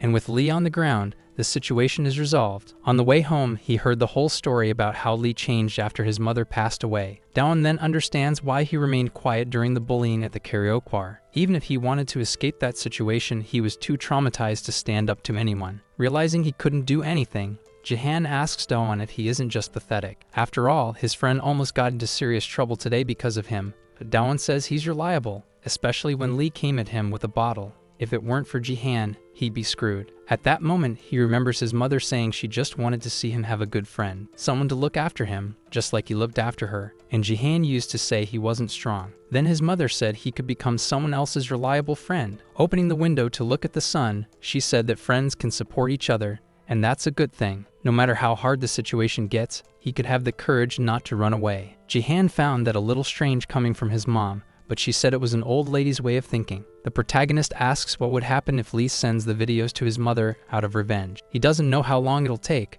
but he says he's going to tell his mom the truth, little by little. Jihan admits he can't keep running from the past forever. He says he has courage now that Dawan is by his side, and he said that in front of Lee. Our hero feels happy and smiles, though he then says it was kind of a cringe moment. Finally, the system notifies that our protagonist has completed his mission to rescue Jihan. He decides to claim the secret reward at that moment and wonders what it could be. His eyes widen when he receives the item. After all, a black smoke begins to rise from it. He holds in his hands the secret item, which radiates energy, and wonders what kind of ominous item it is. Confused as the smoke dissipates, he asks himself if this is some kind of black lock. He first received keys, and now a lock, and decides to check the item's info. The black lock is a secret item, and the protagonist tries to understand its effect and function. He wonders if this is going to be a problem in real life, and if it is, it might be way too powerful. That makes Do-won-ha question whether this might be a bit too dangerous. Exhausted, Do-won lies on the table, celebrating that the exams are finally over. He thanks Jihan. After all,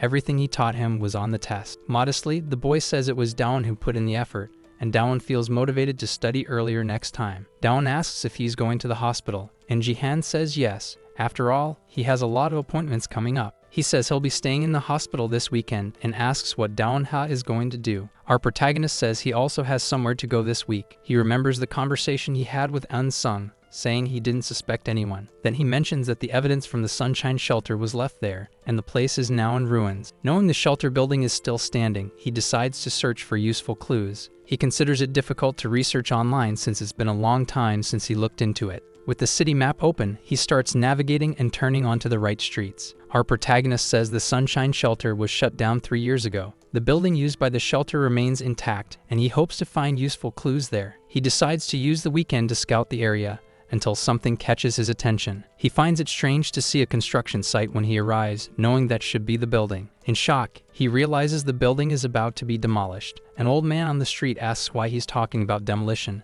After all, that brings bad luck. Annoyed, the man says it's just a renovation. The old man says no one wanted that building for 3 years and the owner suffered a lot. Do-won asks the man if this was the Sunshine Shelter's headquarters, and the old man has no idea. Do-won replies that he's the son of the shelter's owner, Jin-ha, and the old man processes the information. When asked why he's visiting, Do-won says he wants to find items from the shelter before it's gone. The man says that after the shelter closed, everything was cleared out, and Do-won can't believe there are no clues left. After asking if there's absolutely nothing left, the old man goes to check and tells him to wait there. After a while, the old man returns with an item wrapped in cloth and hands it to the protagonist. He says nothing from the shelter remained and no other residents came back until now. But while checking the inside of the building before renovation started, he found this item on the floor. He says it was exactly where his father's office used to be during the time of the shelter. At first he thought of throwing it away, but it seemed out of place, so he kept it. Do-won begins to unwrap it as the old man mentions how randomly it appeared there. After all, no one usually keeps broken glasses in boxes unless there's a reason. Seeing the item,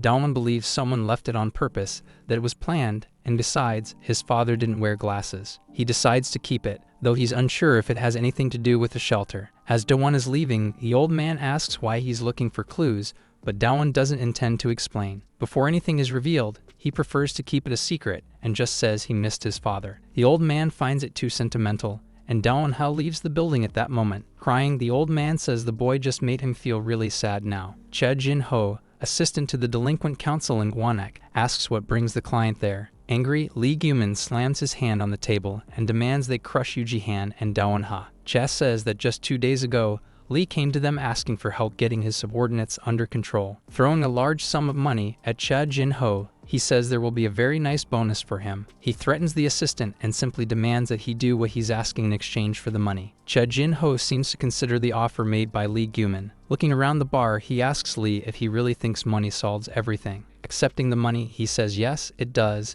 and agrees to take care of the matter for him. He asks Lee to repeat the name of the school and the targets, and Lee says it's Jihan and Do-won from Shinnan. As soon as the assistant Che Jin-ho hears the name Do-won-ha, he seems to recognize it instantly. He says there's no problem, but the system has a specific warning about Do-won. However, in the additional notes, it says he defeated the former representative of Boromandong. Lee Gyumin decides to clarify right away that both of them are strong, and not just anyone can beat them. Cha thanks the bully for the heads up and says he doesn't need to worry so much. After all, they have the perfect professionals for this kind of job. He says their strength needs no explanation. They just got out of juvenile detention. They're full of energy, and we see this as they take down a crowd of people. Oh Hyosep, the maniac brother associated with Su and Dong, asks his brother how things are going with the leader. Otasiop says he already dealt with a small fry and tells his younger brother to show some respect. Hyosep asks who even respects each other when it comes to twins. His maniac brother threatens to eliminate him once he comes down to where he is. Che tells Lee Gumin that he doesn't need to worry anymore. They'll handle the situation. Daewon says time flies as the second-year school trip has already arrived. Seeing all his classmates excited, he can never really feel happy about school trips.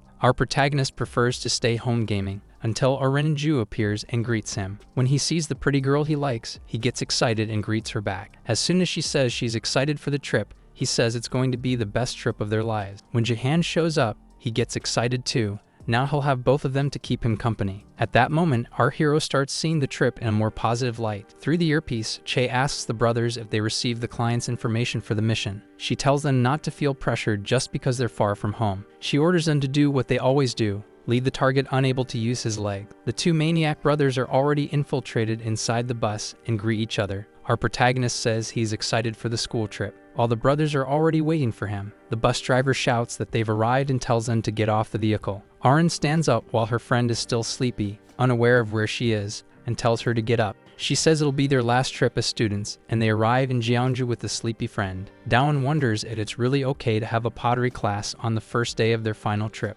Jahan gets excited at the idea of taking the sculpture home, but Daewon finds it too childish. Daewon then starts to like the idea. After all, he'll remember the trip when he sees the sculpture at home, until suddenly, someone appears and smashes his sculpture, destroying it instantly. Choi Taekshin, a pottery master, says that the garbage he made doesn't belong on sacred soil. Someone tells Choi he can't interfere during class time, but he insists on finding his disciple. However, when Master Taekshin sees Jihan's work, he asks if he made it himself. He recognizes the piece as a perfect replica of National Treasure No. 91, the horse-shaped vase. He says Jihan recreated it perfectly and asks who the boy is. Jihan replies he took a few classes as a child. As soon as the master asks him to become his successor, our protagonist is left in shock. Finally, it's lunchtime on the first day of the trip. The starving students already expect the food to be terrible. The teacher asks where they're going, and hungry, they say it's lunchtime. Their guide says they'll be eating at the pottery workshop, and the students don't understand why. He says the basil pizza is baked in the hottest kiln in Kiln by Master Choi. Praising Master Choi's pizza,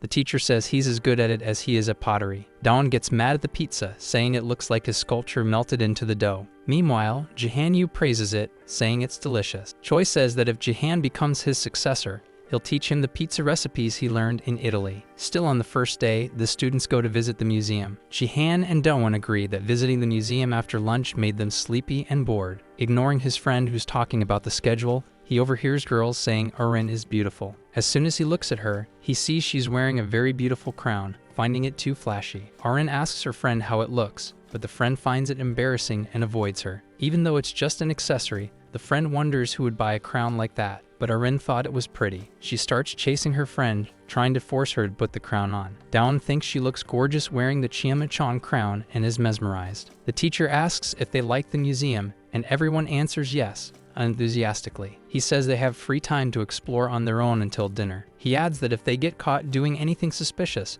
they'll be sent back to school. Daewon Ha invites his friend to take a walk until dinner, and Jihan agrees. During their free time before dinner, the two walk around the street. Following them, the maniac brothers wonder if they can already eliminate Daewon and Jihan. Oh Hyoseo, the younger one, eats ice cream while staring intensely at Daewon, eager to fight him. His older brother tells him to wait a bit. Now's not the right time. Otasiop says that among his brother's many flaws, impatience is one of the worst. Just as he's about to say his brother ruins everything, the attendant spills ice cream on his clothes. Apologizing, the attendant says he'll clean it up right away. His younger brother warns the ice cream guy that that shirt is Tasiop's favorite. The older brother brushes off his clothes, and the younger one asks if he's lacking patience, while the attendant is knocked out. Meanwhile, Daewon tries a sweet and is amazed by its flavor. Jihan says he still has room in his stomach after the pizza, and Daewon is enjoying the trip. In the past, trips were awful since he had to sit next to the teacher on the bus. He would just mess with his phone the entire ride. He was forced to switch rooms because of bullies at the lodging. He suffered bullying, they drew obscene things on his face and rubbed toothpaste on him. It was a trip full of suffering that he had to endure, but now he's saying goodbye to the past. Jihan asks Daewon if he wants to go to a place everyone tries to visit at least once in Jeonju. They go to the ATVs, and Daewon asks if they can drive without a license. Jihan says they can. Daewon's attention is stolen by a girl driving wildly, irritating the guide. The old guide wonders if she's never driven before, and it says she's doing something dangerous. Arin is driving recklessly, and even her friend is scared of how fast she's going. As soon as her ATV stops, the protagonist asks the girl if she's okay. Wondering if they know each other, the old man asks if Daewon wants to try driving too. Annoyed, the guide says having 2 groups of 2 would be a waste of money to turn away. But Arin's friend gives up, and the old man says a boy and girl can ride together. The old man asks if Jihan knows how to drive, and Daewon is shocked by the information. Embarrassed, our protagonist realizes what that means and starts looking at Arin. He sees her body leaning on the vehicle and hears her asking if he's okay with sharing. Arin-ju then asks our protagonist if he wants to ride the ATV with her. Daewon starts driving with Arin on the back,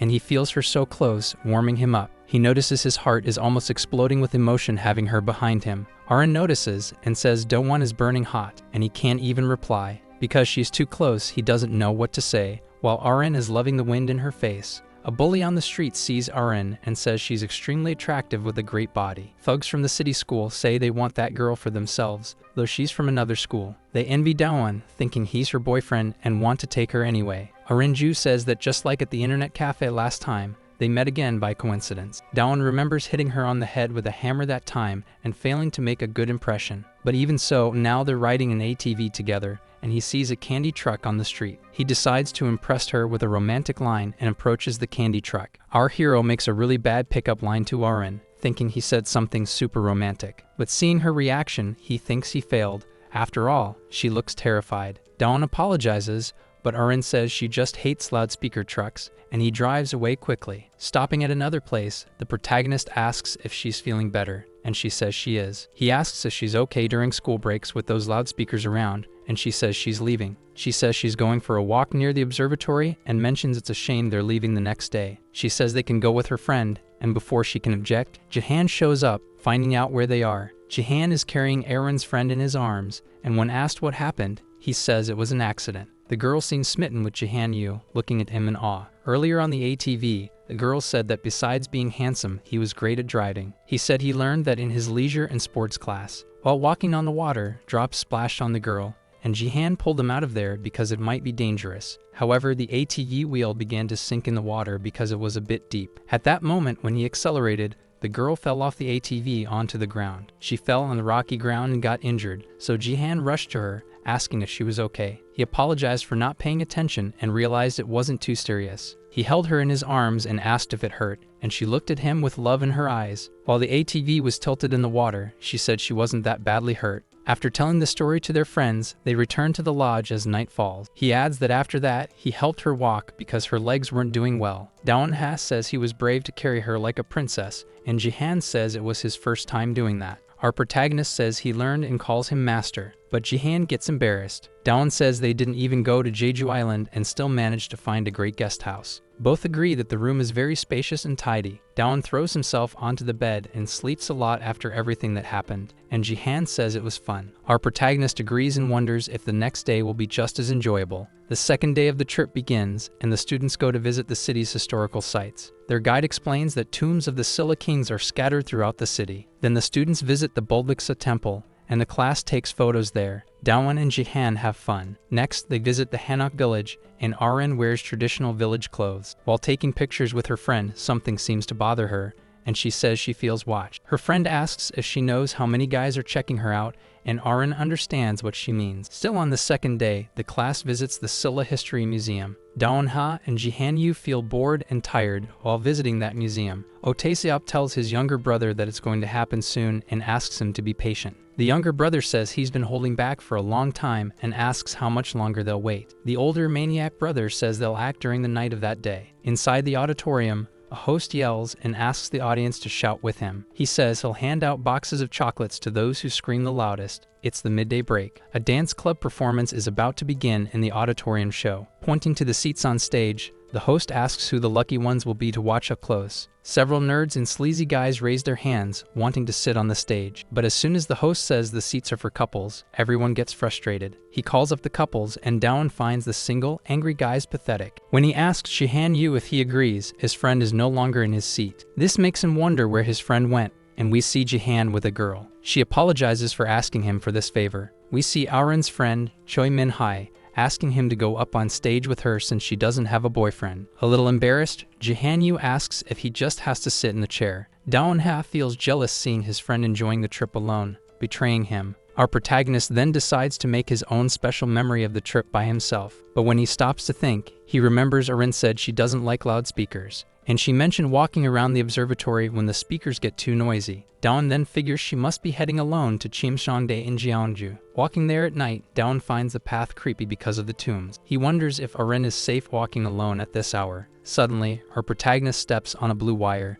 and the system says he has entered the king's tomb. Frightened, our protagonist thinks this is a dungeon mission. The mission asks him to defeat enemies, but he wonders where they are, since it's such an empty place. Just as he looks to the side, the older brother attacks him with a punch that Dowan blocks. Tae-up says it was good of him to come there alone, without them meeting to lure him. Dowan-ha asks who he is, and the younger brother appears behind him to attack by surprise. He lands a massive punch on his ribs, saying he noticed Dowan had studied the area well. Laughing, Oh Hyosep says he picked a good place to die. After all, they're tombs. Our hero wonders who these guys attacking him out of nowhere are. Tae-seop tells his brother they'll rip off Dowan's arm and other limbs in just a moment. Dowan ignores them and starts looking around, which confuses them. The protagonist says he's relieved, they don't understand why, but he thought zombies would come out of the tombs. He says he's glad it's just the two of them, until the younger one appears behind him to land a punch. However, our protagonist hits him first before he can land a surprise blow. He lands a perfect blind spot punch right to his face and wonders if the mission will give bonus points. He then decides to quickly finish these guys off to get his event reward. Dowan-ha asks if there's only one enemy left now, and plans to go find Orenju. The Maniac brothers receive missions from an agency and complete them with violence. With serious expressions, they were named by those who witnessed their brutal and bloody side. No matter who the target is, they feel no guilt, not even for women or mothers.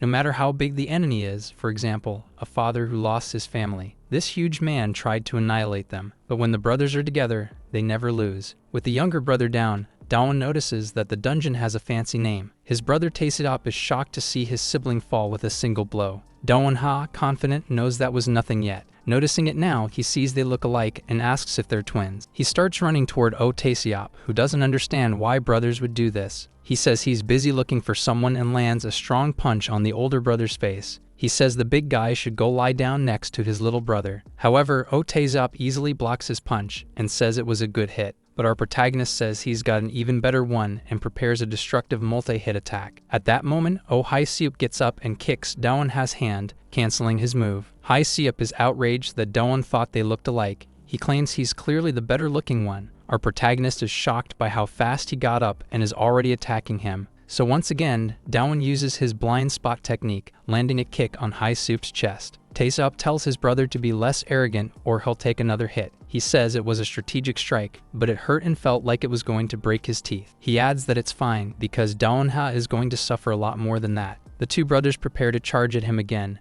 and our protagonist raises his guard to protect himself. Hyosep runs at him and says he's going to be direct this time, but he takes a lightning-fast blind spot punch to the face mid-charge. In response, Dowan gets punched in the head by the older brother, who follows up with a combo. Feeling an annoying pain, Dowan-ha realizes he was hit from behind again. Hyosep says Dowan has great punches and asks for more. Dowan thinks they're different. It's unlike fighting a group where he faced crazy people with no coordination. Now the two of them are attacking with perfect synchronization. They're used to fighting together. When he's about to hit one in front, he's struck by the other from behind. Even though it's a simple tactic, their movements are incredibly fast. Dowan-ha can't land a clean attack because he's always being interrupted. Hyosep says he saved his brother, and Tae-seop says it was nothing. The older brother says he's disappointed in Dowan-ha. He expected more from him. Dowan feels the same way about them. Compared to a monster like Jung Seok-young, their techniques aren't all that great. What will matter in this fight is who lands the strongest blows. When Dowan asks if they're feeling ashamed, They take it as the excuse of a loser. Our protagonist says the annoying little brother, Oh Hi Seup, will be the first. He knows that as soon as he attacks the one in front, the other will come from behind, so he anticipates it with a blind spot move. Instead of hitting the younger one, he turns his torso to strike Taeseop, who's behind him. But as he tries to hit the older brother, Taeseop dodges and sweeps his legs. Knocking our protagonist down, he says he wasn't the first to notice their strategy. After taking him down, the older brother tells Hai Seup to finish him. Daewon jumps and prepares the Falcon's fall, knowing the fight ends if he lands a strong hit. However, the younger brother jumps and pulls his jacket, canceling his move. Landing a punch squarely on his face, Daewon crashes to the ground on his feet. Oh Taeseop says they need to finish this fight quickly so they can move on to their next target. They pull the protagonist's arm back, saying they're going to break all his limbs. Oh Hai Seup asks our hero if he remembers saying he'd suffer worse pain. With a maniacal expression, he counts down from 3, saying that pain starts now. Straining with all his strength, Daewon says they can use their dirty tricks. But he grabs both their collars and says whoever lands the strongest hit wins. He starts shouting as lightning surrounds his body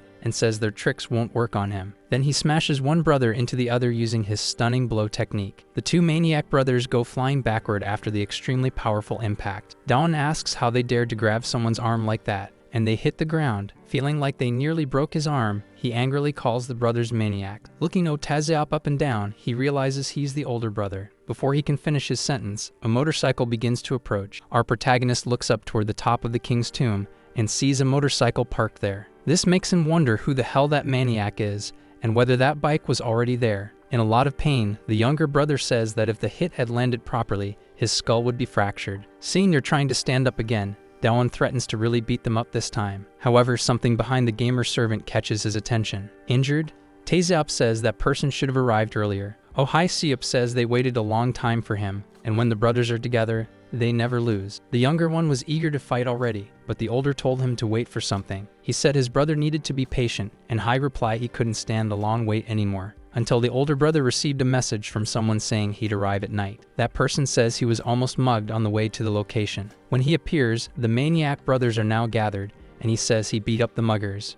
Kwang Seup grabs our hero's arm and says they're going to fight as a trio of maniac brothers. Meanwhile, in the auditorium, everyone claps and cheers for the dance club. Choi Min-hai dances really well, performing several impressive moves. All the men in the audience are amazed and head over heels for the girl. Jahan-yu wonders if all that excitement is really just because of the dancing. Jahan feels really hot, and Choi Min-hai is dancing very close to him. He feels like his heart is about to explode when she hugs him from behind. The older maniac brother says he taught a lesson to the delinquents who tried to rob him. He grabs the protagonist's arm, who starts wondering if there's something weird with his eyes. Meanwhile, the creepy Kwang Seup says they'll fight like a trio of maniac brothers. The youngest says Kwang was wandering around, and Kwang says he's tired and asks for a break. Taeseop tells him to act like the older brother and not show up late. Daewon wonders why these idiots look so much alike, and they start arguing among themselves. Our hero then questions why they suddenly showed up here, of all places, during the trip. Saying that doesn't matter, he wastes no time and punches Kwang Seup in the face. Finally, the protagonist was about to fight 2 at once, and now it'll be all 3. Kwang says if he hadn't blocked it, he would have lost a tooth, and sees Daewon as impatient. Charging at the gamer servant, he says he won't be living for much longer. The 3 start attacking together in sync, with the younger ones flanking from behind. Daewon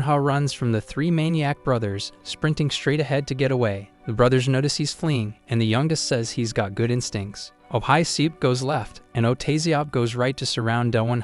Taeseop says that if it were just one, he could escape, but escaping from all 3 is impossible. Our protagonist appears in front of Taeseop and asks why he's talking to himself. He lands a powerful punch and asks if he's feeling lonely being separated from the others. The blue-haired brother realizes Daewon didn't run. He forced them to split up. Seeing that Oh Hai Seup is behind him about to strike, he says their efforts were pointless. Our hero surprises him with a blind spot attack and lands a kick right to his face. Caught off guard, the youngest maniac brother is injured and spits out blackberry jelly. The protagonist says he fairly used the attacks that came from behind. Then the older brother asks what he'll do about an attack coming from above, landing a massive kick on Daewon. Even though he blocks it, he's sent flying far away. Our hero manages to stop his body midair and wonders if Kwang jumped from the top of the tomb. Hai Seup bites his tongue and wonders if he might start bleeding from it. Kwang thinks his ambush was amazing, even while fighting all 3 at once. Taeseop tells Kwang to be careful not to get grabbed, and Kwang says he saw the whole thing. Thanks to his earlier observation, he knows how to handle Daewon, and tells them to use their usual formation. Defending Kwang Seop's blows, the protagonist notices he's similar to the others. The youngest brother throws a kick, and Daewon knows they were both injured earlier. Blocking the kick with his hand, he wonders why they seem faster now. Then, when he takes a punch from behind by Tae Seop, he questions why they're even stronger. Taking multiple hits, our protagonist wonders what kind of trick this is. Kwang guesses what he's thinking and says they aren't getting stronger. In reality, the nerdy boy is the one getting weaker during the fight. Using an analogy, Daewon wonders if 3 hunting wolves are enough to take down a tiger. After all, an old saying said that wolves would surround a tiger and take turns attacking it. They repeat their attacks several times, circling him to strike with ease. They keep biting and attacking, and little by little, the tiger starts losing its strength. Eventually, and naturally, the tiger ends up kneeling before the hunting wolves. Kwang states that while Daewon fights them alone, he's burning through energy. Individually, they're not as strong as him, but together, the maniacs can defeat a tiger. In the end, he says Daewon will lose because he's alone, but Daewon says that shouldn't come out of a villain's mouth. The youngest brother doesn't like being called a villain, and Ta Seop says they need to move on to the next target. Kwang Seop says he'll finish off Daewon now so they can leave. But at that moment, our protagonist declares that he's not alone, leaving Kwang confused. He asks who else is there, and someone uses a judo sweep to take him down. One hand on his head, the other on his foot, twisting his body and slamming his face into the ground. The 2 remaining brothers are shocked and wonder who this person is. At that moment, we see Ji Han-yu saying he hit the guy really hard and hopes he's actually a bad person. Hai Seop and Ta Seop realize their next target is Ji Han-yu. They remember the moment the 3 maniac brothers got into formation and Daewon ran. At that time, they thought he was fleeing from the fight. But in reality, he had taken out his phone and had a feeling he wouldn't be able to handle it alone. So he sent his location to Jihan, saying he was about to get eliminated, and told him to come fast. He thanks his friend for coming, and Jihan asks why he was fighting them in the first place. His friend simply asks if he needs to take them on, and Daewon confirms. They begin charging at the 3 brothers, and our protagonist says they're total jerks. Ta Seop tells Hai Seop to take Jihan, and the younger brother is angry he hit Kwang Seop. He tries to punch Jihan, who ducks and grabs the younger brother's waist. He apologizes as he touches his chest with his fingers and delivers the 1-inch punch. Hai Seop is hit by the Bruce Lee punch and goes flying, knocked out. Jihan-yu wonders what just happened and assumes he must have already been hurt. Meanwhile, our protagonist rushes toward Tae Seop, and they clash with brute force. He asks if the blue-haired brother will be okay fighting alone. He admits he's not in top form, but says Daewon shouldn't worry about him. In truth, Daewon was talking about his older brother, who's preparing his signature technique. After all, he'll be left alone once his brothers are knocked out, and Daewon unleashes a flurry of destructive blows. Taking several massive, powerful punches from Daewon, he screams in pain, until finally, he takes one last big punch to the chin that sends him flying off the ground. Our hero thinks it might have been a bit too strong, seeing the damage done to his face. He finally feels re-energized after defeating one of the maniac brothers. As Kwang begins to wake up, our protagonist says they now need to answer some questions. After all, they were talking about targets, and Daewon asks who sent them. Far away, someone spots the motorbike turned on and realizes someone's dealing with their rookies. A delinquent notices it's the bike of the guy who caused a mess in the city. They think someone's trying to trick them and that they might be walking into an ambush. The delinquents say it doesn't matter. They're itching to beat someone up. They have guests in their group who came from afar for a fight. They decide to welcome them properly, and we see a horde of monsters from Silajile High approaching. Meanwhile, the 2 brothers are lying on the ground, and Kwang Seop didn't see it happen. He feels sad. Daewon says all they need to do now is answer his questions. After all, he heard them say they came there to take out a target. He realizes the first target was him, and the second was Jihan-yu. Our protagonist says there's no reason for them to do this. They don't even know each other. In a threatening tone, he asks the older brother who sent them to do this. We see the conversation between Lee Gyuman and Chio, with Chio saying he can count on them. Lee asked what would happen if the people he sent were defeated. Chio assures him they're specialists in group fighting and doesn't think something like that will happen. However, if it does happen, he says they won't open their mouths, and Lee doubts that. Chio, however, says they were warned not to do that. Our video ends here. If you enjoyed it, please like and subscribe to the channel. Until next time, bye bye.